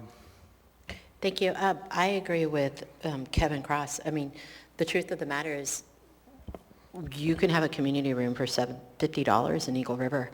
I think that the community, and I agree with the concept. I think it's great. $75,000 is like, that's a lot of money. People buy houses for that. Well, trucks, cars nowadays, but $75,000 is quite a bit. I'm sorry. My first house. What's that? My first house. Yeah, but no, I think it's a great concept, but I think that we have so many people that really do want to continue to find better resources and do better things for our community, the builders, realtors, developers, that we could just bring them together in the chambers if we had to and have a town hall with it and talk to them, but $75,000 is a waste of money. Thank you. Thank you. Anyone else? Mr. Chair, can I just jump in? Please. Thank you. I just want to note, too, that a large chunk of this is expected to cover the cost of consultants, and part of the role of the consultants is to do the work of organizing and helping to plan, and otherwise this falls on staff, and our staff is fully utilized. So that's, I mean, something that needs to be considered. It's not just the meeting space, and I agree. I mean, you could put out a notice and, you know, meet in the chambers and get a whole bunch of people there, but there is the work of planning and then ensuring that all the great ideas that get talked about, that they, you know, that we implement what we can implement. So that's, you know, a big role of having a consultant be involved with the planning and executing, so that, you know, it doesn't all fall on staff, because I don't believe they have the capacity to take this on in its entirety. Thank you, Mr. Chair. Thank you, and I would just add that I believe a professional process is what the members are craving. So members may proceed to vote.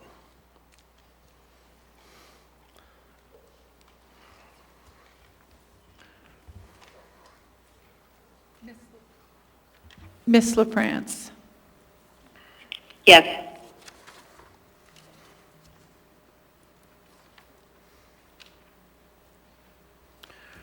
On a vote of 9-3, that amendment passes. Next, we have Amendment 10, which is also from myself and Chair LaFrance. Move to approve. Okay, we have a motion Second. to approve, second with Mr. Rivera. Ms. LaFrance? Thank you, Mr. Chair. This is the amendment for the housing market analysis that was referenced in the prior amendment. And this amount is of $120,000 is intended to go to the planning department. And this was talked about and discussed at our retreat. We've already spoken of tonight, and I urge support of this amendment. This is a key piece for the Assembly and the administration and the municipality to be able to move forward and address the housing shortage and crisis. Thank you. Ms. Zalatel? Thank you, Mr. Chair. I'm much more skeptical of this amendment for a couple of reasons. One, we know we have a housing shortage, and it's of all types. And I appreciate that having current data to make decisions is an appropriate thing to do, but what I would much rather see is an analysis of other jurisdictions that have started to make headway on their housing crisis. What tools, what public policy tools have they put in place? What tax incentives? And I don't know that we need a full market analysis in order to do that, and that we really do need to look. There are places making headway. And waiting for the data to come out, and we know any planning effort by the planning department is at least 12 months, frankly. So at this time, I'm not terribly supportive of this amendment if it could be possibly tweaked or altered so that it would maybe have something more than just this is the lay of the land at the end of the market analysis, to say this is the lay of the land and here are your options. Here's a menu of options of how to start to effectuate your goal. Then I would be supportive of this. And I can try to think of an amendment, but I haven't been able to come up with one yet that would make this palatable for me. Thanks. Ms. LaFrance in the queue. Thank you, Mr. Chair, and thank you, Ms. Zalatel, for those comments. I completely agree.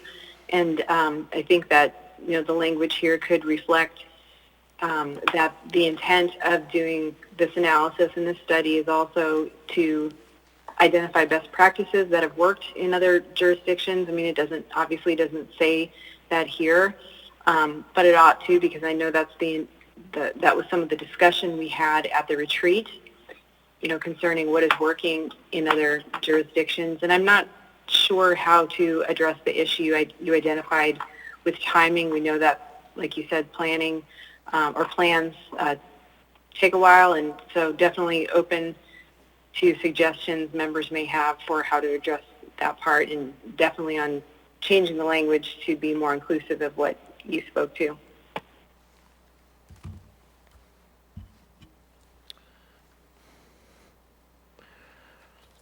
Thank you. Anyone else? I can see there's a scrivener sitting next to me attempting a change. Yeah, why don't we move on to the next amendment? Are we okay with that, Madam Clerk? Yes. Move on to amendment number 11 to AO 2022-87, 2023 General Government Operating Budget. Member Rivera, President Verdea. Move to approve. Have a Second. motion, seconded by Mr. Rowland. Mr. Rivera. Thank you, Mr. Chair. So this amendment is being brought forward at the request of the Anchorage Equity Committee of the Assembly. So this committee met last week on Thursday and took a consensus vote in support of this request, which is threefold.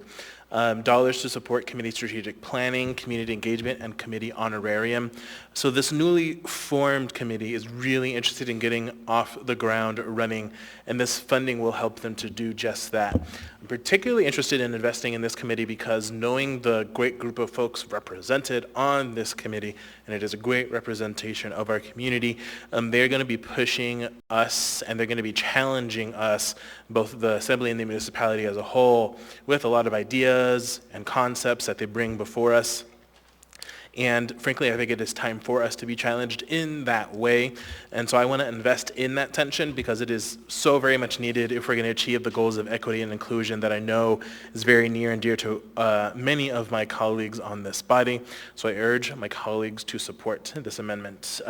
You can see both there's the language that Mr. Perez-Verdia and I crafted, but I think the more critical language is the attachment, which is the letter that was crafted by the co-chairs of the Equity Committee of the Assembly, if you want to get more specific details on those three items. Thank you, Mr. Chair. Thank you. Member Allard. Thank you. Question to the sponsor. So, Mr. Rivera, $60,000 to a committee, just for a little bit of education. Have we done this in the past for committees? And has this particular committee, because I know you're greatly involved with it, have they worked with our Chief Equity Officer? Thanks. So I'm going to answer your last question first, if I may, Mr. Chair. Thank you. So the Chief Equity Officer is invited to attend all of these committees. I believe the Chief Equity Officer is on the list, and the Chief Equity Officer has attended several of them. I don't think they attended the last meeting that was held on Thursday, but they have attended several other meetings and they've spoken.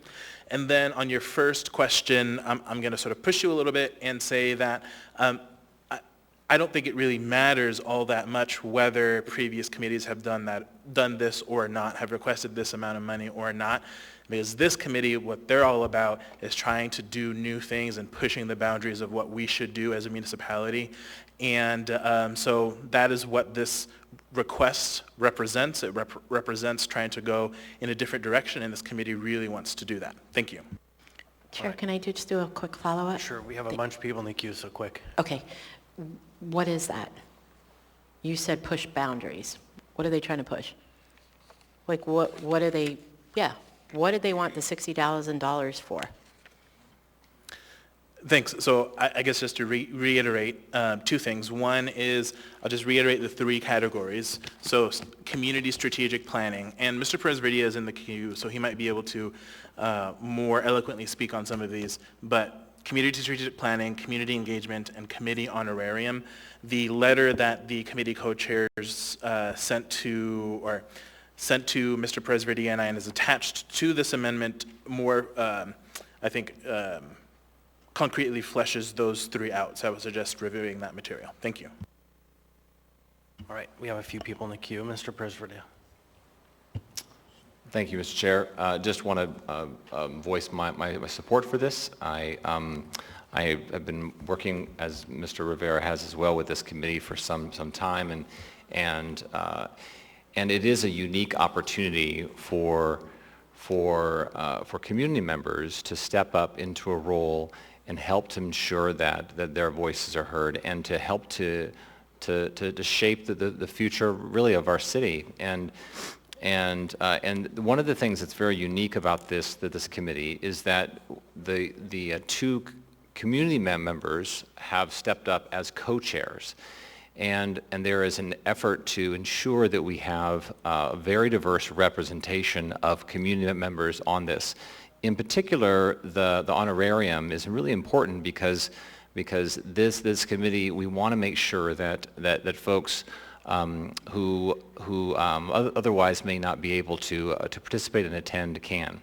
And I'm happy to answer any questions as well as I've been working with the committee and helping to shape this work. I do think it's a very unique committee, and it's a unique opportunity for us to look at policies within our city, to look at structures and things that will improve the way that our municipality and our city functions.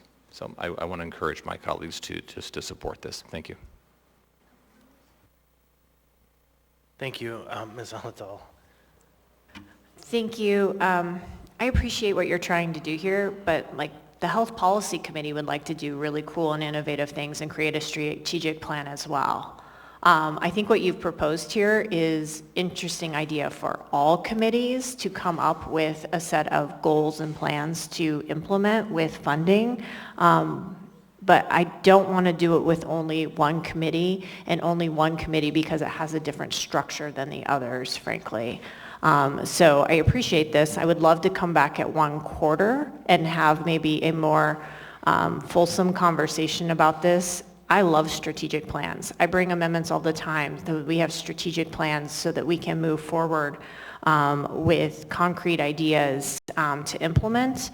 But I don't want to do that only for one committee. It somehow, to me, feels like we're weighting the importance of that committee above all others. And I think we have a lot of committees doing really important work. Thank you. Thank you. Mr. Salt. Thank you, through the chair. So I'll echo Member Zalatel's comments, and then a question for Member Rivera through the chair. I'm not really a fan of increasing the general fund. Are there any other revenue sources that you looked at or that might be possible here, such as any remaining ARPA funds or so forth? Thank you. Mr. Rivera. Thank you. I think we probably took most of the remaining ARPA funds. So no, we looked at the general government area-wide funds. Thank you. Mr. President. Thank you. Just wanted to respond to Member Zalatel and try to share a little bit of information that might help.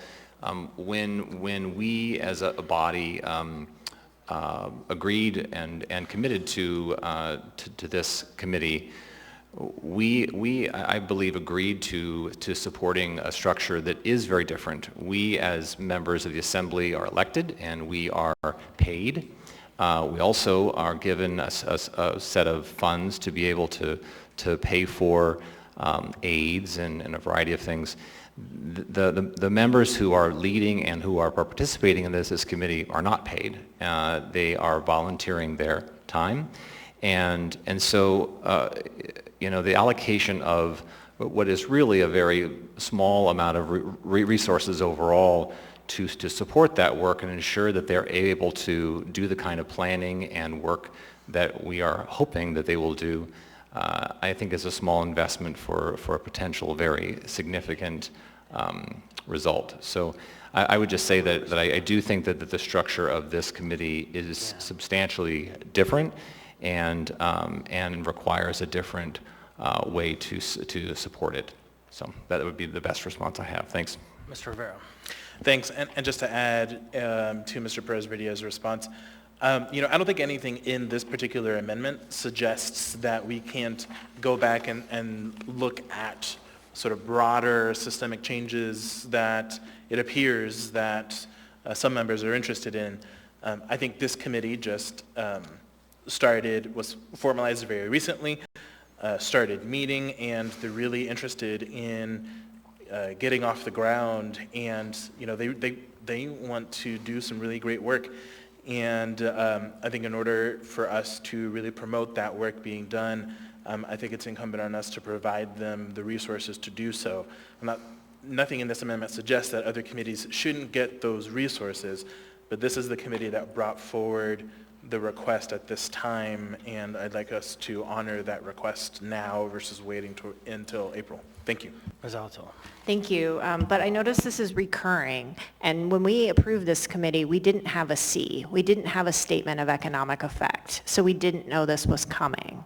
And so I'm feeling a little bit blindsided by it because I hear the comments make it sound like this was intended. This was a part of the structure of this committee. And frankly, as this committee was being explored, as a member, I helped and, provided support to the committee through my legislative aid. So I think we need to have a more in-depth conversation, because if we're going to put one committee in as a reoccurring amount at $60,000, and if we were to do that for every committee, potentially, that's a lot of money. And I have some reservations about that, not what you're trying to do, but that it's recurring. If it was a one-time, this is a unique committee, and it's going to maybe demonstrate or pilot something for us, that might be different. Thank you. Seeing no one else in the queue, members may proceed to vote on amendment number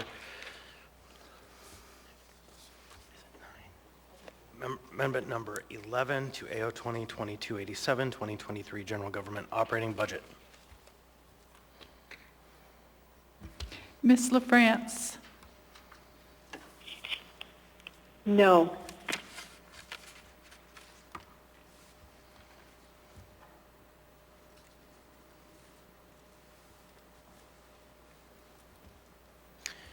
That amendment fails to pass on a vote of 5 to 7. Now, I'd like to proceed back to item number 10.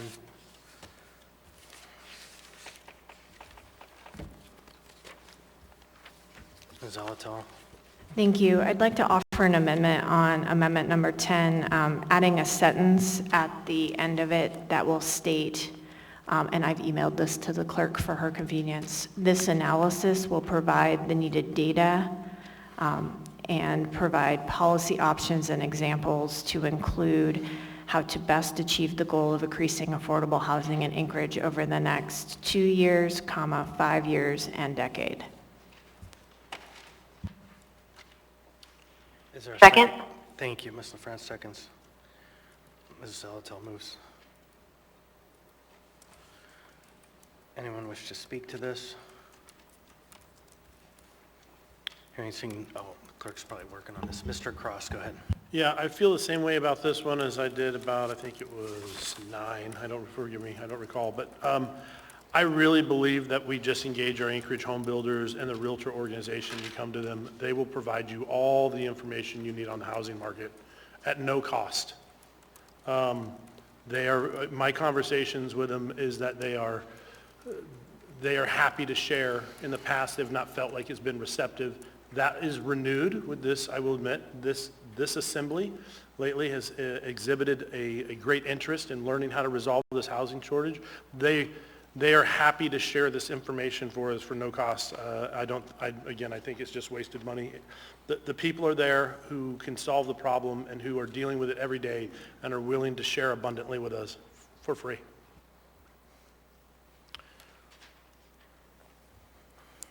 Anyone else? Okay, seeing and hearing no one else, members may proceed to vote on the amendment.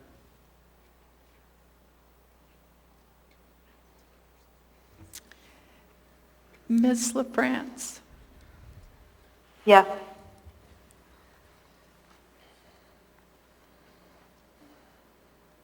Oh, wait. This is the amendment to the amendment. Ms. Zalatel's amendment. Yeah, this is the amendment to the amendment that adds the language.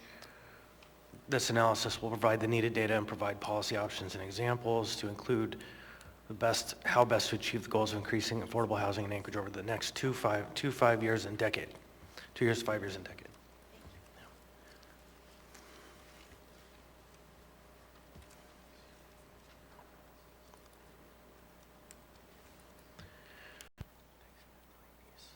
That item passes 9-3. Now before us is the amendment. Anyone wishes to speak to it? Hearing and seeing none, members may proceed to vote on the amendment number 10 to AO 2022-87, 2023 General Government Operating Budget.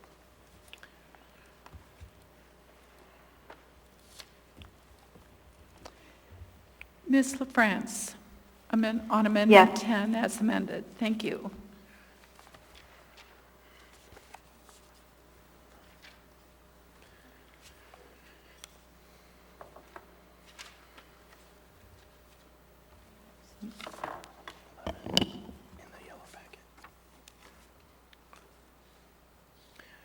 Ooh, that amendment fails. Okay, 6 to next. 6. Before us, we have proposed amendment number 11, brought by Assembly Vice Chair Constant. Is there a motion? Move to approve. It's in your yellow packets. And They're loose sheets that aren't stapled. We have a motion for Mr. Constant. Is there a second? Second. Second. Okay, I heard a second from Mr. Rivera, I believe. Okay, Mr. Constant. Thank you. This is a difficult amendment. It's one that I have spent a lot of time thinking about over the last 3, 4, 5 weeks. And we have a resolution that is next on the agenda that I would move to postpone to either the future meeting or indefinitely if we get this language in this budget and in the capital budget that's next. Effectively, what this amendment does is states that all of the appropriations made in the 2023 budget cannot be used to settle the Roger Hickle contract in its various forms, that the mayor and the administration may not use any funds appropriated by the ordinance on such settlements. Now, if this passes, it doesn't mean that the muni can't make settlement with Mr. Hickle. What it means is they have to come back to the assembly to appropriate funds to do it. So, why? Essentially, what's happened is work was authorized outside of our contractual, our code section AMC 715.040 that requires for contract expansions of certain scale and size beyond $50,000 to be approved by the assembly, or $500,000.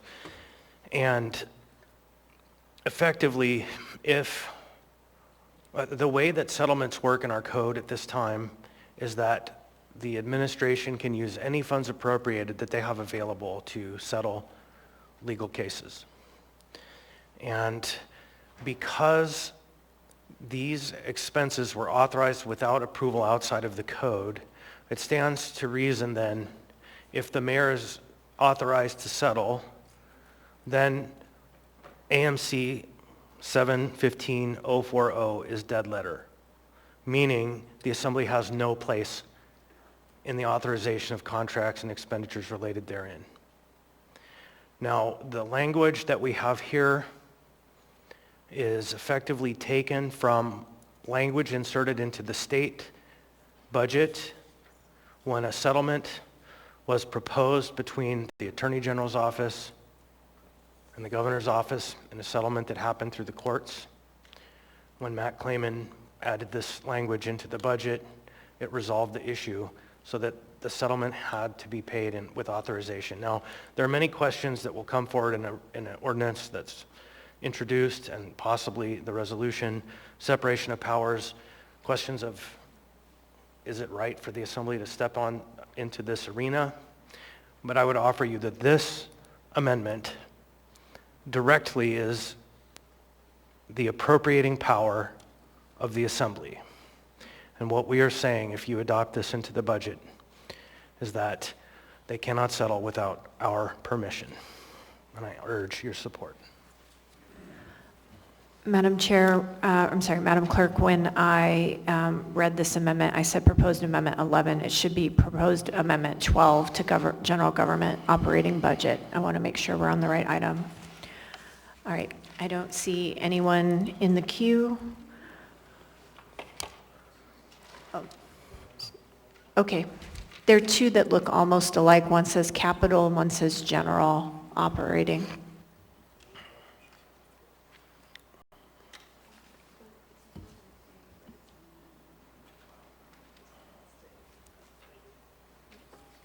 Okay, Mr. Cross.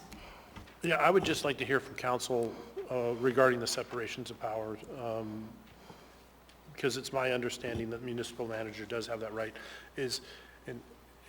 And whether or not I agree or disagree with this, I would like to hear their legal interpretation. Are you asking to hear from Mr. Gates or Ms. Christensen? You know, we'll start with Christensen, and if she feels Gates needs to participate or he has something, I'm more than happy to hear from both if they feel inclined. Okay, thank you, Mr. Cross. Ms. Christensen? Through the chair, Mr. Cross.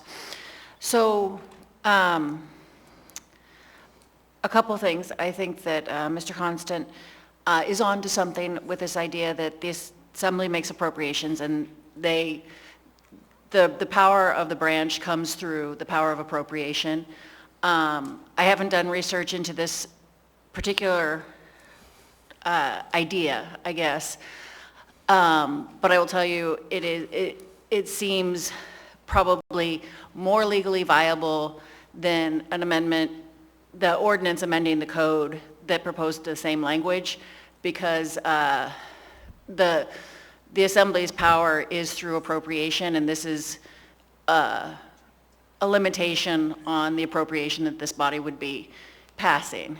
I think it is interesting that Mr. Constant said that this is how the state had done it, and so I would like to look into that more. But my general sense is that the Assembly can limit appropriations, and that this may be a viable limitation to appropriations. I would just have to do more legal research before I would really commit to that. Thank you, Ms. Christensen. Any follow-up, Mr. Cross? No? Okay. I would like to hear Mr. Gates. Mr. Gates, do you have anything you'd like to add? Well, I would just add that I think Ms. Christensen summarized very well that there's a distinct difference in the legislative and executive branches and their powers. Sometimes there's some overlap, but here it's an exercise of the appropriations power, which is quite definitively a legislative power.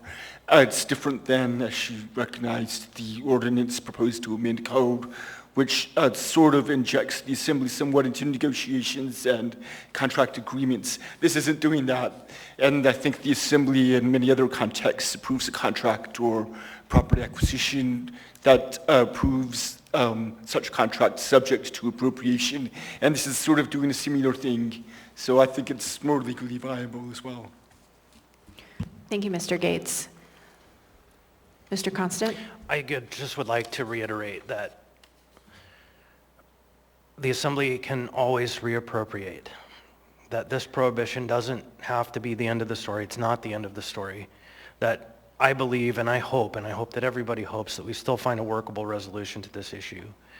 And that I also urge your support of this item to ensure that AMC 715-040 doesn't die for lack of action. Thank you, Mr. Constant. Seeing no other members in the queue, members may proceed to vote on amendment number 12 by Mr. Constant.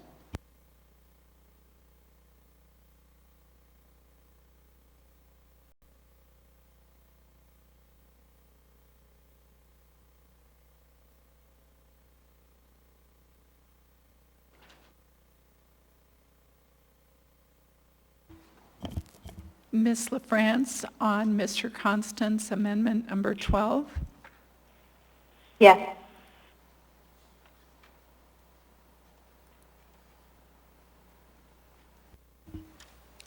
That amendment passes 9-3. I believe that is all of the amendments for the general operating budget, AO 2022-87. So,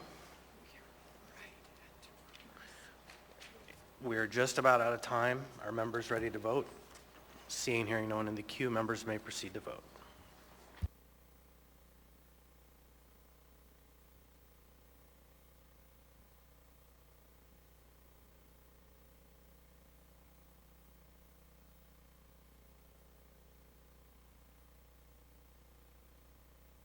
That item passes 9-3. Oh, no, sorry. Sorry, I got distracted. Jumping the gun. Oh, wait, since we're not voting yet, I had one more question. Sorry. Chief Schrage, are you here? I have a question about the SAFER program briefly. The SAFER program authorizes us to hire 18 new officers and firefighters Are those reflected in the budget?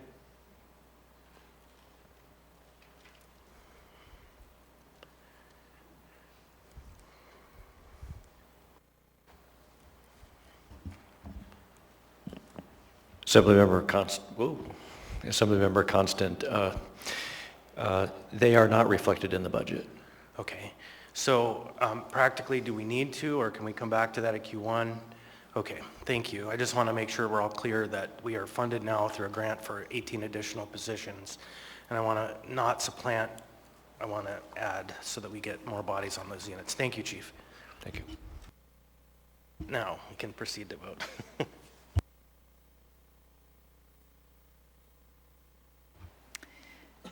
Ms. LaFrance, on the main motion. Yes.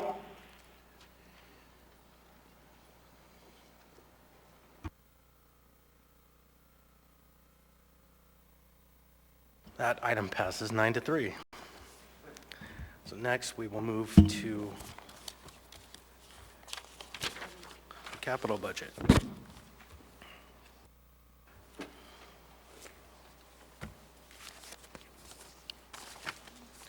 Folks, I promise it'll start to go more quickly once we get through this next process.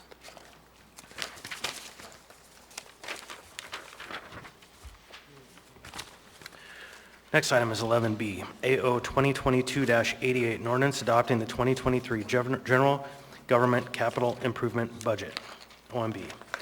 What's the will of the body? Move to approve. Oh, second. Moved by Ms. Zalatal, seconded by moved by Ms. Quinn-Davidson, seconded by Ms. Zalatal. Mr. Dunbar. Thank you, Mr. Chair. I'm sorry, I'm looking at the, I'm sorry, I'm looking at the packet here. I'm looking at the number. I move Dunbar, Constant, Peterson, amendment number 7. Second. Oh, actually, you know what? I'm going to withdraw and we'll just go through them in order. I think that's fine. Thank you. So up first, we have Amendment 1 to AO 2022-88, 2023 Capital Improvement Budget. Ms. Quinn-Davidson. I move amendment number 1. Second. Moved by Ms. Quinn-Davidson, seconded by Ms. Zalatal. Thank you, Ms. Zalatal. I could just briefly describe this. We talked about it in the work session, but this amendment is for $600,000 to be added to the Artsabon. It would rehab Forest Park Drive, which is a drive in the Turnagain community, and it would include the road surface itself, which is a 30-foot roadway surface, and then which would help from a vehicle perspective, make it easier to drive, but it would also repair the shoulder of the road and reduce the width of the current vehicle lanes from 11 to 10 feet. So that would correspondingly lead to an increase of the shoulder by a foot and would make the road safer for non-motorized users. That's pretty important because this area is a pretty important north-south neighborhood route for local residents, including students who attend West High and Romig Middle School. And in 2014, ASD's Safe Routes to Schools Committee identified this as an important route to maximize safety benefits to students. This is Turnagain Community Council's top capital priority. And in addition to all those points, we do have a little room to grow in the Artsabon. I, with Desiree's help, pulled up what the last 5 years have looked like well, I don't need to share all the numbers, but I guess I would just say that adding this project to the bond would still keep us under where we were in past Artsabons over the last 4 out of 5 years. So I think we have a little room to grow, and this is well worth the investment, and I hope you all will support it. Thank you, Ms. Quinn-Davidson. Anyone else? Hearing and seeing none, members may proceed to vote on Amendment 1 to AO 2022-88, 2023 Capital Improvement Budget.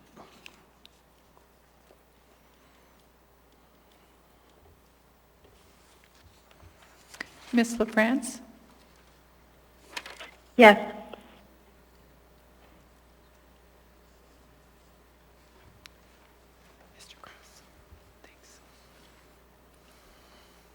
That item passes 10-2.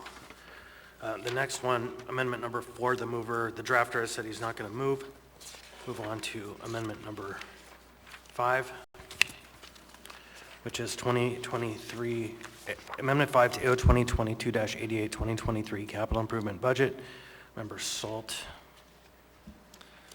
So for this one, what I'm doing is I'm pulling it from 2024 forward. Can you make a quick motion to get it on the floor? Motion to approve, or to move. Moved by Mr. Salt, seconded by Mr. Cross. Now, Mr. Salt. So what I'm doing with this one is pulling it forward from 2024 to 2023. So this is for Goodwin Volunteer Fire Department to replace the command vehicle that's 16 years old and has various issues, according to the chief, making it unsafe to drive.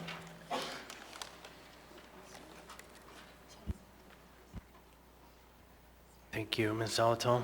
Thank you. To the sponsor, it says not only does it pull it from 23 to 24, but it increases it from 10,000 to 100,000? Oh, by 10,000. Thank you. That's a helpful read. Thanks. Anyone else? Ms. Quinn-Davidson. Mr. Salt, did you bring this in the November 10th session? I can't remember if we discussed this. Yes, I did. Thank you. Okay. I'm sorry, I'm just reading through. So this is for like an SUV, or what is this actually? What's the vehicle? Right now, it's the chief's command vehicle. I believe it's like a Suburban right now. Okay, got it. Thanks.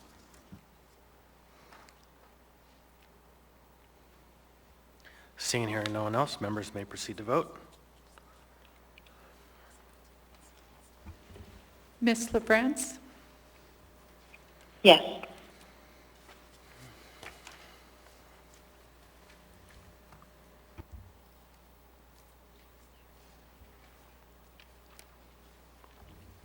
That item passes 12-0. Next up, we have amendment number 6 to AO 22-88, 2023 capital improvement budget. Members Salt, Allard, and Cross. Is there a motion? Move to approve. Moved by Mr. Cross. Second. Seconded by Ms. Allard. Who'd like to speak? You want to? Okay. Ms. Allard? Yeah, I don't mind. So the Chugach Eagle River, the Chugach Fire Department has been run by volunteers. They raise their own funds and they don't go into debt. So they don't have any outstanding debt, and we wanted to continue that process. It's important that we get our fleet replaced. We are the only fire department that is ran on all volunteers. I think I say that lightly. We have 3 paid employees. We have one of the lowest budgets ever, and I would appreciate it if you guys would support this so that it could pass. And overall, it actually keeps overhead down in the municipality altogether. Thank you, Chair. I don't know if Kevin wants to speak a little bit on it or not. There's a queue. Anyone else? So no one else in the queue. I would just say that I don't know if you follow the news, but I had seen that one of our pieces of equipment out in Eagle River was smashed in an accident this week. And so not only are they in need for this capital, but they have a hole in their Mr. Chair, may I? fleet. Thank you Sure. for bringing that up, and it's true. So the Anchorage Eagle River does not have a 4x4 fire truck at this time. So if there is a fire, say up on Skyline Road, we don't have the ability to get there from Eagle River, which is dangerous. So again, if we could pass this, that would be great. Thank you. This would be helpful. All right. Thank you. Anyone else? No. Members may proceed to vote.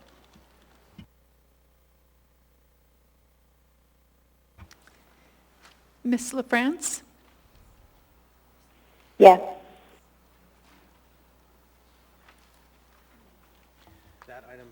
That item passes 12-0. Next, we have amendment number 7 to AO 2022-88. Assembly members Dunbar, Constant, and Peterson. Move to approve. Second. So the clerk has admonished me to suggest that the motion is to amend, but it's practically the same thing, but yes. Move to amend, and that's Mr. Dunbar moved, Mr. Peterson second. If I could explain this, Please, Mr. Chair. Mr. Dunbar. So this is the Russian Jack greenhouse in Russian Jack Park. This was actually on the facility bond last year, the facility bond that failed. I mean, it was a very large bond with a lot of things on there. The administration has shifted this to state funds on the park budget in 2024. And I think this does make more sense within the park budget, not only because it's within Russian Jack Park, but of course that the various greeneries and flowers that they grow there end up in our parks around town, particularly downtown. So I would urge support. And this is, if you haven't been out there, it's just a really unique space. It's a beloved institution. You can go, I think it's open 6 days a week, and it's free. You just walk in, and it's like you've walked into a tropical jungle. It's really cool. See no one else, members may proceed to vote. Oh, Mr. Cross, you got it before she moved it. Go ahead. My question for the administration is, on some of these larger construction projects, I know we're under a collective bargaining agreement where you have to use union labor and contractors, even on smaller jobs. Sometimes that results in only one or two individuals bidding on a project and it going for way more than what the open market would. So I'm just kind of curious, does this fall underneath that? Does this, I mean, I don't want to run into a situation where because of what we've painted ourselves in a corner, we have one contractor bidding on something. It ends up being 4 times more expensive than open market. Through the chair, Mr. Cross, thank you for the question. I can't predict what the outcome would be. We do know we scope these projects as fast as we can with the current market conditions. I will say in the roof replacement, the second half of the SEMT discussion that we were going to have, I believe Russian Jack was in our list of things to be funded. So rather than funding it through the bonds, we were proposing for some of the roof replacements. That's the second half of the SEMT discussion that we haven't had yet. I think the Assembly has delayed that till December, I believe. But we are proposing to fund it straight out of the SEMT money that we received this year. And we think, you know, through that we think we can get a competitive bid to be able to accomplish what needs to be accomplished. Thank you. Mr. Dunbar. Thank you, Mr. Chair. I'll say regarding the SEMT funds, I hope that is used here, but you know, the bond process, there's 2 bites at the apple. So I would urge my colleagues to support this, put it into the proposed bond package, and then if this emerges as something that is funded by SEMT, then remove it from the bond or just don't add it to the bond in January when you actually send it to the ballot. But I'd ask you to please include this roof project tonight. Thank you, Mr. Chair. Thank you. Member Allen. Thank you, Chair. One of the reasons why I vote no on bonds is because Eagle River has a tendency to vote no on bonds. So even though the overall municipality votes yes on the bonds, we don't. So I am going to be a no on all bonds. Thank you.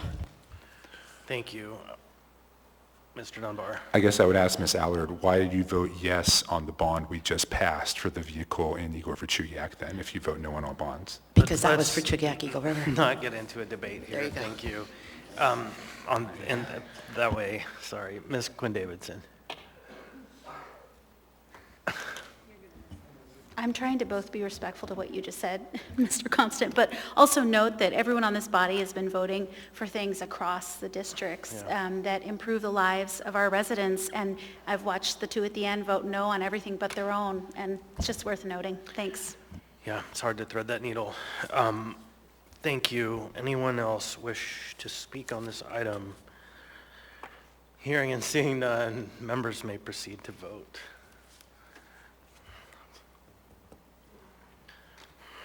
Ms. LaFrance. Yes.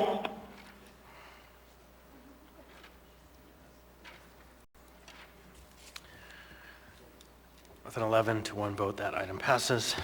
Next, we move to a very special item. It is Amendment 8 to AO 2022-88, 2023 Capital Improvement Budget. Ms. LaFrance. Move to amend. We have a motion by Ms. LaFrance, second. Is there a second? Second. Seconded by Mr. Rivera. Ms. LaFrance. Thank you, Mr. Chair. I'm trying to figure out how to jump into this one. I think members are aware that there have been some tremendous efforts underfoot especially by a couple folks in Girdwood, Tommy O'Malley and Brianna Sullivan, who have been working hard to try to bring an area-wide bond for cemeteries before the voters. However, there are some issues that need to be worked out because cemeteries are not area-wide, and if Mr. Bowman is on the line, or perhaps Mr. Gates, if members have questions about that aspect, they can better explain it than me. But right now, the gist of it is cemeteries are not area-wide, and for them to become area-wide, it's my understanding there would need to be a code change, but also Girdwood, for example, would need to abolish the service area first for cemeteries, and then there would need to be a vote to create, actually no, there wouldn't need to be a vote to create it as an area-wide power. Again, Mr. Bowman or Mr. Gates could explain it, but suffice it to say there are some details to work out, and people have been trying to do that before the deadline in order to get it on the April ballot. But at this point, I would like to amend this amendment to move the $5 million out to 2024. And the reason for that is to give some time to work out these pieces. And if something changes in the next few weeks, then perhaps I will bring something back before the body if there is a way to get this on the bond for April. But right now, again, it's looking like there's more to work out. Thank you, Mr. Or actually, I'll go ahead and a motion to amend. Amend the amendment. Is there a second? Second. And I think I already spoke to it.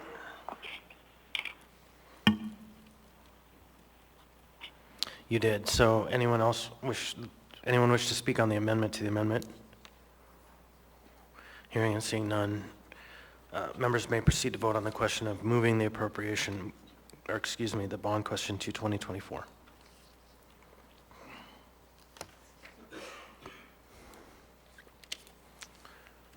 Ms. LaFrance on the amendment? Yes. It's amendment to the amendment. Yeah.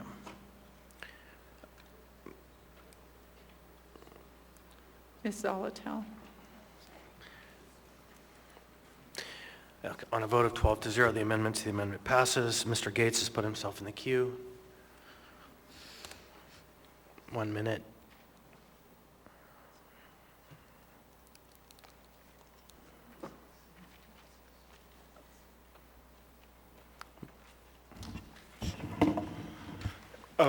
Thank you, Mr. Chair. I asked to speak because I'm concerned that this motion might be somewhat out of order. I'm sorry, Ms. LaFrance. The reason is because amending this to say, to put it on the 2024 bond capital improvement budget, it's not the main item before us. The main item before us is only the 2023 capital improvement budget. And so changing this amendment to 2024 just removes it entirely from the scope of the underlying main motion and main item. I think, though, for the capital improvement program, the 6-year plan, that's something that you could amend, and that's, I guess, one of the upcoming agenda items, but not this one. I guess that I would also add, for Ms. LaFrance, that what you spoke to is I think that there might be some different opinions on exactly what's needed to get a cemetery area-wide and viable and legitimate and so forth. But I think we can all agree that Girdwood right now, and the Girdwood Valley Service Area, has the operation and maintenance of cemetery as part of its services. So this amendment that was just for the Girdwood Valley Service Area, I guess, with some cost estimates for our site and some phased construction estimates, it seems probably maybe viable for this year's budget, but that's just my uneducated sort of opinion there. I think that there was a lot of discussion about cemetery projects, and I would completely agree. It is not an area-wide service. I did some legal research on that. So that's not what we're talking about here, and that's not what this amendment is. This is only Goodwood Valley service area. Anyways, so those 2 points are what I wanted to add. So I think, Ms. LaFrance, the takeaway is maybe rescind the motion to amend the amendment, and then let's take up the question of the amendment, if that's fine with you and the mover, or you as the mover and the second. Thank you, Mr. Chair. I'm fine with doing that, and I'm just trying to figure this out on the fly here, just because we've had so much back and forth. But yes, that's fine. Rescind it, and then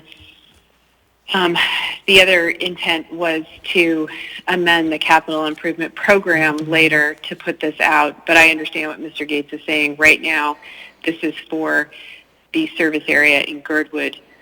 So yes, if I can still rescind it, I rescind the amendment to the amendment. Ms. Quinn-Davidson, you comfortable with that? Yep, she nods. Okay, so before us now is the question of shall we add the $5 million bond question to the Girdwood Valley service area for 2023? Anyone wish to speak to that? Mr. Dunbar. Actually, I do, Mr. Chair. Okay, Ms. LaFrance, go ahead. Sorry to jump in. I am just not sure that this is what the folks in Girdwood want, because the effort has been on an area-wide bond. So I'm wondering, is there anyone from GBOS there? Yes. Who Michael Edgington. we might ask if they want this still in this form? That's not out of order, Mr. Chair. Mr. Edgington is coming up to the dais, the lectern. Go ahead. There you go. Right. There's actually a resolution from GBOS attached to the amendment, to that packet, and you'll notice that it therefore refers to an area-wide bond. That was our understanding until a couple of days ago. So we as a body have not decided we want to do a Girdwood-only bond on this. Okay, thank you. Anything further, Ms. LaFrance? Yeah, I'll just withdraw the amendment, the motion to amend altogether at this point. Thank you, and I had Mr. Rivera as the mover, or the seconder. Everyone's nodding. We'll move on. Thank you. Mr. O'Malley, I'm sorry. We'll get there. Next, we have amendment number 9 to AO 22-88 2023 capital improvement budget. Member Zalatel. Thank you, Mr. Chair. I move amendment number 9. Second. Moved by Ms. Zalatel, seconded by Mr. Rivera. This amendment moves the Chugach upgrade project start to 2023. This project has continued to get delayed for design, but the Bernard Community Council urges us to move forward with design and construction as this area is in a reinvestment zone with new housing construction occurring and planned.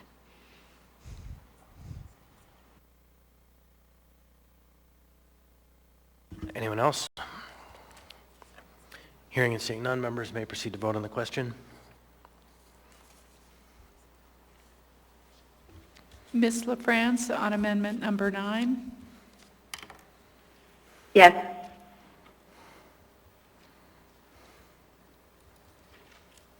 On a vote of 11-1, amendment number 9 to AO 2022-88 2023 capital improvement budget has passed the body.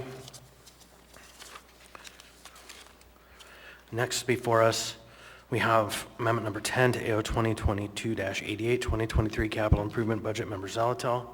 I move amendment number 10. Second. Moved by Ms. Zalatel, seconded by Member Volland. Go ahead. Thank you, Mr. Chair. Thank you, Mr. Voland. This project is to put Denali Street area as a midtown corridor improvement back into play. This project was in the $5 year plan in the proposed CIP. This project was actually well underway, and this would get it restarted.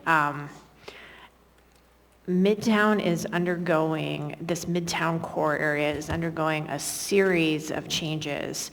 There are major corridor studies happening through AMATS at Northern Lights and Benson, as well as Tudor and Minnesota. All of that will affect the traffic flowing through Midtown. And Denali Street, frankly, is one of those few refuges where you can still walk down the street in Midtown in the core. So let's not let it get to the point where it's no longer safe. And in fact, let's keep it a safe corridor that's accessible. These improvements between 36 to 36 between A and Old Seward is the project scope, and it starts really from Denali to 40th to Tudor. This is really, the heart of the Midtown Community Council area, and it is a considerable area of pedestrian travel already. So we appreciate your support. Thanks. Mr. Dunbar. Thank you, Mr. Chair. This amendment did give me pause a little bit because of the size, and I assume that this is only a portion, and it's going to need more funding in the future. Can you speak a little bit about as to why it was removed from the 5-year proposed CIP? I have no idea why it was removed. Is there anyone from the administration here who can speak to that?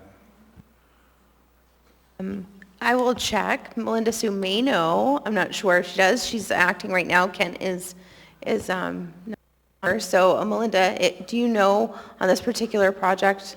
Thank you.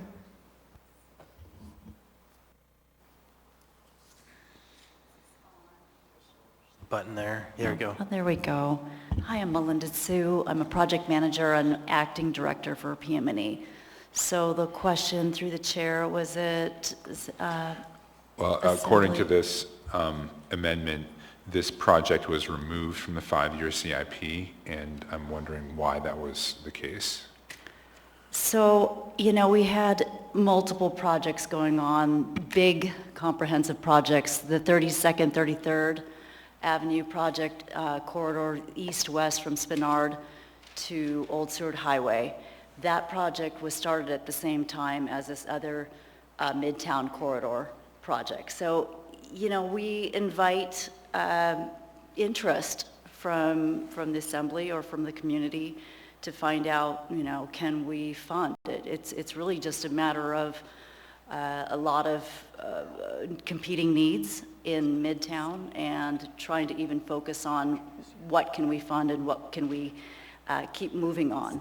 Even now for the 32nd, 33rd project, we're phasing it, and that's working. We're nearly complete on phase 1. So I don't know if it's really the intent of removing it. It's just kind of stalled with lack of funding. So that's kind of what I know. Thank you. Revolland. Thank you, Mr. Chair.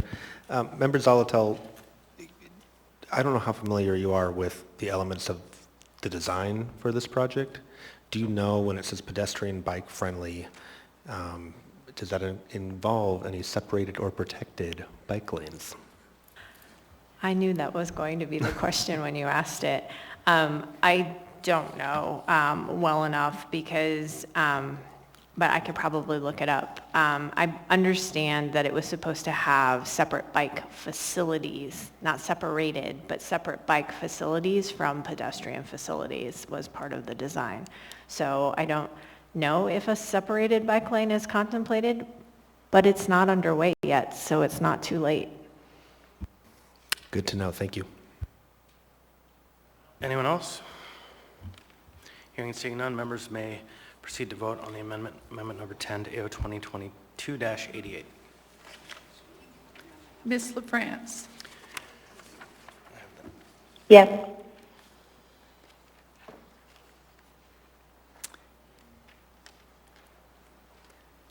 That amendment passes 11-1. Next is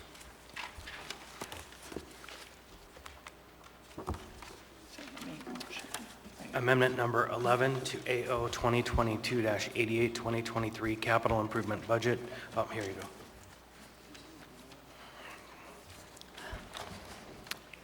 go. Mr. Constant.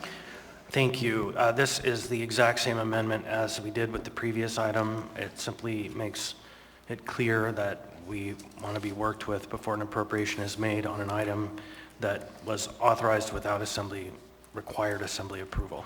Is that a motion? Move to amend. Second. Okay, moved by Mr. Constant, seconded by Mr. Rivera. Any discussion? Seeing and hearing none, members may proceed to vote. Ms. LaFrance, on constant amendment number 11. Yes. That item passes 10-2. I believe that completes the amendments to this item, and anyone wish to speak to the overall package? Seeing and hearing none, members may proceed to vote on AO 2022-88.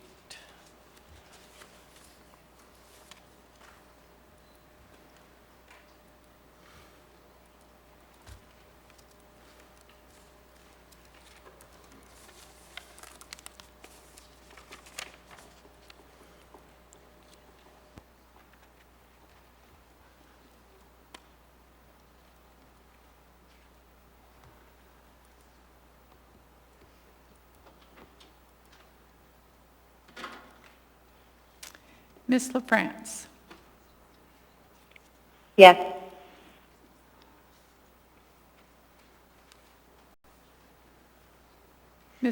Thank you, Mr. Salt. On a vote of 10-2, AO 2022-88 has passed the body. Next, we'll have item 11C, AR 2022-294, resolution adopting the 2023 to 2028 General Government Capital Improvement Program. What's the will of the body? Move to approve. Second.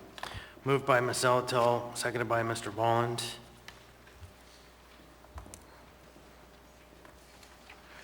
Anyone wish to speak on this item?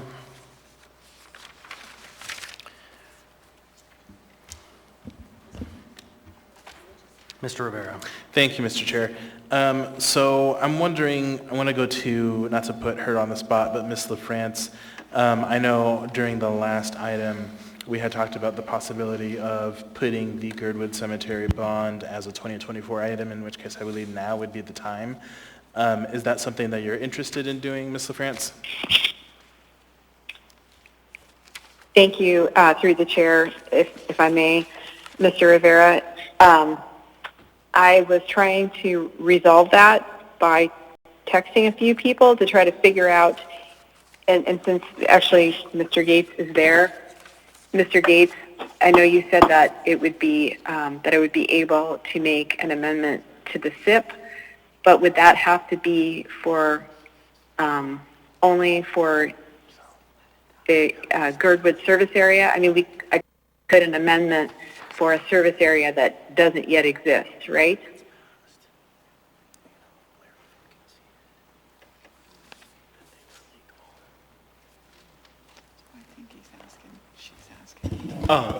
I'm sorry I lost you on the last part of the question. Could you repeat that for me, please? Sure. Ideally, I would like to amend the capital improvement program for an area-wide bond in 2024. However, since cemeteries are not exercised as an area-wide power, I don't believe I can do that. Is that correct?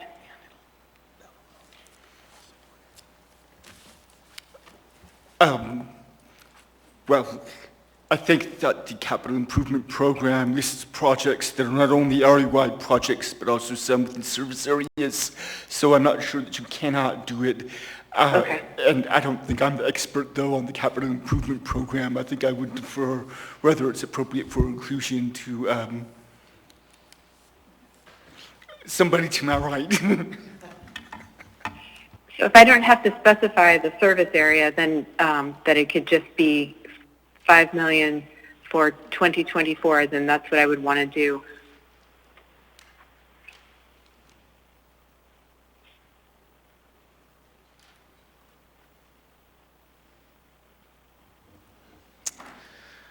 Through the chair, can I ask a clarifying question? Absolutely, Ms. Christensen.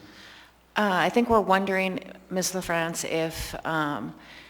if your question is to include it in the capital improvement plan with this idea from today forward that there's going to be some plan to change it from to an area-wide service. If that's going to be part of, I guess, part of the description in the capital improvement plan. I would just as soon leave it out and leave it general, because I understand, the conversations obviously are still underway as the path forward is getting sorted out. So if it could be very generally stated, 5 million 2024 for cemeteries, or Girdwood Cemetery, without specifying. I guess if you say Girdwood, then it probably implies it's in that Girdwood service area. Whatever you suggest. I apologize, one more clarifying question. I believe that we would need a department, so would the designated department be the Parks and Recreation Department?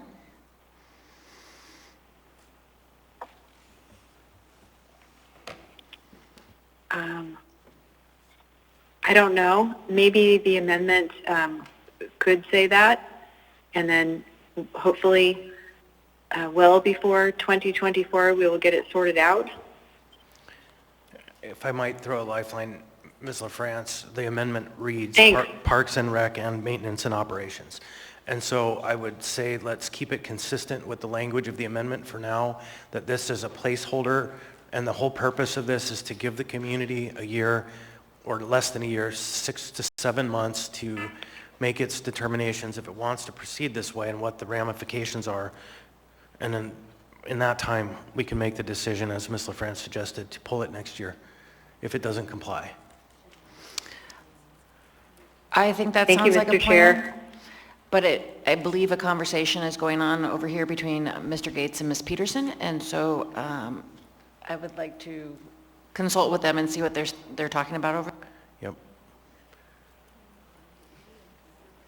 Yeah, why don't we move on to, we might be close.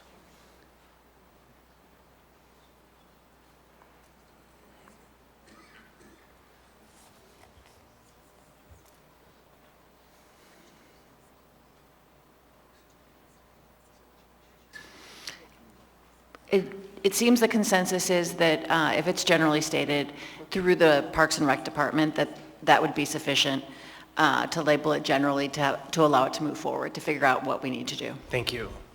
Ms. LaFrance, does that suffice for you? Yes, that does. And if I could move to amend to use that language that Ms. Christensen recommended, so that there is 5 million, oh, sorry. Ms. LaFrance, why don't we have you and the seconder just agree that it's a general appropriation for Parks and Rec into the CIP for the Girdwood Cemetery? It was Mr. Rivera. That works for me. Yeah, are you guys okay with amending your original motion? Okay, I didn't realize the amendment from before could carry over to this item. Got it. That works for me. Maybe we didn't have a motion. I had my notes from the previous discussion. So quickly, let's get that on the table. Yeah, maybe Ms. LaFrance, if I could just step in, and I guess this is a question for the clerk. Could we just use the amendment number 8 from the CIB and just switch it over to the 5 million for 2024? So just use the same amendment, but reformat for the CIP. And I think the clerk nodded yes, Suzanne. Great, thanks, Felix.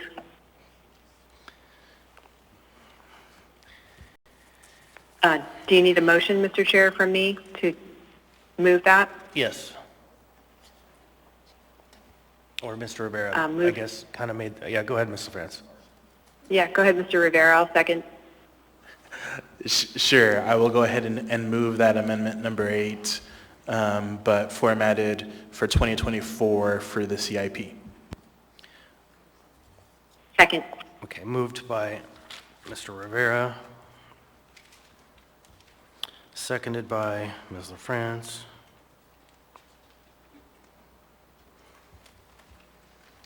I don't think there's really any discussion. Just waiting for the members may proceed to vote. Oh, Ms. Allard, in the queue. Okay. So are you saying, so we're putting in the 5 million for the cemetery?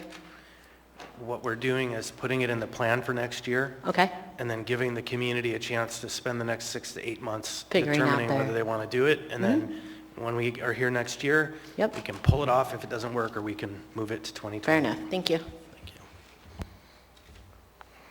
Members may proceed to vote. The queue's open. Ms. LaFrance, on your amendment.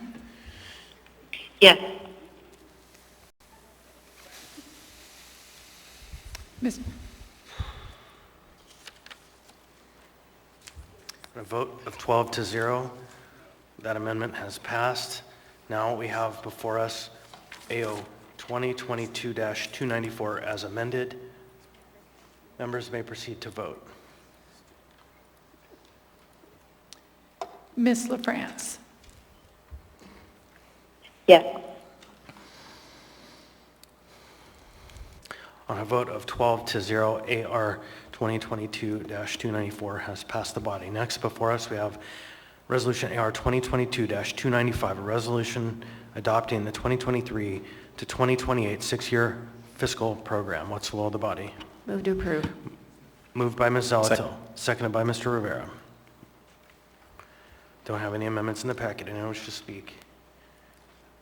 Seeing, hearing none, members may proceed to vote. Ms. LaFrance. Yes. AR 2022-295 has passed the body on a vote of 12 to 0. Next before us, we have AO 2022-89, an ordinance adopting and appropriating funds for 2023 municipal utilities and enterprise activities operating budgets in the 2023 municipal utilities enterprise activities capital improvement budgets. What's the will of the body? Move to approve. Second. Moved by Ms. Salato, seconded by Mr. Rivera. Anyone wish to speak? Seeing and hearing none, members may proceed to vote. Ms. LaFrance. Yes. On a vote of 12 to 0, AO 2022-89 has passed the body. Next before us, we have Resolution AR 2022-296, a resolution approving the 2023 to 2028 municipal utilities enterprise activities capital improvement programs. What's the will of the body? Move to approve. Second. Moved by Ms. Salatil, seconded by Mr. Rivera. Anyone wish to speak on this item? Seeing and hearing none, members may proceed to vote.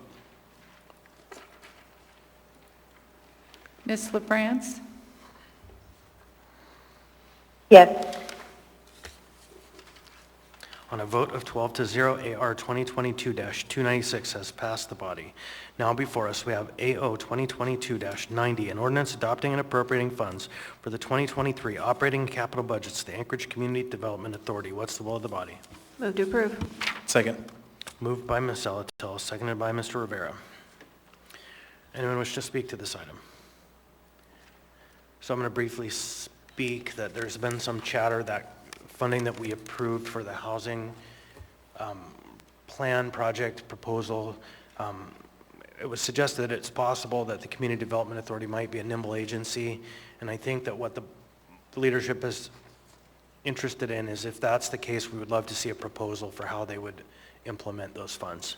Chair, point of information. Sure, Ms. Allard. Just for clarification, are you to hand over the gavel if you're going to speak? I can. It's not a contentious item. Okay, thank you. So, Mr. Dunbar. Thank you, Mr. Chair. I don't see any amendments to this in our packet. So I think this is our last budget item of the evening, and it's about to pass unanimously, I hope. And so I just want to take this moment to say thank you to all the staff that help prepare these budgets. It's a very long and intensive process. In particular, I'd like to thank our staffer, Ms. Camacho, who helped my co-chair and I work through particularly the first two budgets. So thank you to all the departments for your hard work in bringing this to us. Thank you to the public for all of your comments, and thank you to Ms. Camacho for your work with the Budget and Finance Committee. Thank you, Mr. Chair. Mr. Dunbar, anyone else? Hearing and seeing none, members may proceed to vote.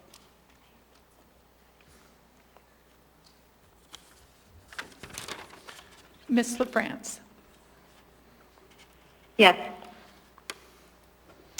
On a vote of 12 to 0, AO 2022-90 has passed the body. Next, we have item 11H.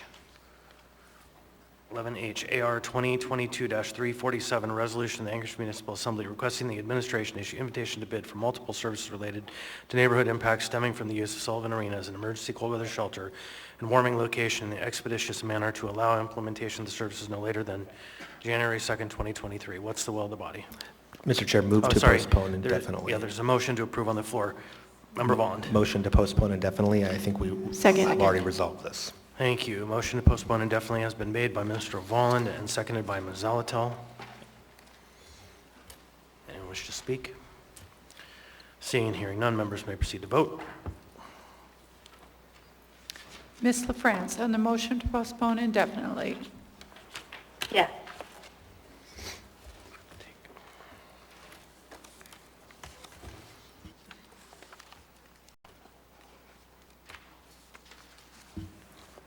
AR 2022-347 has been postponed indefinitely. Excuse me, yeah, that's the right one. Has been postponed indefinitely. We're going to go ahead and take a 5-minute break before we dive into the next major conversation. Yeah.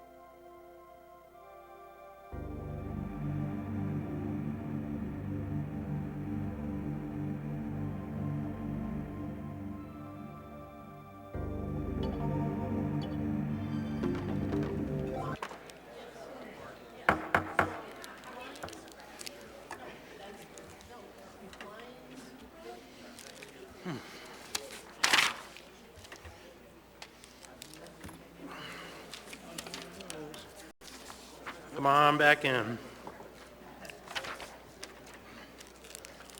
We got our election.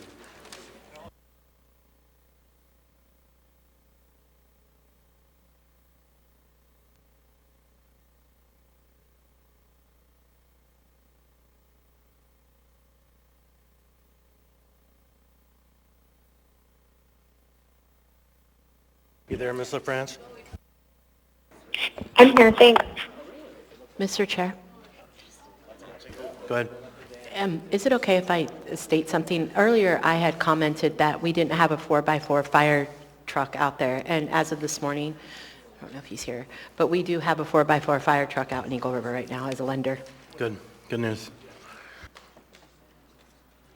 I think we're all back.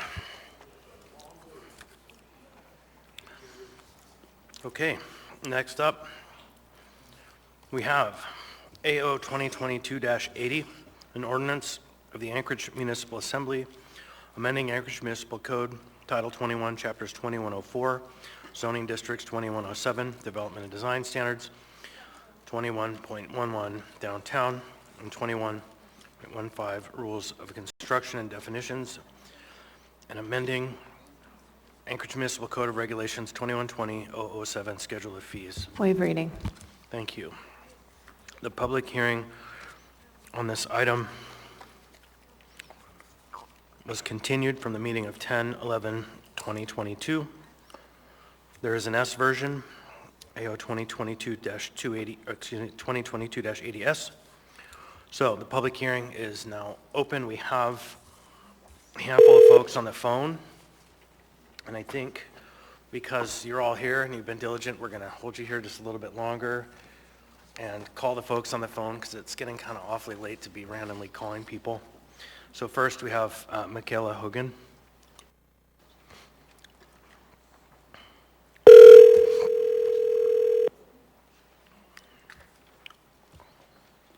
Hello? Hello, Ms. Hogan. This is the Anchorage Assembly calling on AO 22-80. Our public hearing is open. You'll have 3 minutes. Okay. Thank you. Please state your name and what part of town you're in. Hi, this is Michaela Hogan. I'm in the Taku Campbell area of Anchorage. Go ahead. Do I go ahead? You have 3 minutes. Thank you. I wanted to call in tonight to testify in support of AO 2022-80S. I frequently use a bike to commute around the city, and I believe there are simply not enough options for safely parking my bike at different locations around the city when I'm traveling around the city. And this problem makes it less likely for me and others to use the trail system that we have in the city, which is a great system with one of its intended purposes being for residents to commute around the city by bike. I believe we need to modernize our city and have abundant bike parking for all future development projects. I think there's no reason that we need to have minimums for car parking lots when we already have so much abundant parking lots in the city, and I think it sends the message to our residents that we are a car-friendly city and not a bike-friendly one. I think freeing up space that's currently wasted on surplus car parking will help to balance transportation options for residents like me who really want to opt out of relying only on cars for transportation, which is frustrating, expensive, and challenges the future of Anchorage being a livable city.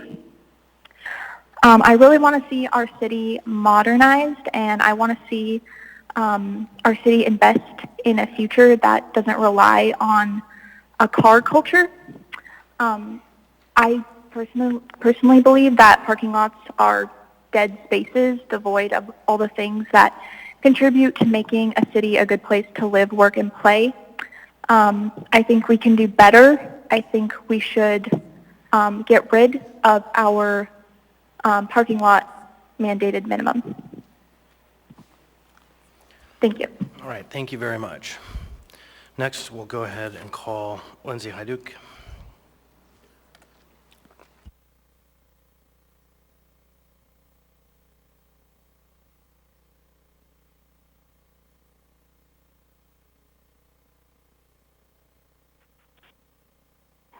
Hi, you've reached Lindsay Hyduk. Please leave me a message. We'll go ahead and come back to that one. Next is Christina Talbot Clark.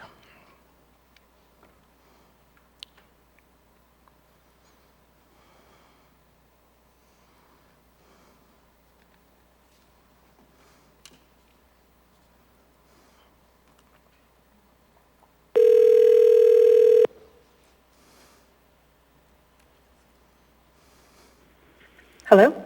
Hello, Ms. Talbot Clark, Christopher Constant, Anchorage Assembly calling. We are now hearing AO 2022-80. I have 3 minutes. Please Thank state you. your name and what part of town you're from.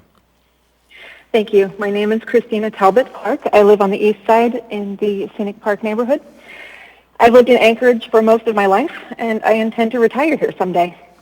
I've spent years walking, biking, busing, and driving in Anchorage, and I have often thought how much more attractive, accessible, and efficient Anchorage could be if so much acreage and street front were not dominated by parking lots. Building around massive parking lots funnels people to chain stores, strip malls, but cities with walkable, accessible business areas are cities with thriving local businesses and healthy economies. People in cars don't window shop. Walkers and bikers do. I think removing minimum parking requirements and adding bike parking is a great idea. I've been walking my kids to and from school this year, and my oldest kid is taking the city bus. It's good exercise for us, but aside from our great trail system, our city's not welcoming to pedestrians or bicyclists because everything is spread so far apart, mostly because of the parking lots.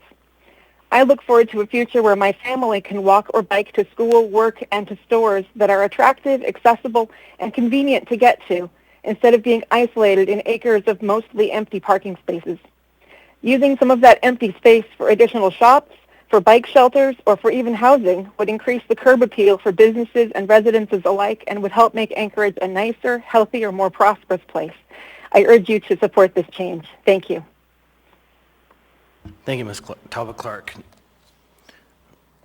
Next, we'll call Rachel Heath.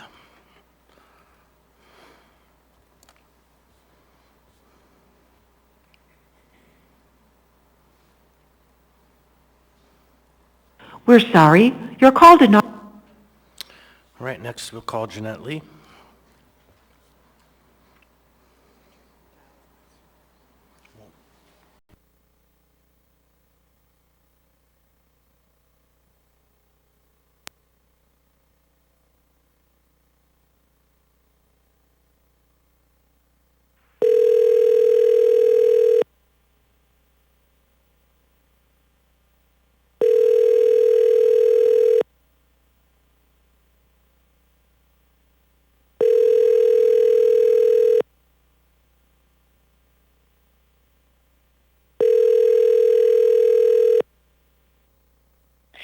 Hi, you've reached Jeanette. Hello, Jeanette. This is Christopher Constant with the Anchorage Assembly. We're taking testimony on AO 2022-80. You'll have 3 minutes. Please state your name and what part of town you live in.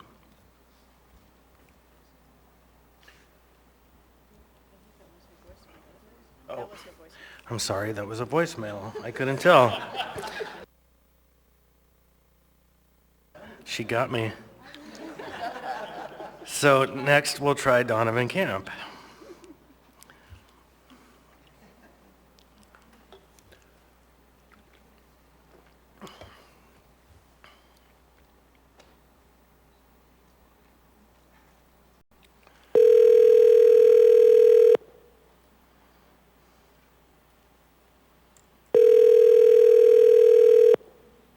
Your call has been forwarded to an...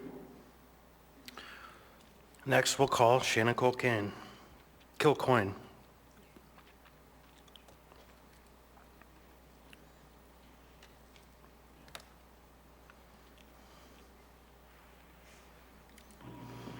Hi, you've reached Shayna. Hi, Hi there, Shana. This is Christopher Constant with the Anchorage Assembly. We're taking testimony on AO 22-80. That was her voicemail. Was it? I thought it was. I thought you were joking. I thought it was her. It's my hearing, I guess. It's getting late. So I guess that's our list. We'll come back through that list later. If anyone would like to line up and testify on this item, now is the time. Yeah, I think I'll get this one right. So please turn that light on there. There you go. And please state your name for the record and what part of town you're from. You'll have 3 minutes. Right on. My name is Matthew Chase. I reside in Northeast Anchorage off Turpin and DeBar, District 1. First off, I'd like to thank the Planning Department for all their work to include bicycle amenities and to remove parking minimums as part of the new code revisions that they've been working on. Also want to thank the Assembly for your time tonight and for your consideration in support of this new ordinance. After a 12-year career working in investment banking and commercial multifamily real estate, I made the decision to retire from for-profit work and focus on giving back to the community. I'm the state refugee housing manager, and I work in the state coordinator's office for refugee resettlement at Catholic Social Services. As you know, CSS helps our community members achieve stability through food services, case management, shelter, and housing. Our clients range from families experiencing homelessness to our newest neighbors who arrived through our Refugee Assistance Immigration Services program with whom I work. This past fiscal year, RACE welcomed 502 new arrivals to Anchorage. These arrivals, hailing from Ukraine, Afghanistan, and other places around the world, simply cannot afford housing. Many reside with sponsors in our community who are willing to help, thankfully, but this is a temporary solution. This coming year, we expect to see that number remain static, and over the coming years as well. While we strive to help new arrivals find a home in Anchorage, other agencies are working to transition families and individuals out of homelessness and into housing. My colleagues working in homeless family services at CSS housed almost 600 people in fiscal year 2022. This doesn't include the hundreds more being sheltered who will eventually need housing. When getting a fresh start in Anchorage, typical wages range from $12 to $17 an hour, or $2,080 to $2,947 gross pay per month.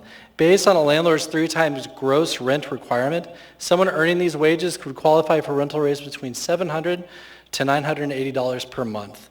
Based on recent AHFC data, the average adjusted rental rate is $1,339.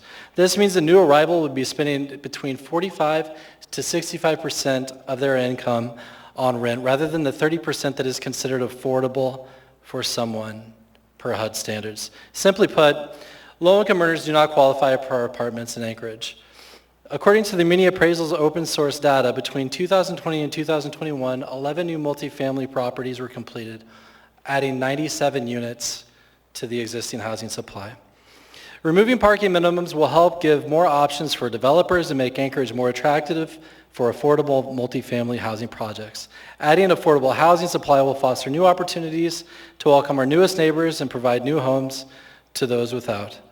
While also including amenities that are helpful for our bicycle commuters, it's important for our clients who rely on bicycles for transportation. I thank you all for your time tonight and for your considering your support in this new ordinance. Thank you. Thank you. You're welcome. Please, you'll have 3 minutes. State your name and what part of town you're from.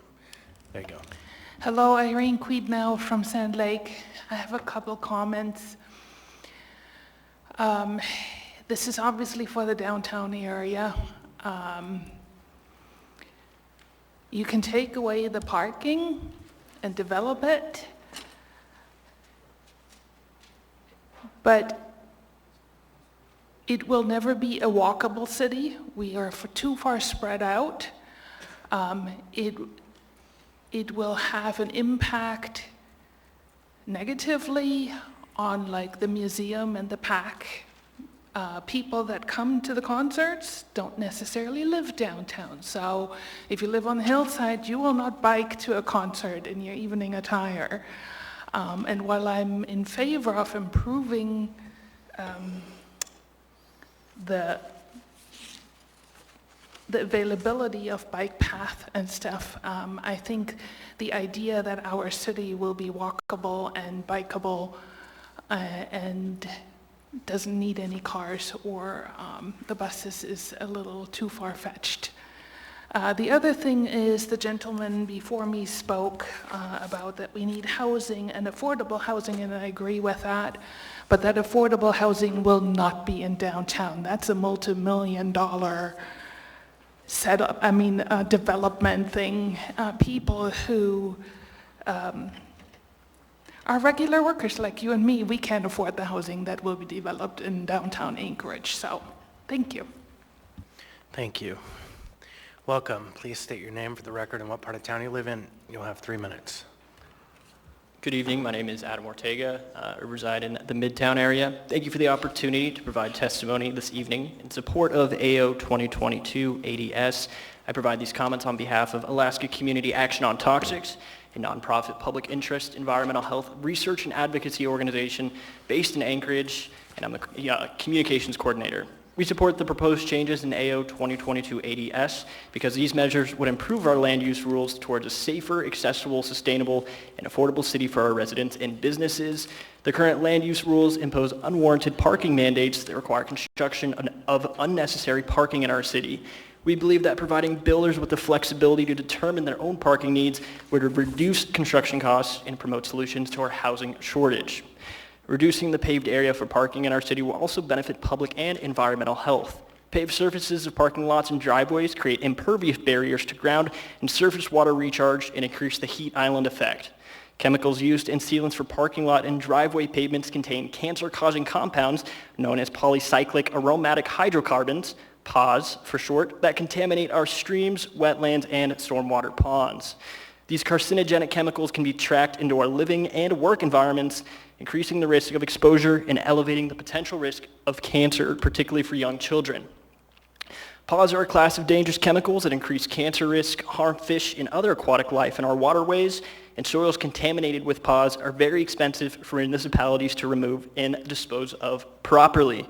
We urge the Assembly to consider a ban on high PAH sealants in favor of safer alternatives, as well as options for permeable paved surfaces as additional measures that would improve water quality and human health.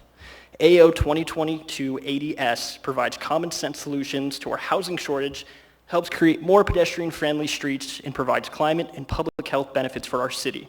We thank the Assembly for considering these comments. Thank you. Welcome. Please state your name for the record and what part of town you're from. You'll have 3 minutes. Yep, my name is Kaylee Thompson, Kayli-Thompson. I live in the Abbott Loop community. I'm here sort of to speak a little bit more on existing buildings when it comes to parking and how difficult it is to permit those in Anchorage currently.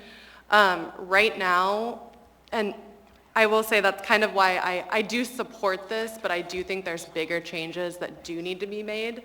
And part of it is I still see in the current S version that we still do have to pay for parking reductions, have to pay to prove that bike parking can, if I read that correctly, I still have to go through a traffic engineer at the Muni to prove that bike parking is sufficient for parking reductions, which I think is a little frustrating because that's one of the few things that I think causes development issues for existing buildings, because we have to prove to the municipality that these reductions work. So I have to go submit a document that transit, that bike parking work for projects before I can get that done. So although I am in support of this, I do think there's obviously future changes we could make, not only on this particular case, but in Title 21 in general, just because I'm a huge proponent into saving my clients' money. And I fight tooth and nail to save my clients' money, and I hate making them pay for parking studies. We have to get parking studies quite a bit done based upon plan review comments.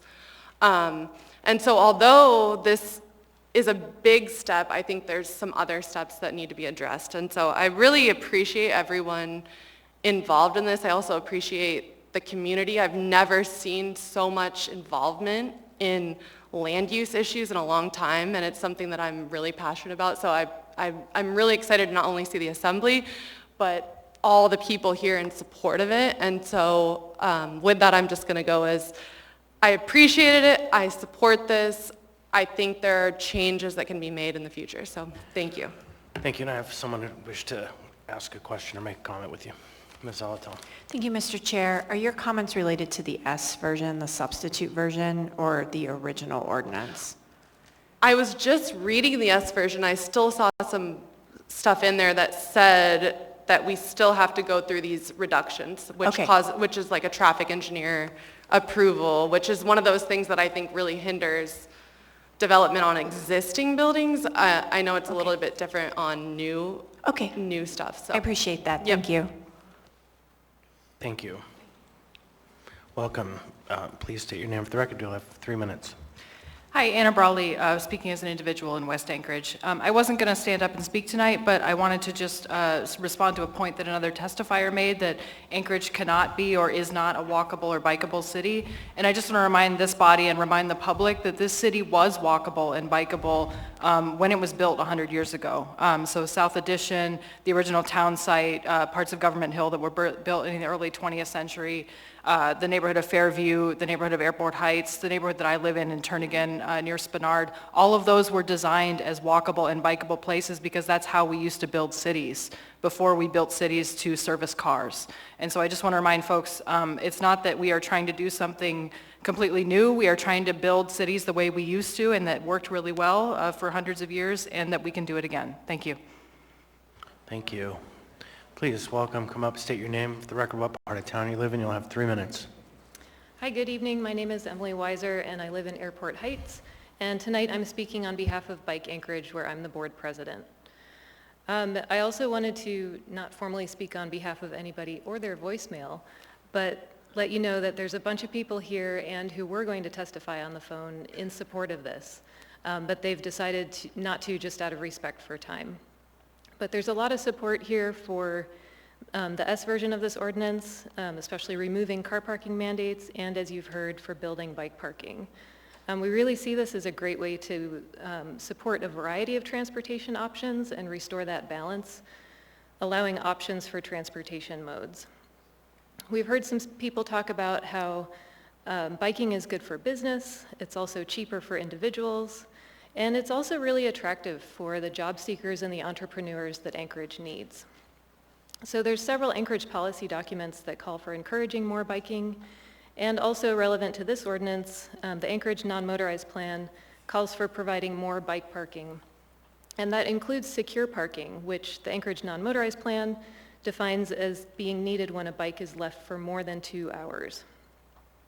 So Bike Anchorage was really excited to see the bike parking requirements in this ordinance, which are also in the S version. We've also heard that, maybe in some cases those requirements are a little bit too high for some types of development. And I just wanted to point out a couple things there. First, Bike Anchorage has no interest in standing in the way of developing affordable housing and small businesses and revitalizing the city. So if changes to this S version need to happen, then do it, that's fine. But I'd like you to keep in mind that we're building for the future, and the buildings that we build today will still be here in 10 years, 20 years, 50 years, when the goal is to increase biking. So let's make sure we're building for that.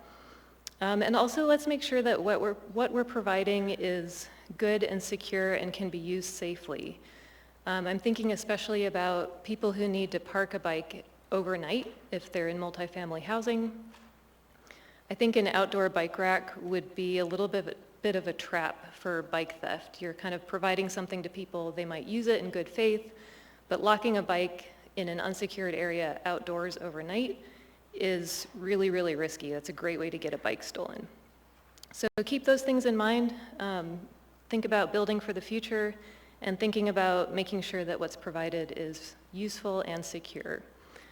We really appreciate all your work on this, and we're excited to see this move forward. Thank you. Thank you. Welcome. Please come up and state your name and what part of town you're from. You'll have 3 minutes. Yara Silvers, East Anchorage. I support eliminating minimum parking mandates as proposed in the S version. The original version was a step in the right direction but added way too many pages of code. It's important to note that eliminating parking mandates doesn't eliminate parking, it just allows the free market to decide rather than the government. Developers still need to be able to market their properties and will still include parking as the market requires. In a city that's running out of land, having miles of empty pavement is not a good use of space, and a lot of cities are eliminating parking mandates with great results. Eliminating these mandates can remove barriers to creating more affordable housing. Removing them can also remove barriers for small businesses and small developers and would allow some of the empty real estate we have around town to be utilized. Parking minimums are especially an issue in strip malls, and every year there are small businesses that can't open who would otherwise be able to because of the prohibitive cost of conducting the study necessary for a variance. This ordinance eliminating mandates is an exciting step in the right direction for our city, and I urge your yes vote. Thank you. Thank you. Welcome. Please state your name for the record, what part of town you're from. Hi, my name is Mike Edgington. I'm from Girdwood. I'm also going to speak in favor of 80 or 2022 80S. I want to just say a quick story about some work we did in Girdwood a couple of years ago. We identified parking minimums as one of the major impediments on commercial development in Girdwood. We'd only had basically one commercial development happen over about a decade or so, which is the brewery. Time after time, parking requirements, parking minimums became the difference between something working or something not working financially. So we we found this problem a few years ago. We started working through a process which was very similar to the 2022 80 process, where we looked at reducing the minimums by certain factors depending on the type of use. It was a difficult process. It's very difficult to draw a line there. When we did not pursue that because there were changes happening in the general code for Title 21. When I heard about the idea of the S version, I was actually a little bit skeptical. In our community, we have many visitors coming into town. The only way to get into town is basically by vehicle, occasionally train, but basically vehicle is the only way. We don't have any public transport between Anchorage and Girdwood. But when I did some more research and looked at other communities that were kind of in a similar position and had gone through this process, what I realized is we tend to kind of fold everything together and say, parking is a problem in general, whereas really it's specific types of use. It may be right-of-way issues. In our case, it's really about people coming into the community and distribution within the community. So, for example, Sandpoint in Idaho is one place that had a very sort of similar kind of model to what we had, and they went through this process and had success in removing parking minimums. So basically, I'm in support of the S version. One little word, I say this a lot. I was hoping that we could make some amendments to deal with some specific things we have in Girdwood that again we were attempting to solve around landscaping requirements and paving. It turns out that I think possibly because the outlying districts aren't always considered when Anchorage Bowl looks at a problem, there are actually several things that exist in Girdwood Land Use Code and I believe Eagle River Land Use Code which really are not properly addressed in the S version. I hope that there can be a follow-up after you pass this to fix those, and when that happens, we will hopefully get our changes for paving requirements and landscaping introduced in that. Thank you. Thank you.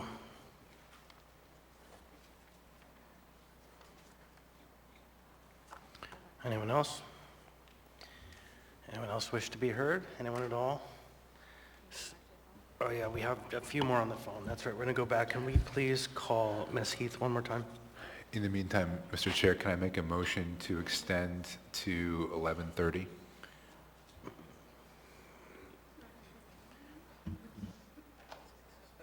What? Okay, I move to extend to 11:15. Second. Motion to extend in a second to 11:15. Motion by Mr. Dunbar, second by Mr. Peterson. So, any objection? Okay, no objection, then we're extended to 11:15. She rescinded her objection. It was a joke. Okay, so let's call Ms. Heath.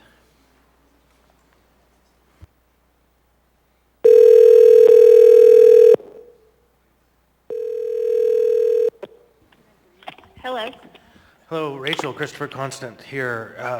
Hope you're having a good night. Glad we got a hold of you. Would you? Hi. You have 3 minutes. Would you please tell us your name and what part of town you're from? Perfect. Thank you very much. My name is Rachel Heath, last name Heath. I live in the Hillside area. I actually live in Bear Valley currently. I own a home here. I am here to provide testimony for AO 2022 ADS. I've been living in Anchorage for 8 years. I'm the administrator of a group medical facility in the UMed district. I have been commuting to work by bike on and off for several years, even with an e-bike now, by the way. So it is possible to bike to work, and Anchorage is a bikeable city. I bike to work with an e-bike. So with the invention of that type of equipment, it's possible for people to bike to more places. I've been employed at the medical facility that I manage in the UMed district for 6.5 years as the administrator. I have requested a bike rack from the building owner several times over the years, and we still do not have anywhere to lock or secure a bike.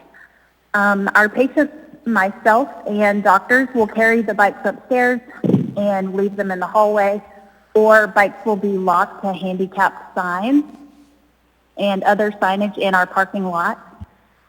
I typically lock my bike to a handicap sign. I don't like doing that. It's an obstruction and it shouldn't be there, but there's really nowhere else for me to lock it. The top floor of our building is not currently being used, and it sits empty because we don't have enough parking space outside to meet the municipal requirements for car parking. So my understanding is that the top floor has to be zoned as residential because there's not enough parking to zone it for commercial use. If the municipality is concerned about having enough car parking spaces, this ordinance requiring that bike parking be available would certainly help at our building because we have many people, myself, doctors, patients, that would free up parking spots on a daily basis. It's discouraging to me and others who want to bike to work when there is nowhere to safely park a bike, or parking your bike is an obstruction to a handicapped parking space. So I think that ensuring at the minimum that bike parking is at each destination for new developments will improve my experience and others at our facility who would like a safe place to park our bikes while we're at work or visiting the doctor. And this building that I'm in was constructed in 2015, so it's relatively new. So I realize this wouldn't necessarily apply to it, but going forward, I think this is an important change. Thank you for your time. Thank you very much. Can we please call Mr. Camp?